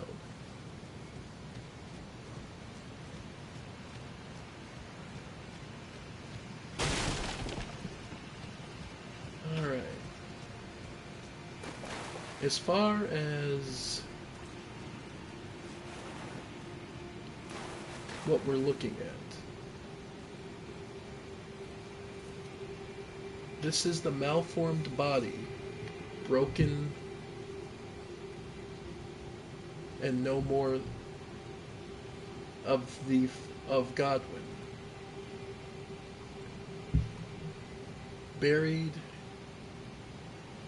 until infused with the flesh. Infused with flesh of various other things. In particular, those are scales. My first thought was fish when I originally did, but we'll see later that it's actually of dragon. And that hair and those empty, sightless eyes just staring out. A foot or an arm that's wearing a huge ring, and all the briars sticking out of it that have extended across the land.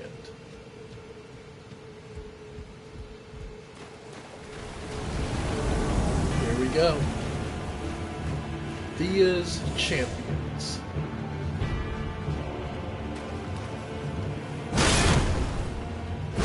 Yeah.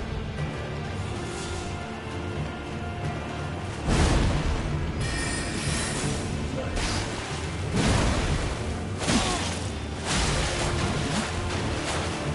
That seems pretty tame, doesn't it? Well, Thea has lain with many champions. Roger being one.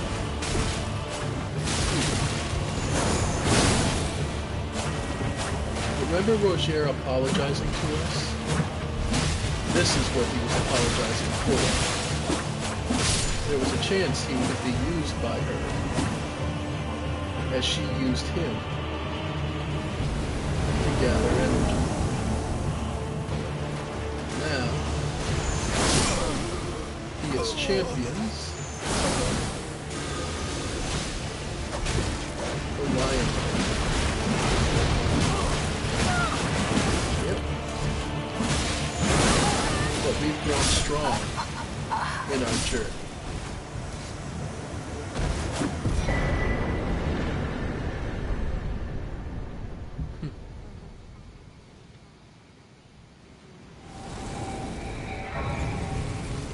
No other champion stands a chance. We are the one who stands above. And here we see Simple Thea once more.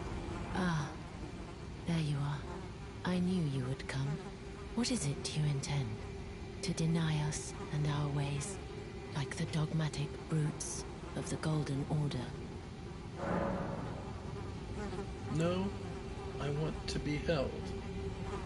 I want to feel the warmth of another living soul, a gentle kindness that is so remote in such a cruel world. You are an odd one. I am the guardian of those who live in death. They call me a foul and rotten witch. Yet you still wish to be held by me?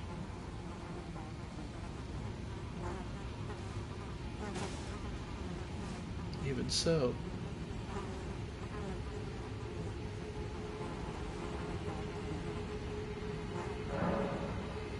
talk in secret. Have you ever seen a Hallowbrand? When the first of the demigods died, his flesh was marked with the half-wheel wound of the centipede. Godwyn's Hallowbrand has since been recovered at the Round Table Hold, but there is another Hallowbrand out there somewhere, and I must find it before the time comes we receive our Lord. When Godwyn died, but another exists, and I must before the time my hands will be dirtied once. Will you still let me? We can give her the curse mark of death, the thing we pried from Ronnie's own body. The half-wheel of the centipede. This is the other Hallowbrand. The other How half. did you? Oh, my utmost thanks.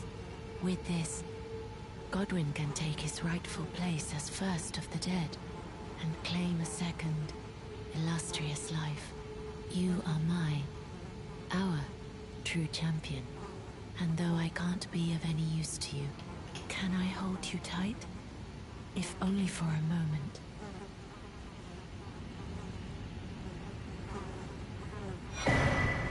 Radiant Baldachin's blessing.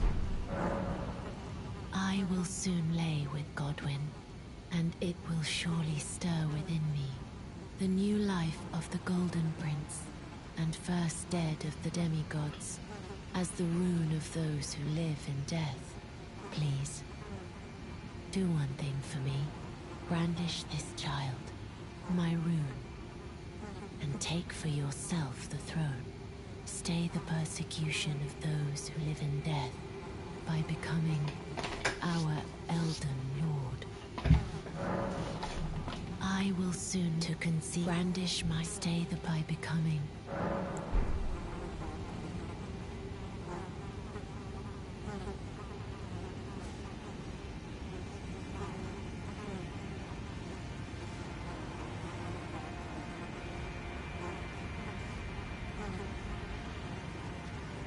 So,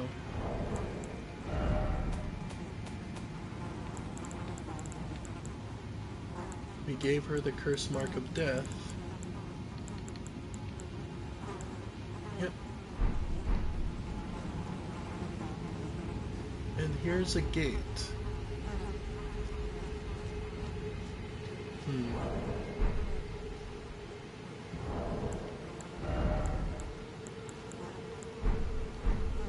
Just thinking, do I have enough to... Yeah, let's see. Get up to a level.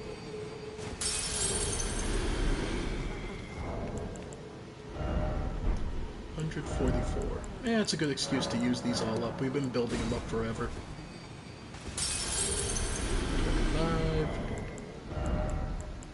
12 of these, so... There we go.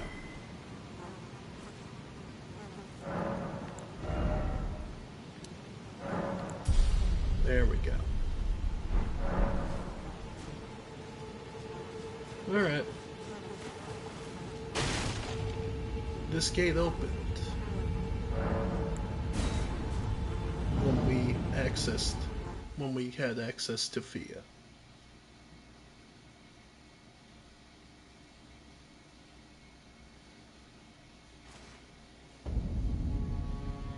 And it sends us somewhere special.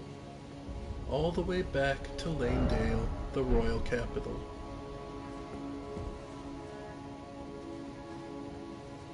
And reveals a truth.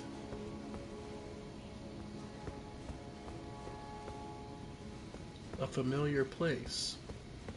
A place we know all too well. An elevator.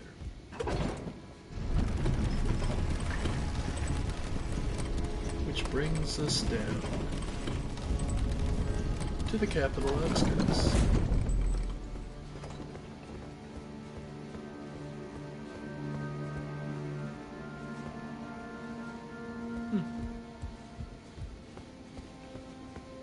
Kind of strange, though, isn't it? That somewhere so deep underground would bring us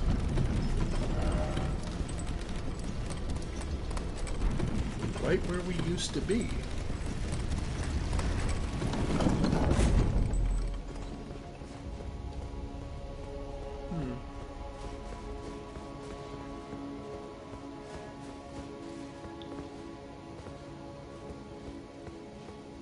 Brings us all the way back to the capital of Lanedale.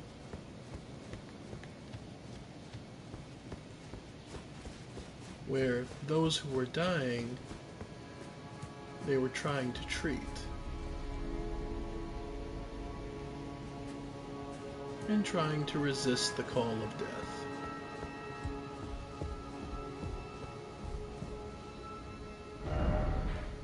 Though, there are a few areas we didn't touch in Lanedale.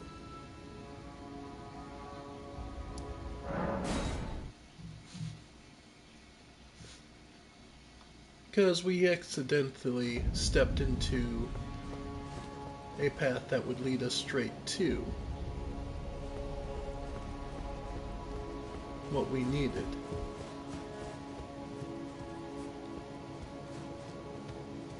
So, before we lose anything, let's see.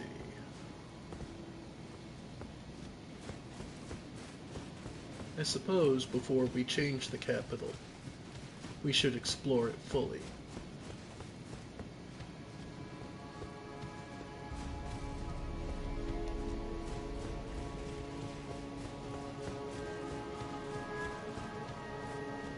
After all,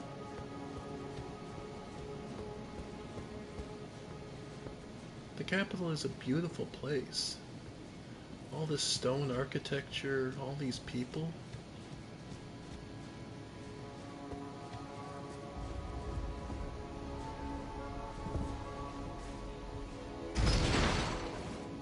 And all these different ways to get around.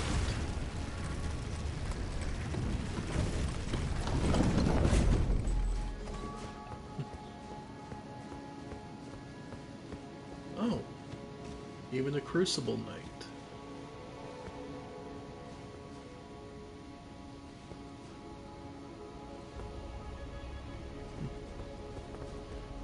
I like to believe that this is a depiction of the early crucible that was used by Michaela to create a hut.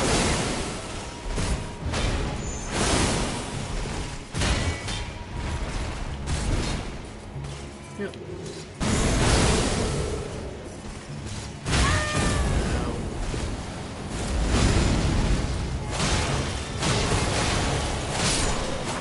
Yeah, we now have enough HP to be able to stand toe-to-toe with Lanedale.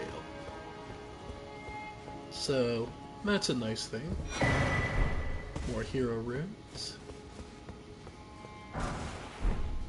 Basically, once you activate the kiln, the Giant's Forge, this whole area changes. So, best to just grab whatever you can. And this shortcut isn't that purposeful, but hey, it's another shortcut. Let's see, I've definitely cleaned out all of that.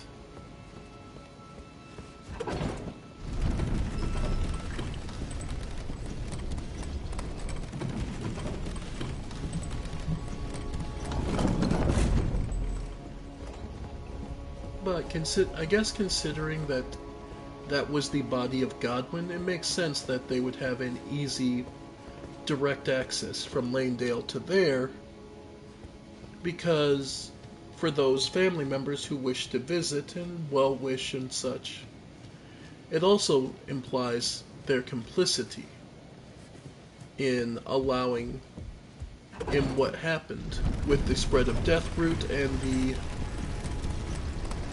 corruption of his corpse. They knew about it, and they probably could have stopped it. But Marika's misery over the loss of her child allowed things to progress to the way they did.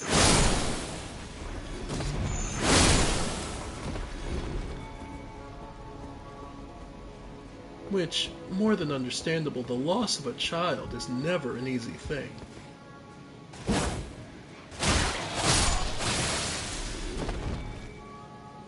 And anyone who would dare suggest otherwise is probably a heartless monster, really. Yep. Let's say, I think I already got rid of... Yeah, I already got rid of the tree beast that was here. Alright, can't use the... I always want to use Torrent to get through this area. Don't know why, I just keep thinking, it'd just be quicker just to ride Torrent through here. Though it's worth noting, the architecture here greatly resembles Celia's.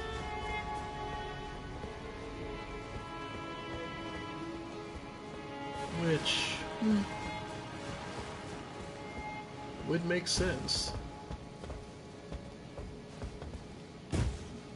After all, Celia, the Celian/Noxian style, was one of the oldest and most proven. A black bow.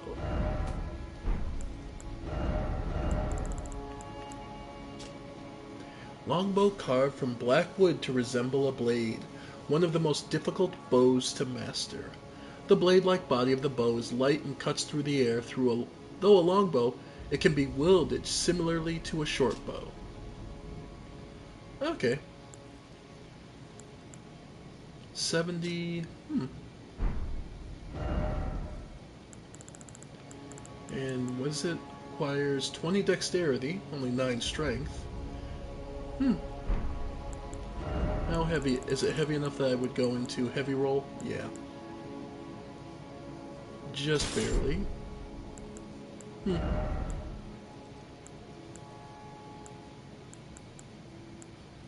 Fingerprint, royal remains.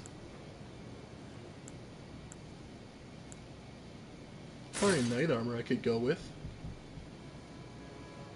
Okay. That way I have a bow option. Dwelling arrows and... yeah, bleed.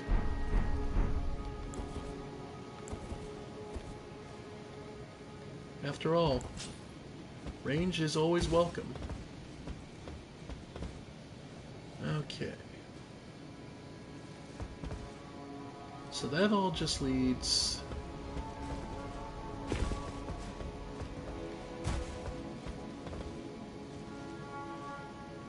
hello? There we go. Like, okay.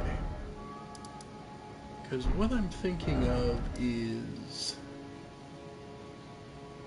I'm trying to remember where exactly I'm thinking of.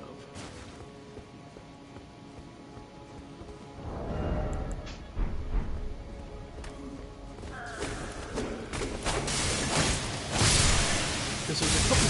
wow. Even with my HP, can't take too many of them pots.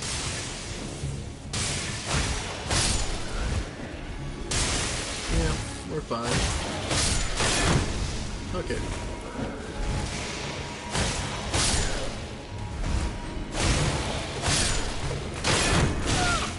Nice.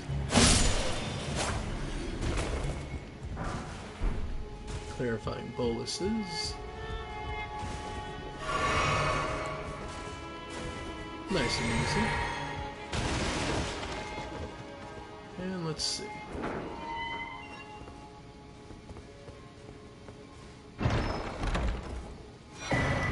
Okay. So nothing major.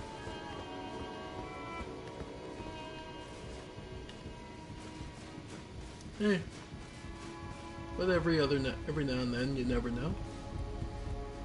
And this shortcut leads us to...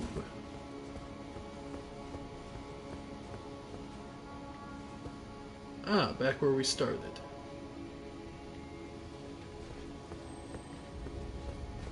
And yeah, that sniper is just there to make your life miserable.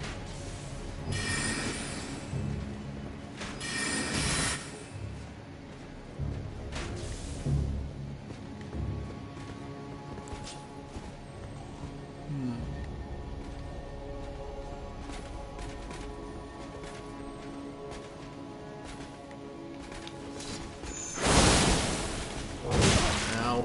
Okay, he did see me.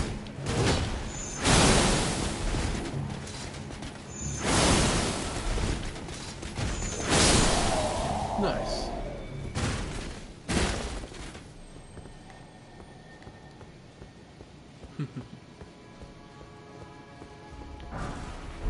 Gold room 9. Let's see. The archer. Oh, okay, that was the archer who came around the corner.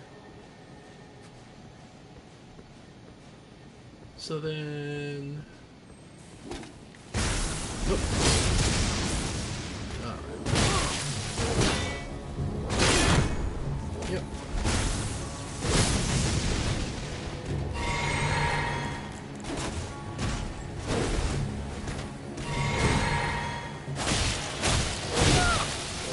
Yep.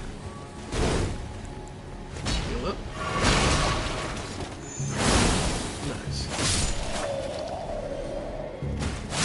Sorry, buddy. But yeah. And then this is where we popped up and got the easy path up to, because we took the underground area.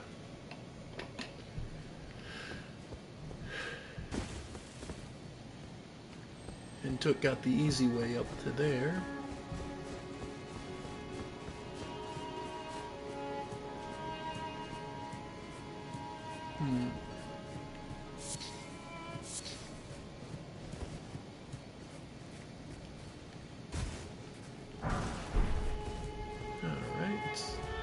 Lots of gravel stone from the dragon corpse above us.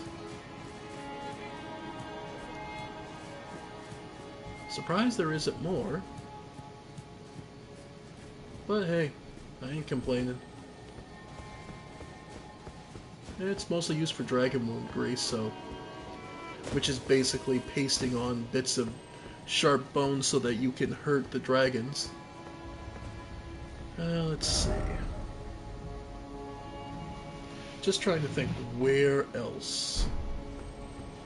Because I get the feeling I'm remembering some area we didn't touch. That I never remember how to get to.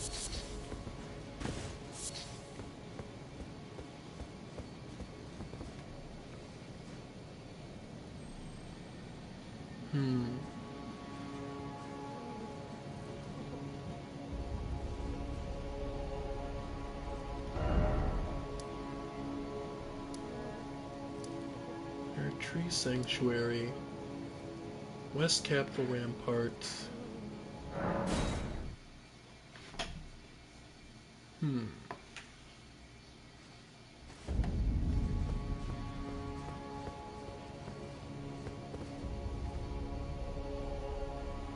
Truly trying to remember.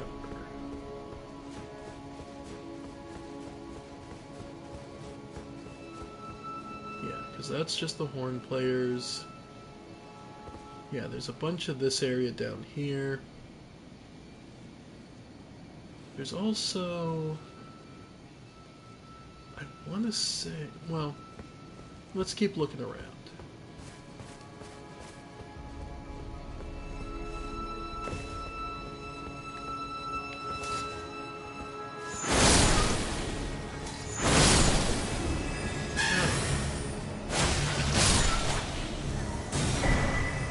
Envoy's horn. I actually got one to drop. Huh.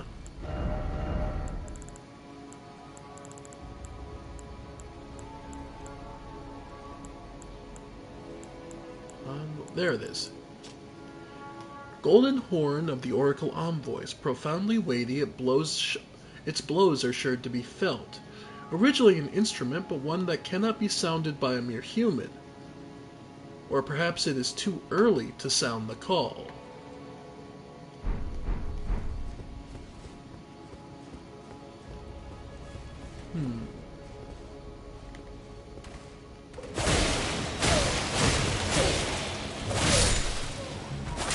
Alright.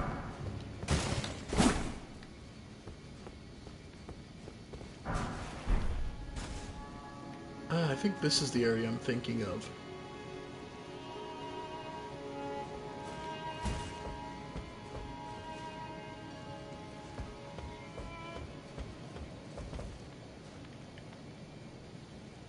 Because this is the lowest roots.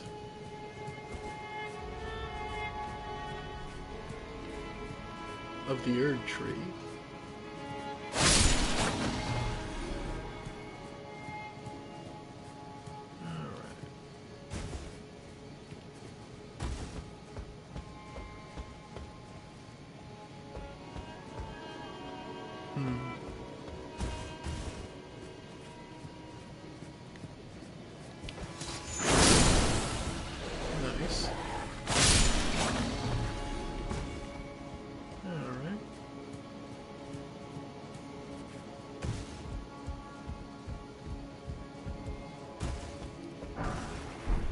These were obviously stables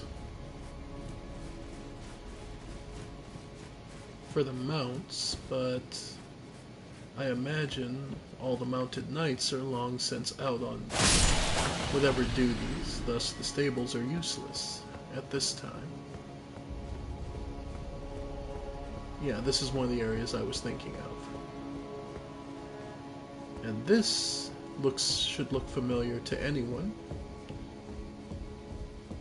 After all, we've been here. Albric's robe, trousers. Albric the Mad, if you'll remember. He attacked us in the Table of Lost Grace.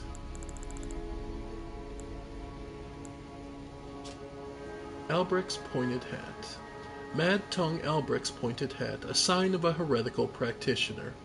Set with red glintstones, said to be formed by the blood of sacrifices, strengthens thorn sorcery. Albrecht was an aloof yet disturbed heretical sorcerer, said to have been driven mad by jeering tongues during his service to the Round Table Hold, which is why he attacks you when you enter.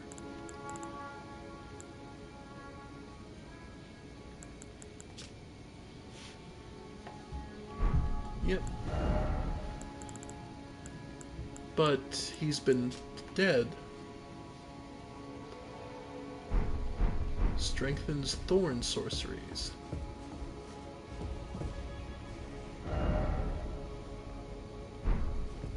God. But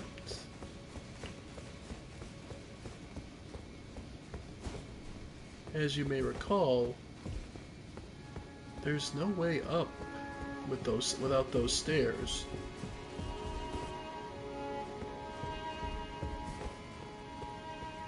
The Round Table Hold.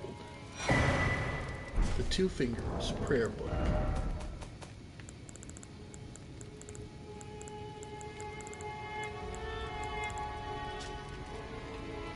A prayer book containing the incantations of Two Fingers, an item once entrusted to tarnished worthy of lordship, can be given to a cleric to gain access to Lord's Heal and Lord's Aid.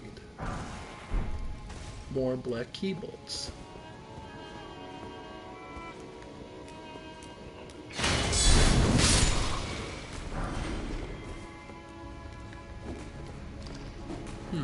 And this, unlike the table, round table, the kitchen is actually manned here.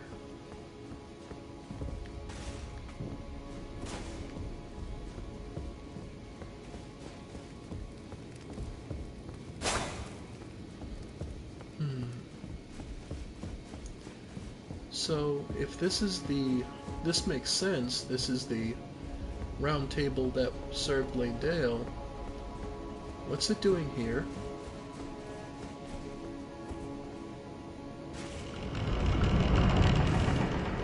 Or rather, what's the Table of Lost Grace then?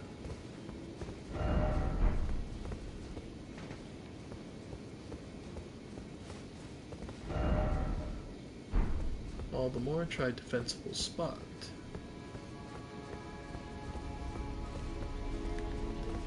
Ah.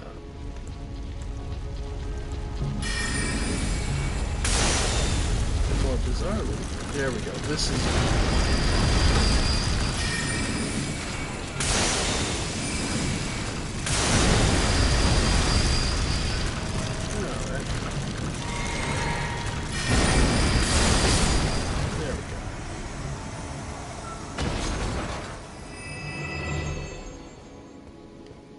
I believe this is the place I was looking for earlier for Melania.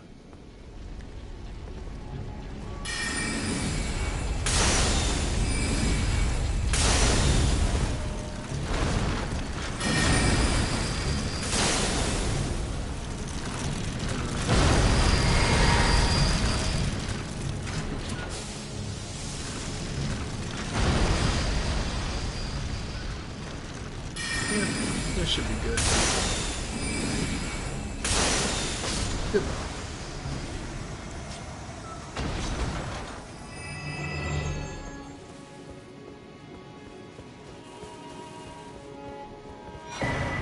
The Stormhawk axe. Some poor bastard got caught. Battle axe designed to resemble a hawk, with its wings comprising the blade. Signature weapon of warriors who strive to remain one with the storm, despite being so far from their place of birth. Their hearts are proud, and thereby easily undone. Imbued armament's wing blade with lightning and swinging around to create tempestuous lightning storm. Follow up with additional input to perform 2 spinning attacks. The lightning will stay on the blade for a while. And it is a faith-based axe, right? No, actually just strength. Oh. Bravo. Wow.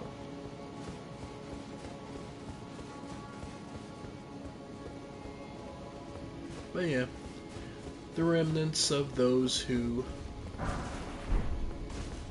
pursued truths in Lanedale and found themselves trapped by those abductor virgins. An unfortunate state of affairs.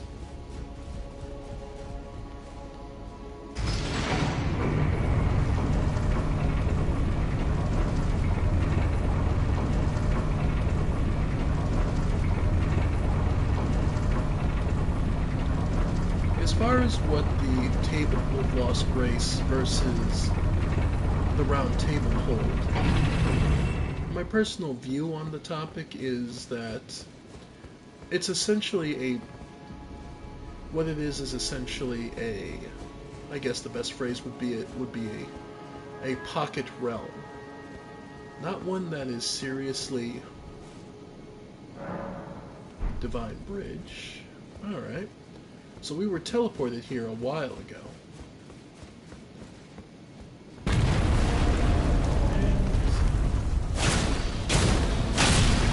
there was a hidden way to get here, too.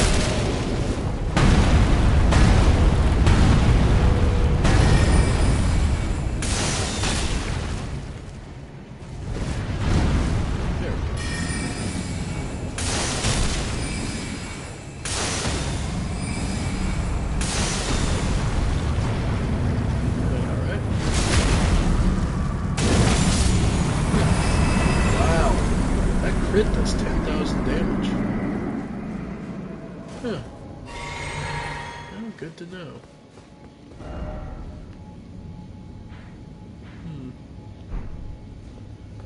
I don't remember where this one takes us.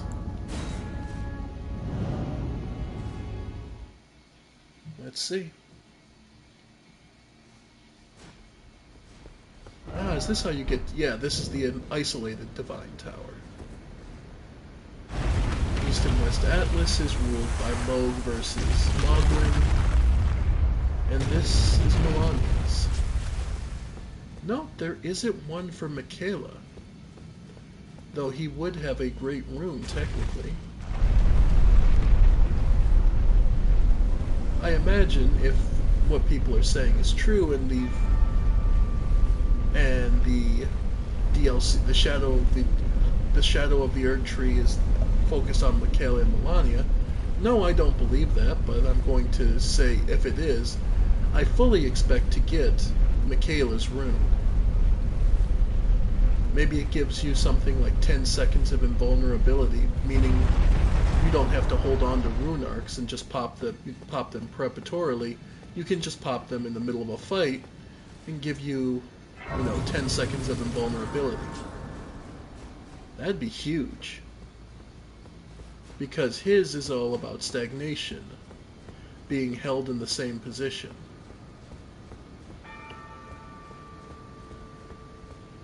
Where Melania's is all about change. Restore the power of the Great. Melania's Great.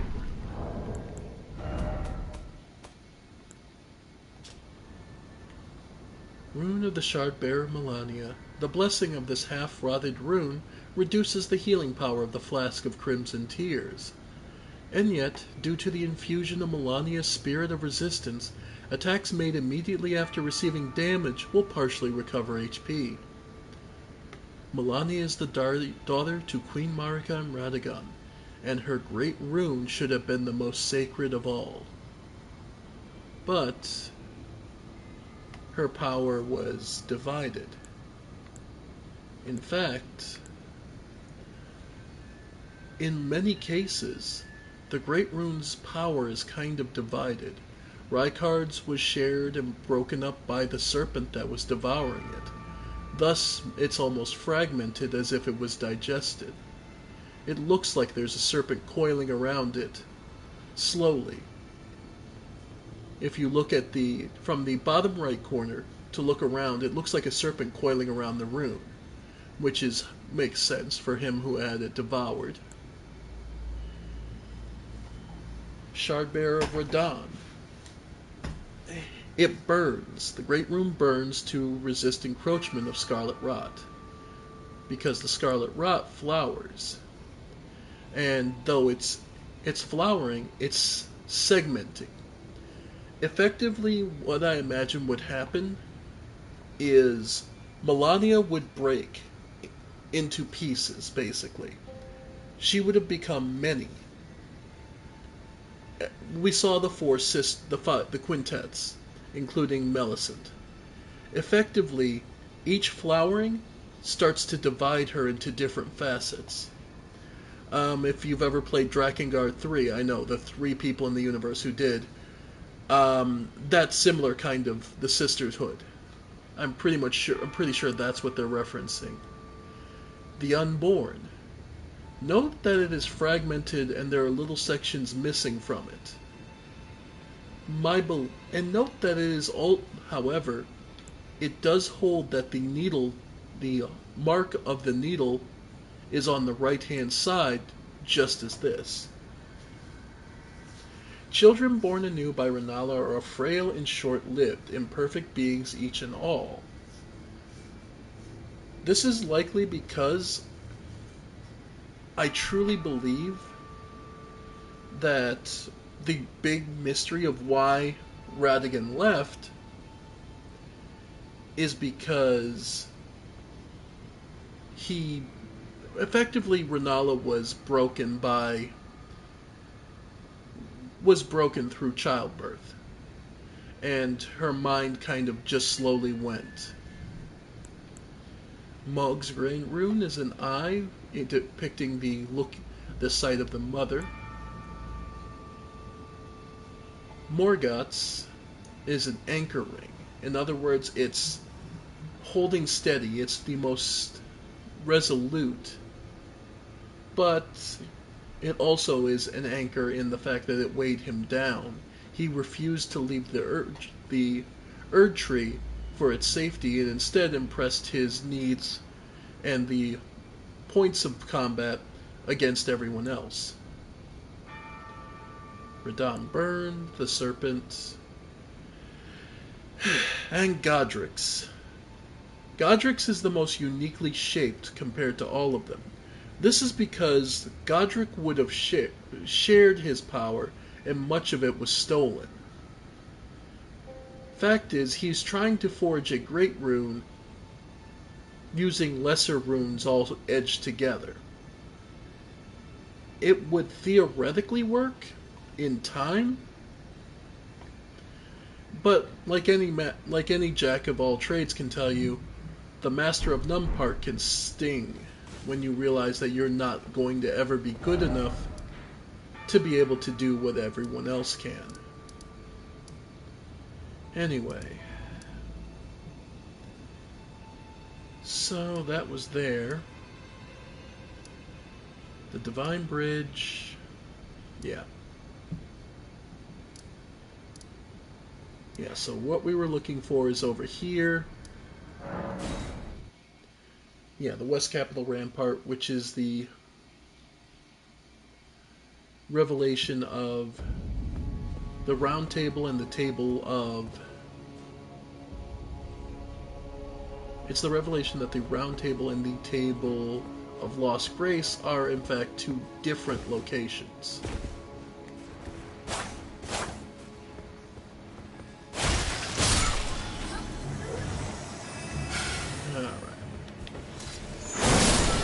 Nice.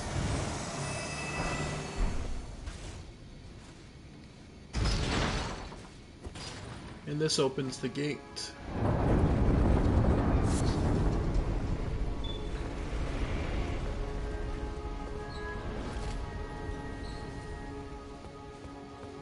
And now,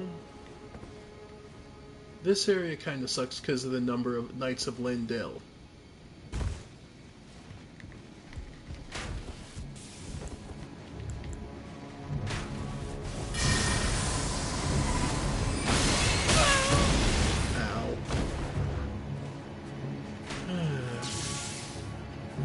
That and just how good of a sniper that guy is.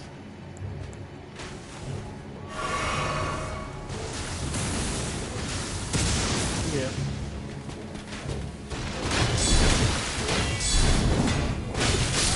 Wow.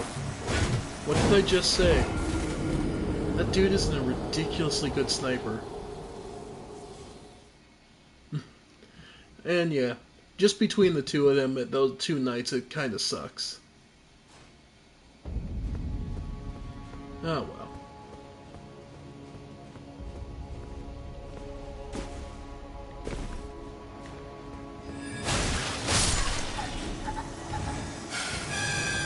Yep.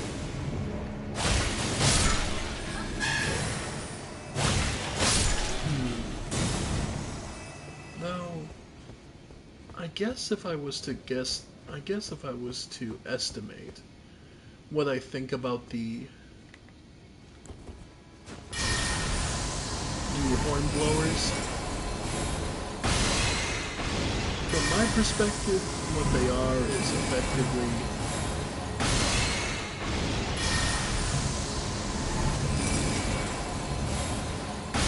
the equivalent of those, the emissaries from Bloodborne. Which wouldn't surprise me, it's just one of those, I know that's kind of a no shit kind of thing, but, well, just piecing it all together can take some context. Taking context can be a huge thing.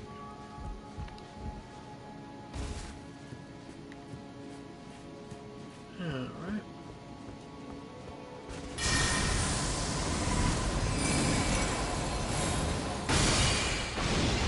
There we go. Yeah, it's just the 2-on-1 kind of thing, where that sniper is way too perfectly positioned.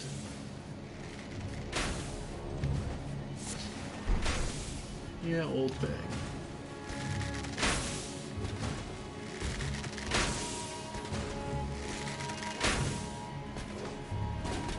Yep. Nice.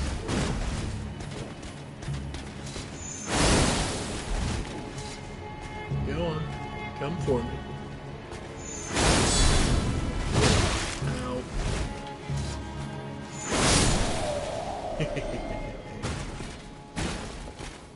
There we go. Gravel stone seal. So I believe that's the dragon one. Sacred seal made from the gravel stone, thought to be an ancient dragon scale. Enhances dragon cult incantations of the royal capital. The worship of the ancient dragons does not conflict with belief in the Erd Tree. After all, this seal and lightning itself are both imbued with gold. So yeah, the worship, you are allowed to freely worship both the dragons and the Golden Order, because for them, they were one and the same. That jump. I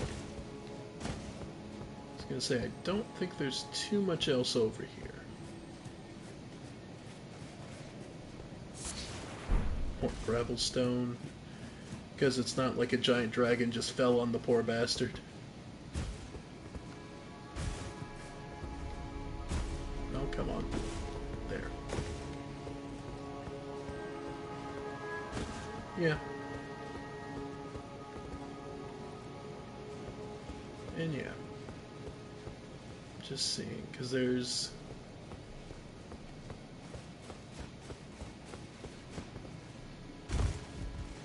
Okay, can get this, can totally get this. Alright. Smithing stone. And another stone sword key. Alright.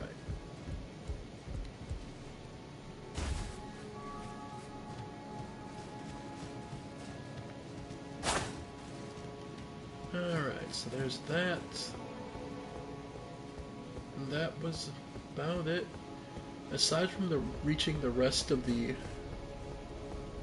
upper area of the round table hold,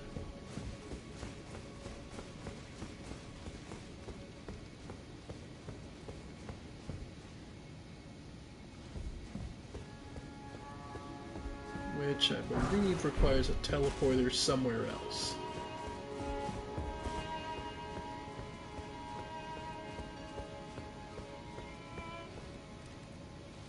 Ah.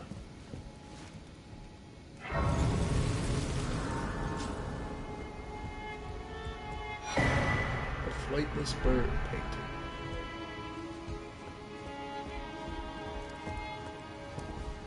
We'll eventually go through all the paintings, but that's sort of an interesting story that'd be an interesting story to hear, but I don't believe there's anyone who specifically the fortified manor, first floor. I believe you can't get that till after you burn the Erd Tree, if I'm not mistaken. But I think that's about it. Yeah, because the rest of this is that road out. East Capital Rampart. The only place we hadn't really gone was the road up to... yeah, the Erd Tree Sanctuary, the road up to the...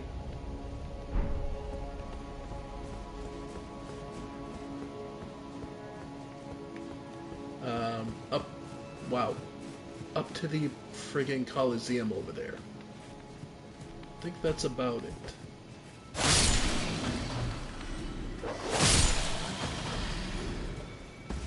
Yep.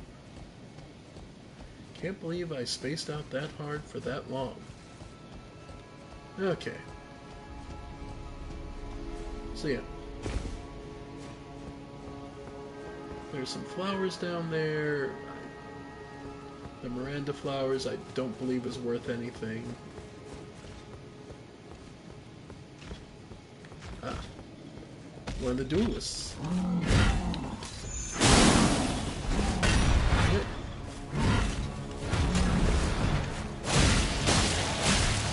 Yep. Ow. Yeah. At least you're not covered in scarlet rot. There we go. Yeah. Don't think there's anything but the duelists up here, but hey. We'll take a quick look.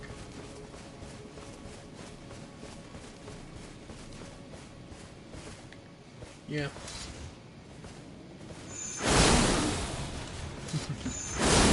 I imagine he was waiting for his next chance to compete. Sadly, the Ritual Shield Talisman.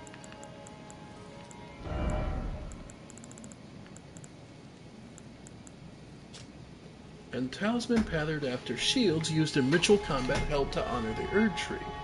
Raises defense when HP at maximum. The practice has died out by the age of the consort Radigan, but remains of the arenas where ritual combat took place can still be found in every land. Naturally, of course, we can thank our good boy Godfrey for these Colosseums. The man loved to fight. What can you say? Yep, the Royal Colosseum.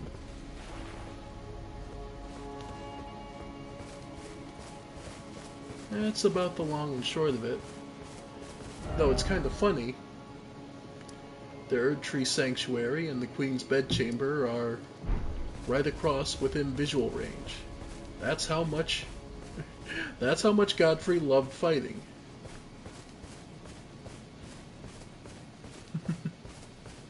He wanted it as close as possible. And you can be damn sure you know he broke in and fought when he wasn't supposed to. Just to let off some steam.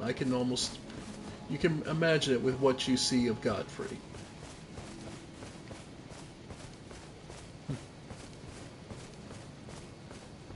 Alright, let this be a trap. Star Fist. Completely impractical weapon, but sure.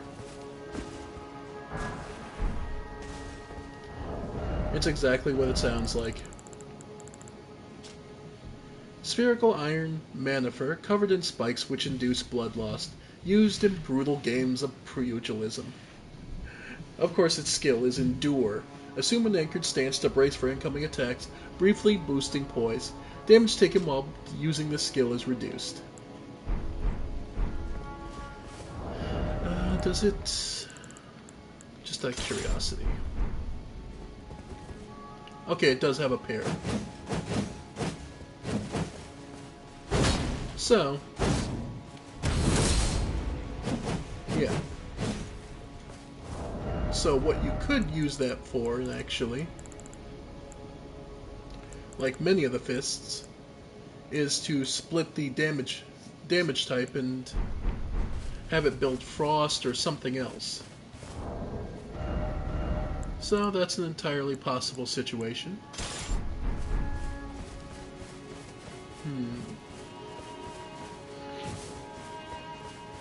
But yeah.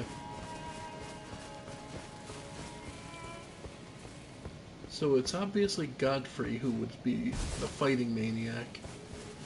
Radigan was more fundamentalist religious focus.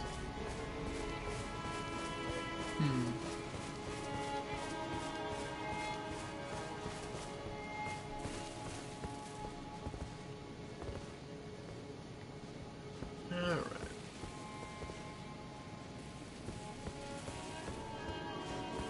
Let's see, where would be the easiest place?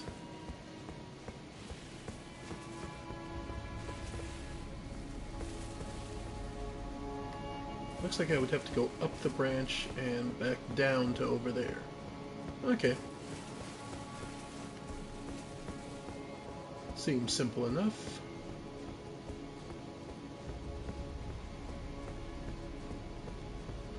After all, if the flowers are down there, that means you can go there, which may mean we might as well explore the full of it, the full weight of this place.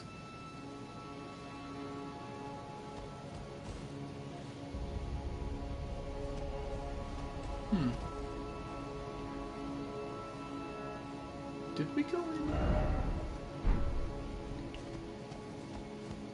Pardon me a second, but I don't remember if we actually went in. I remember picking up that item, but we did go in, right?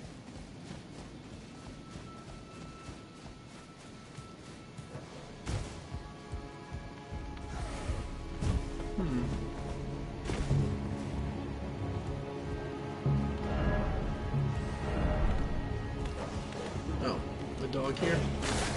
Okay, there. Bad dog. No, okay.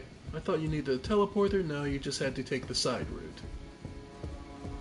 Because naturally... And where the smith should be, the sanctified wet blade.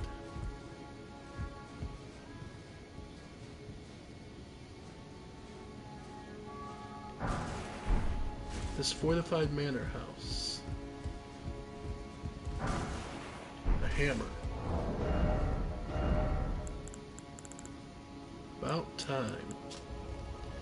Hammer comprised of a large stone affixed to a metal handle, originally a blacksmith's tool.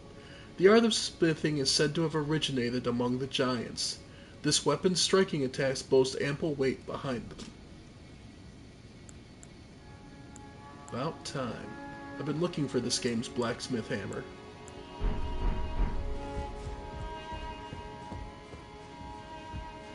And here we find before the picture of Marika, by my sword.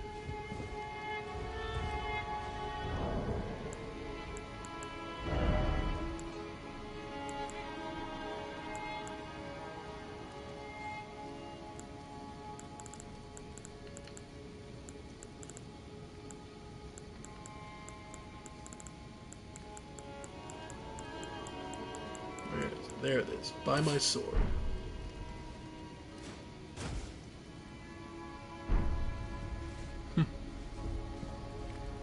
And where Fia lay, a hero's rune. Unsurprising, considering what Fia does.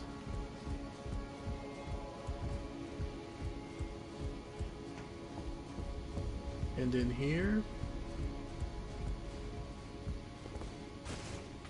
it's truly dark.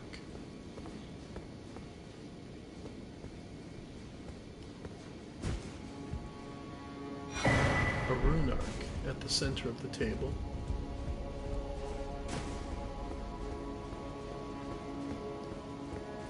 The path above. Smithing stone. Radigan. Godfrey. The Erd Tree, and Marika herself. This would be where the Knights of the Round Table met. But it's clear that insurrection, among other things, led to the destruction of the ring, of the circle. Something as simple as a furrow calling. No item for him.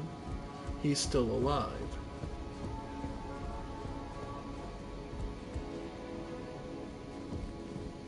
And here in the back room,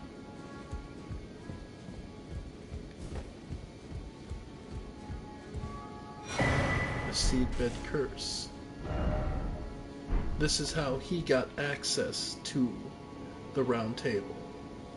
This is why he's here. That's why he managed to get in. Effectively, it's a cheat.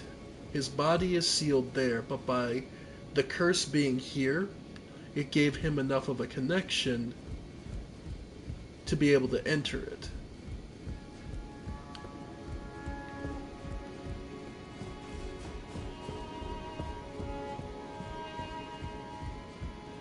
And the final room, the one we have not touched.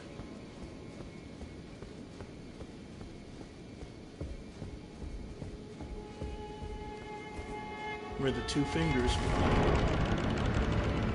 Instead, what we find is nothing.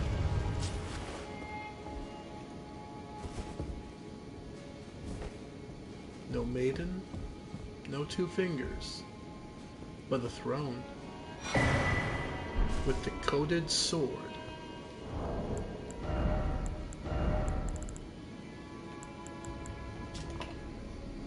Hidden sword once granted to the tarnished of the Round Table by the Two Fingers. A formless cipher comprises its blade, which deals holy damage no shield can repel. Champions would gather at the Round Table hold in days long past, when the Two Fingers were masters of oration, their flesh yet full of vigor. Yet, too much time has passed. The shattering has led to too much stagnation.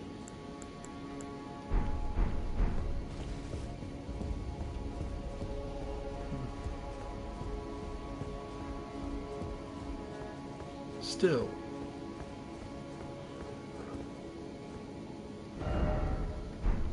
this is the truth of the story of this place. The simple truth that the Round Table hold, the fortified manor it used to reside in, is no more. It's truly unsurprising. The Tarnished were considered blasphemers, monsters, usurpers. It's unsurprising that the table created so many enemies, that they would eventually be taken out themselves. Such is the fate of those who aspire to godhood.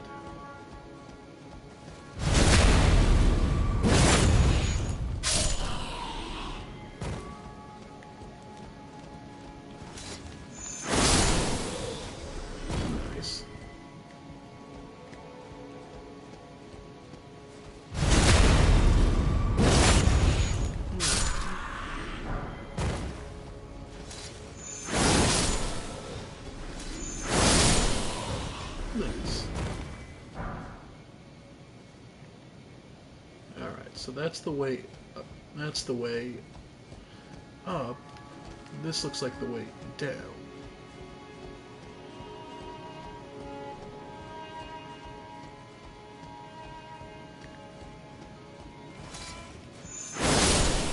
Nice.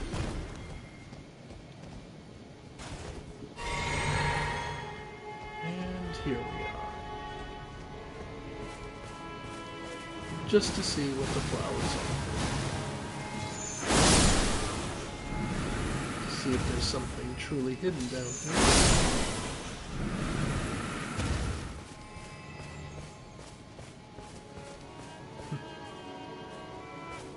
Funny that being so planned, the ants don't even bother with the Guardian.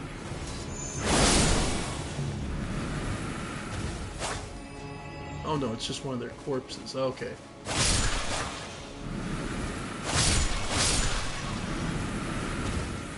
Yeah, no, nothing major. No real threats from the flowers.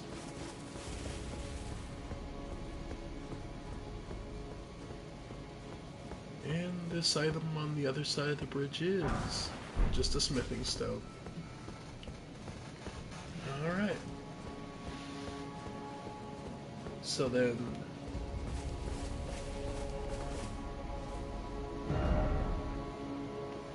I guess the last thing we would have to check is that bottom area.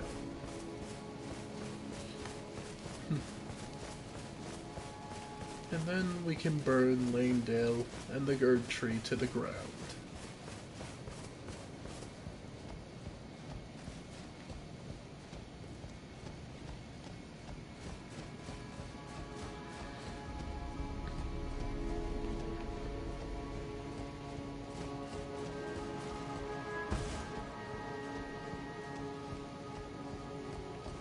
After all,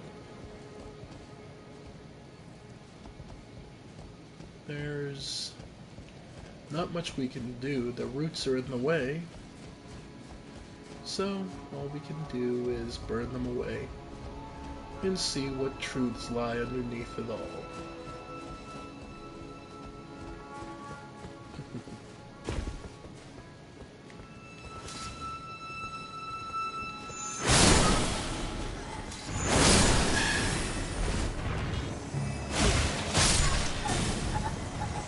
Nice.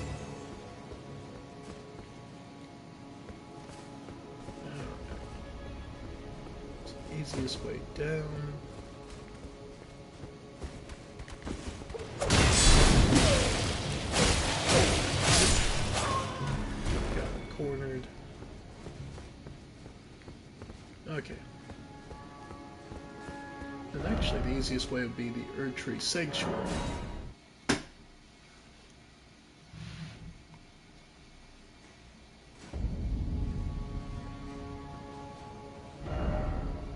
Because then you can just take the elevator down.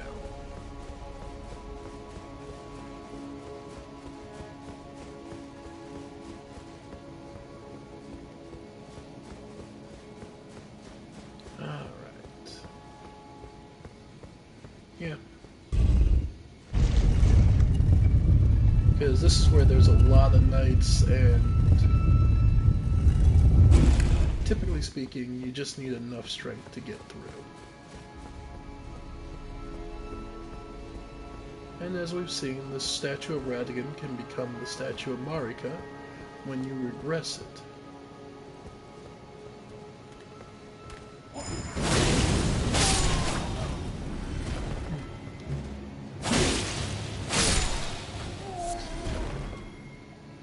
So, it's easy to understand that Radigan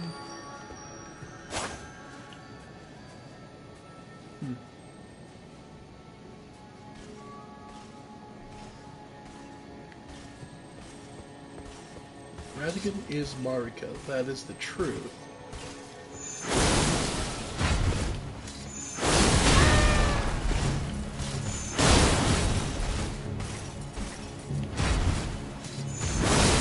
My personal belief is that, well, the way it worked out is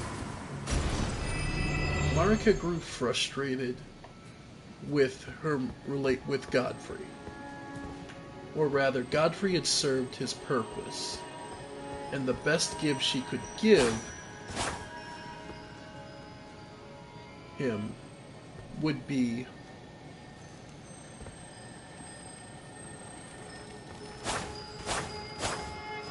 the best gift she felt she could give him was his freedom, removing the grace from him so that he would be guaranteed to encounter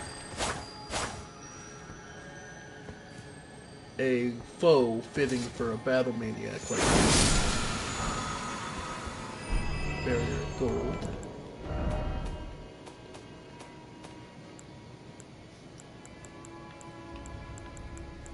Alright. One of the incantations of her tree worship greatly increases magic damage negation. Okay. It's the anti-magic.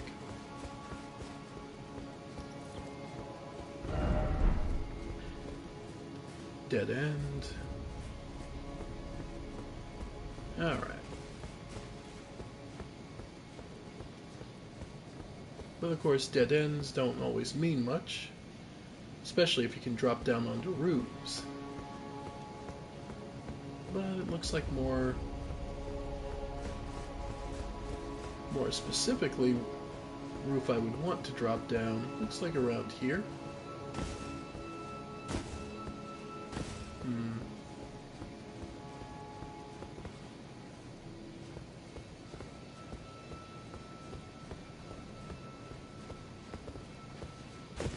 Oh, that's gonna hurt.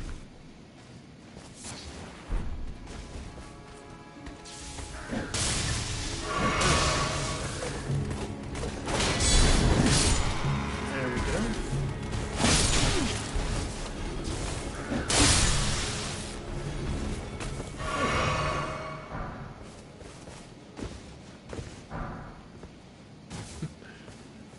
Even now, all I get from those grunts are daggers. And he's just trying to figure out how to get that jump, to get that item. Alright. Golden Rune 13. More Gravelstone.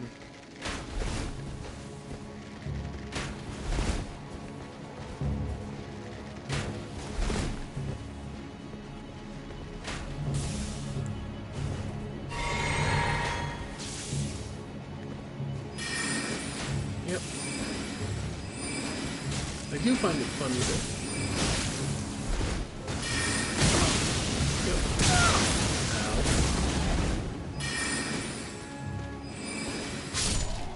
There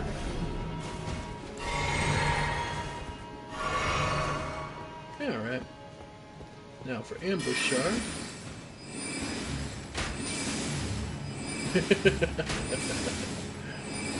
I love this spell so much. When it comes to exploring, it just works so well. And yeah, I know you're there. Come on.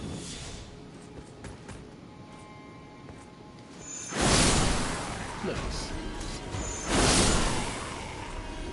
And you? Yep.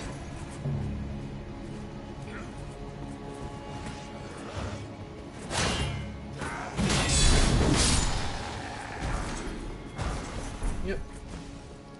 Not too much. Lots of grunts, nothing too horrible. The knights are a pain, and the knights do take some effort.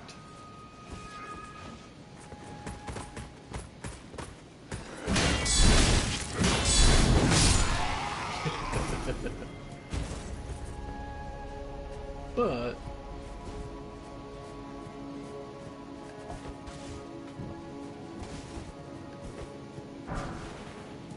yeah, the knights do suck and the knights do take some effort, but if you can isolate them, it's not so bad.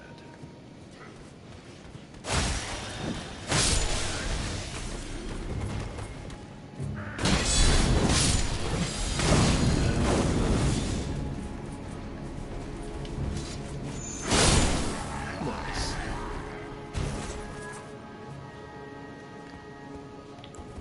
Yeah. That's one of the golems.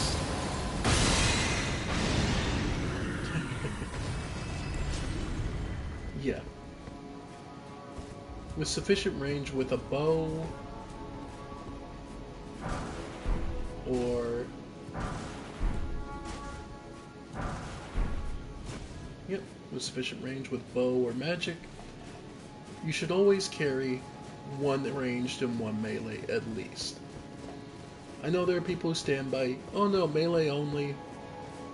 No, you can afford to keep a ranged weapon on you. Something quick to pop off damage.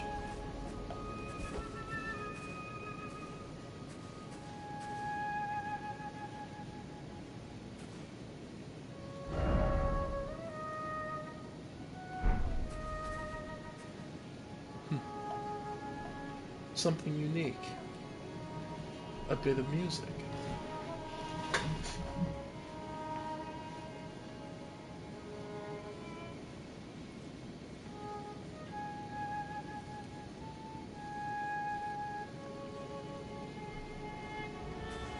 After all, where do you think the music we've been listening to comes from? Alright.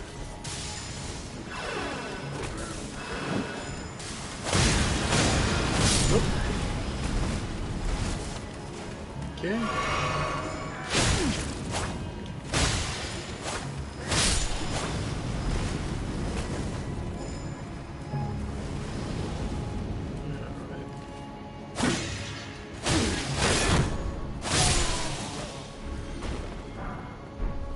Leather draped tabard.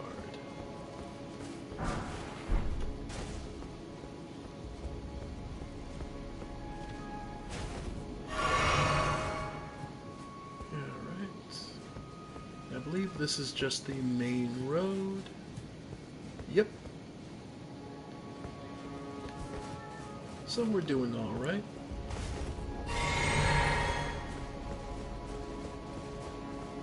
But yeah, you'll note that the song he's playing is effectively what we've been listening to this entire time.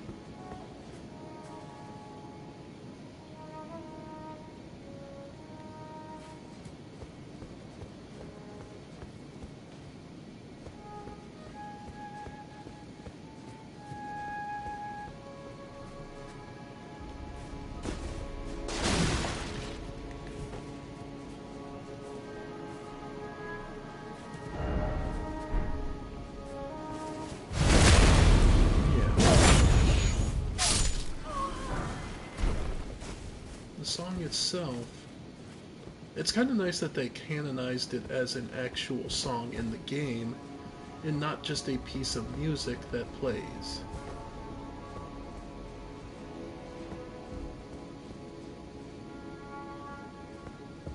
Alright. But I believe that's about it. With that, we've pretty much explored most of it.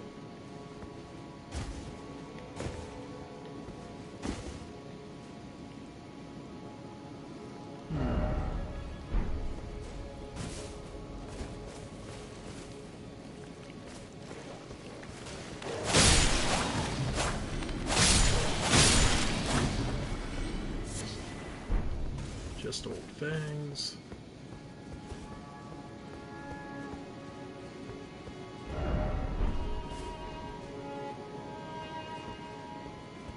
Yeah.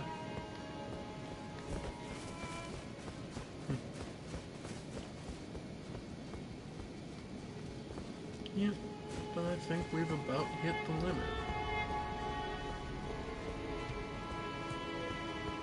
That item is just like some runes, I believe, if I'm not mistaken. So, yeah. This is Lanedale, the capital. This was what was built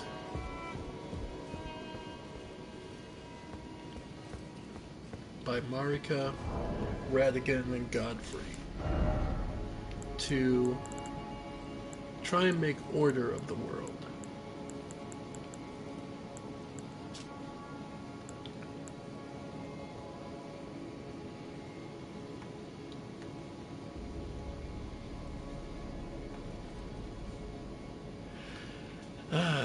Protection of a hidden temple in the guise of a bedchamber. This blessing is of the utmost rarity. It is said that a deathbed companion will only produce a blessing of this kind for a champion but once in her entire life, the sole blessing which she imbues of her own volition. And we have accepted it. Well,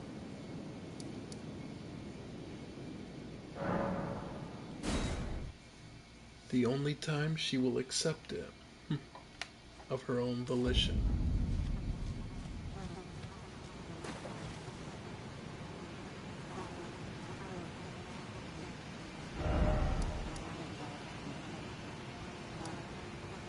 Okay, so then I suppose this is it. Nothing more to be said. We've seen all we can. Let's face the Forge of the Giants.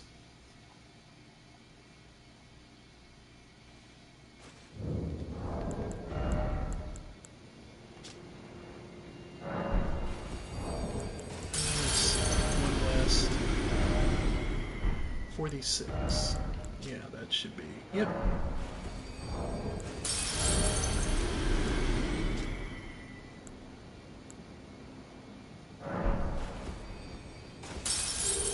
Alright.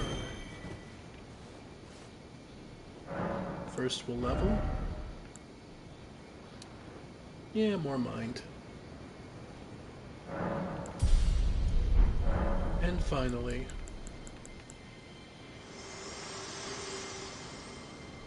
Melina. Are you ready to commit a cardinal sin? I'm ready. I've said farewell to all I can. Let's begin. Very well. Let my hand rest upon you for but a moment. As you wish.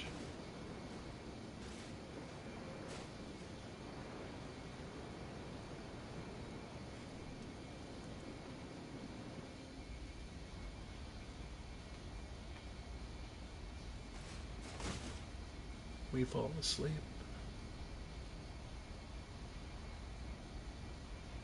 Notice how scarred Melina's hands are.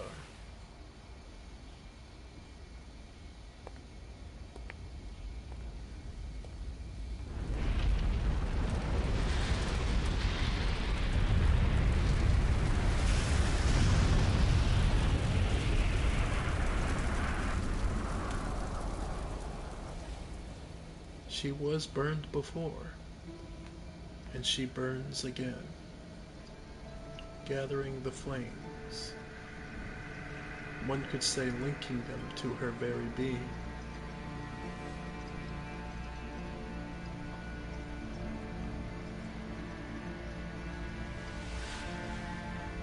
O Erd Tree, you shall burn.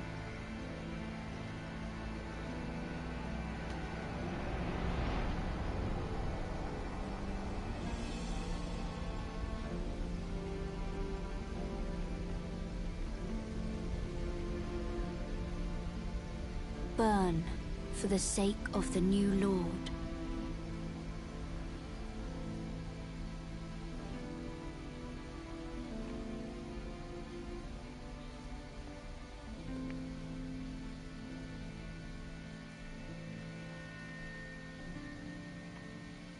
Thank you for guiding me here.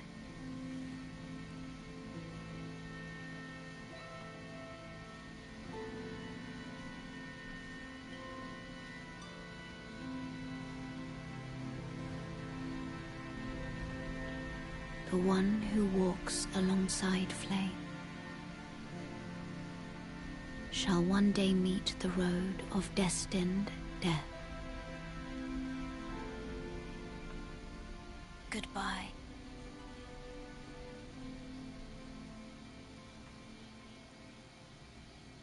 Goodbye, Melina.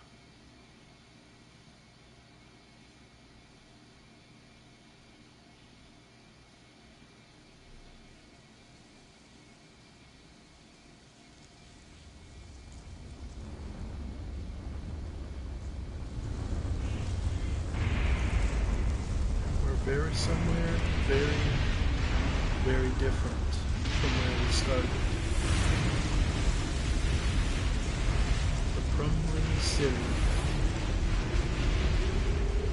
that falls apart but is never destroyed.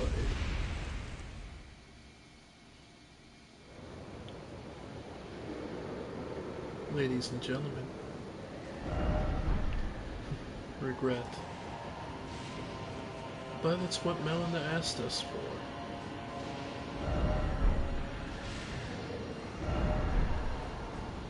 She sought freedom and chose this path for us. And we agreed. We become the new Lord, the one who shall walk alongside Flame.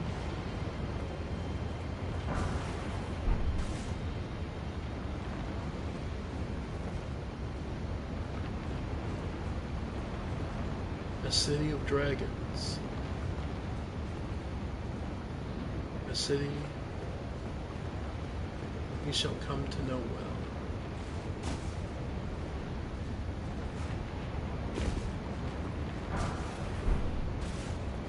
The truest of Endgame begins here.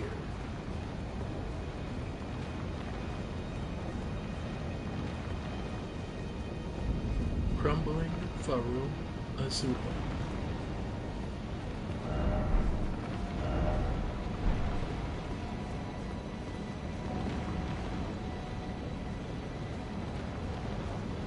A city that once was a height, a capital, but now is slowly being consumed by these huge storms.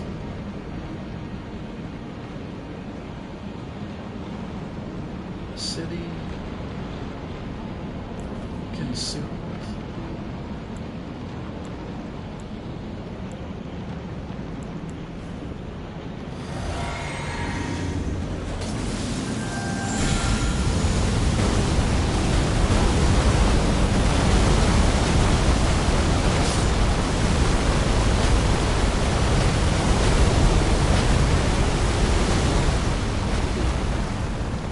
You know, that skill kind of sucks when it's...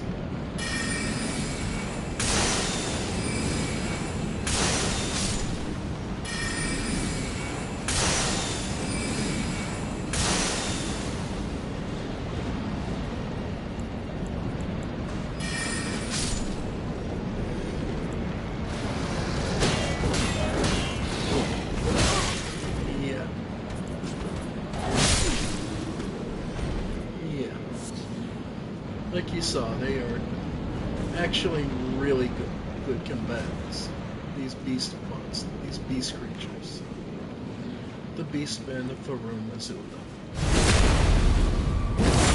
They were the common residents of this place.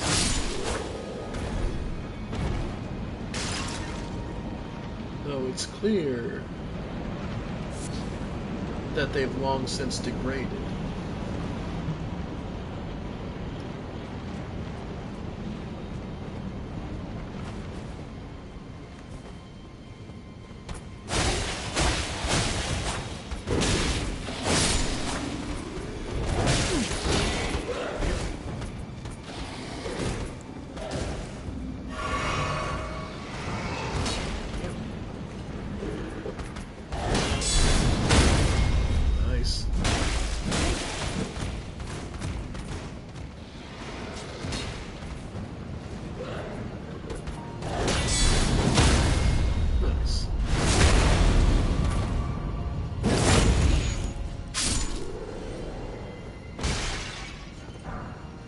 Beastman's curved sword. We've collected a couple of these in the past. The blade is heavy but well balanced, comparatively easy to weld for the damage it delivers. Forged of dull iron wielded by the Beastman for Ramazula. It actually has C strength scaling, so yeah, it's well balanced and strong. It's an overall excellent weapon.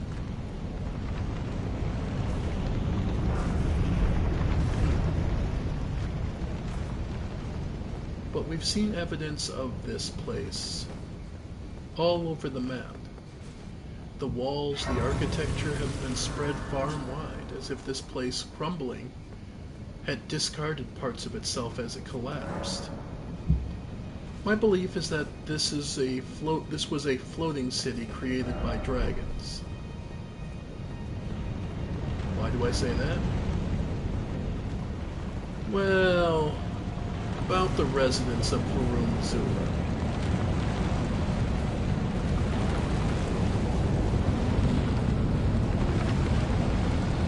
There's the Beastmen, and then there's a lot of dragons. A lot of dragons that love red light.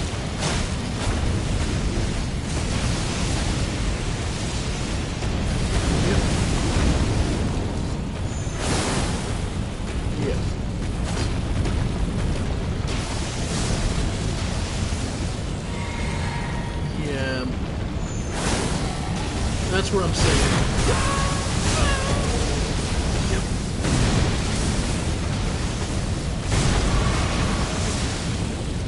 Yeah.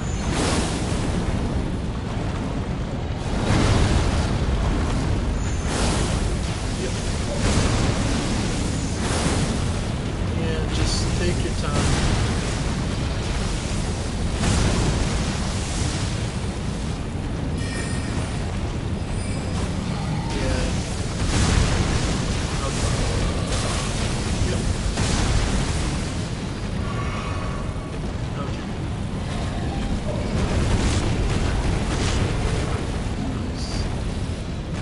Okay, we do get back up, so...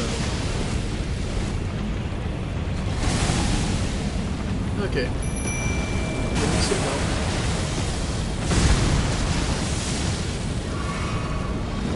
Okay. Because he's gonna have to take help. So...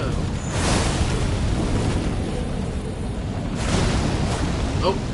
Crap.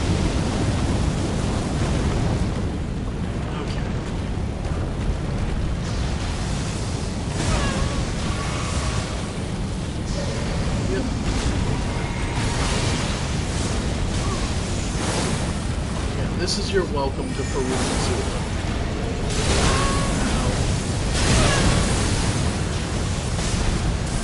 Yeah. Nice. There it comes. Yeah. Luckily it's a plus 10 minutes, so it's got a stupid amount of HP. Down he goes. Yeah. Okay, rolled a little too soon. That's on me.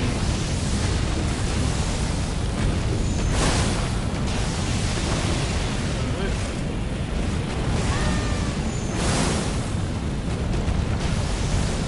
Yep.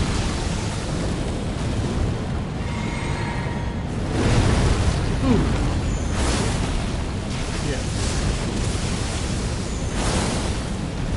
Luckily, I fought by the other clock tower a lot, so after image attacks, yep, and that's gonna hurt. Yep. Ooh.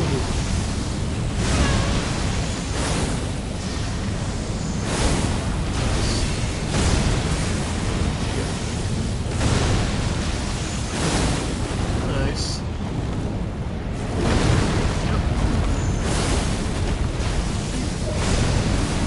Your distance. Ooh. Ancient Dragon Smithing Stone. So that's another plus 25 we'll be able to make. Yeah. Luckily he doesn't respawn as far as I know, so we're alright.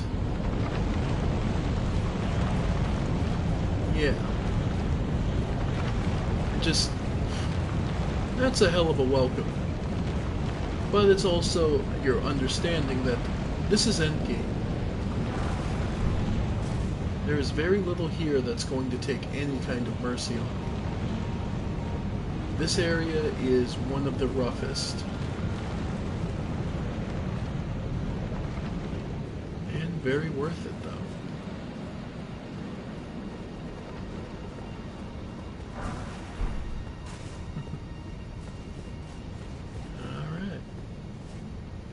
the game was kind enough to take pity to get us yet another.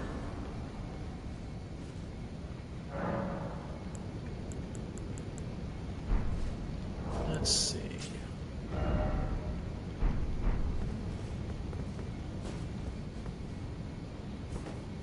But yeah, be ready for lots of beastmen. Though it's clear these are more of a open air burial kind of thing. Awesome.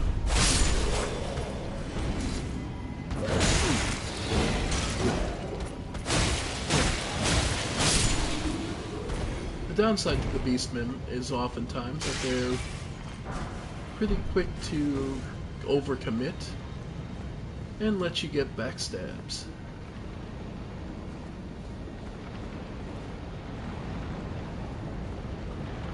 The other major thing about this area is there are all sorts of shortcuts. Because this place is crumbling, if you can find a way around things, you'd be surprised what you can do.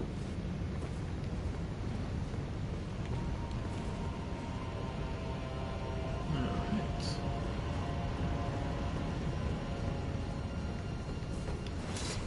Another sword guardian. The shield. I don't think I've ever gotten that shield. If it's one you can get.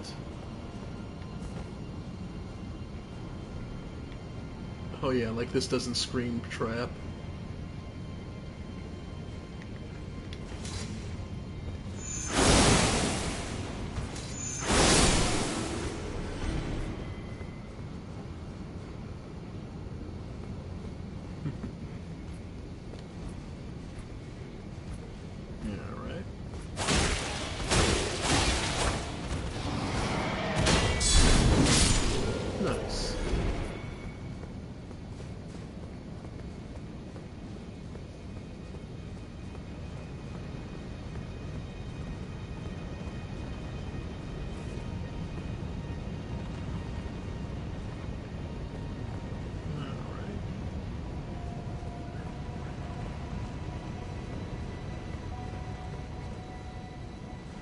This was this shortcut we could have taken.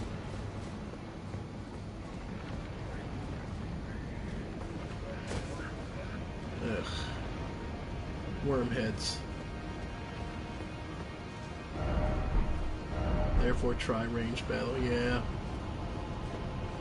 Never get close to wormheads unless if you can help it. Heroes Room 2.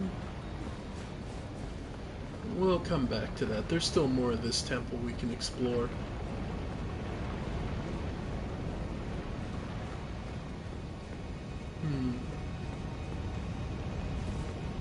You know, it's funny. At one point, I did say that I thought the beastmen here were afflicted with Deathblight. And, well, they are, but not in this area. I have to take that back because not all of them, like we saw some of them bleeding earlier.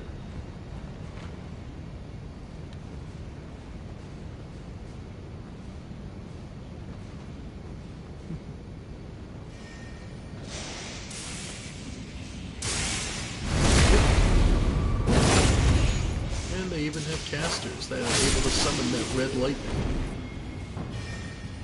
Let that sink in.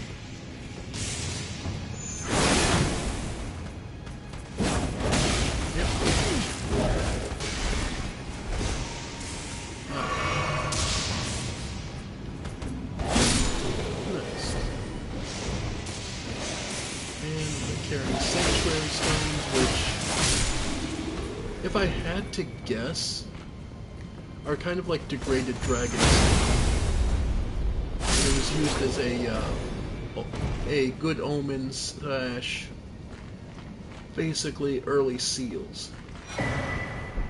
The Ancient Dragon Prayer Book.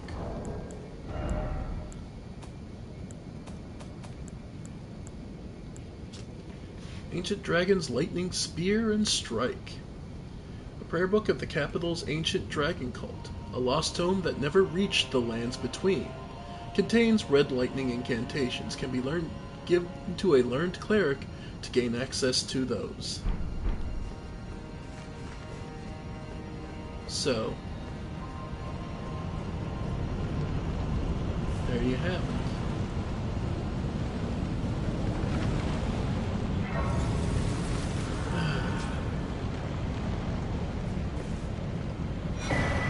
A somber stone miner's bell.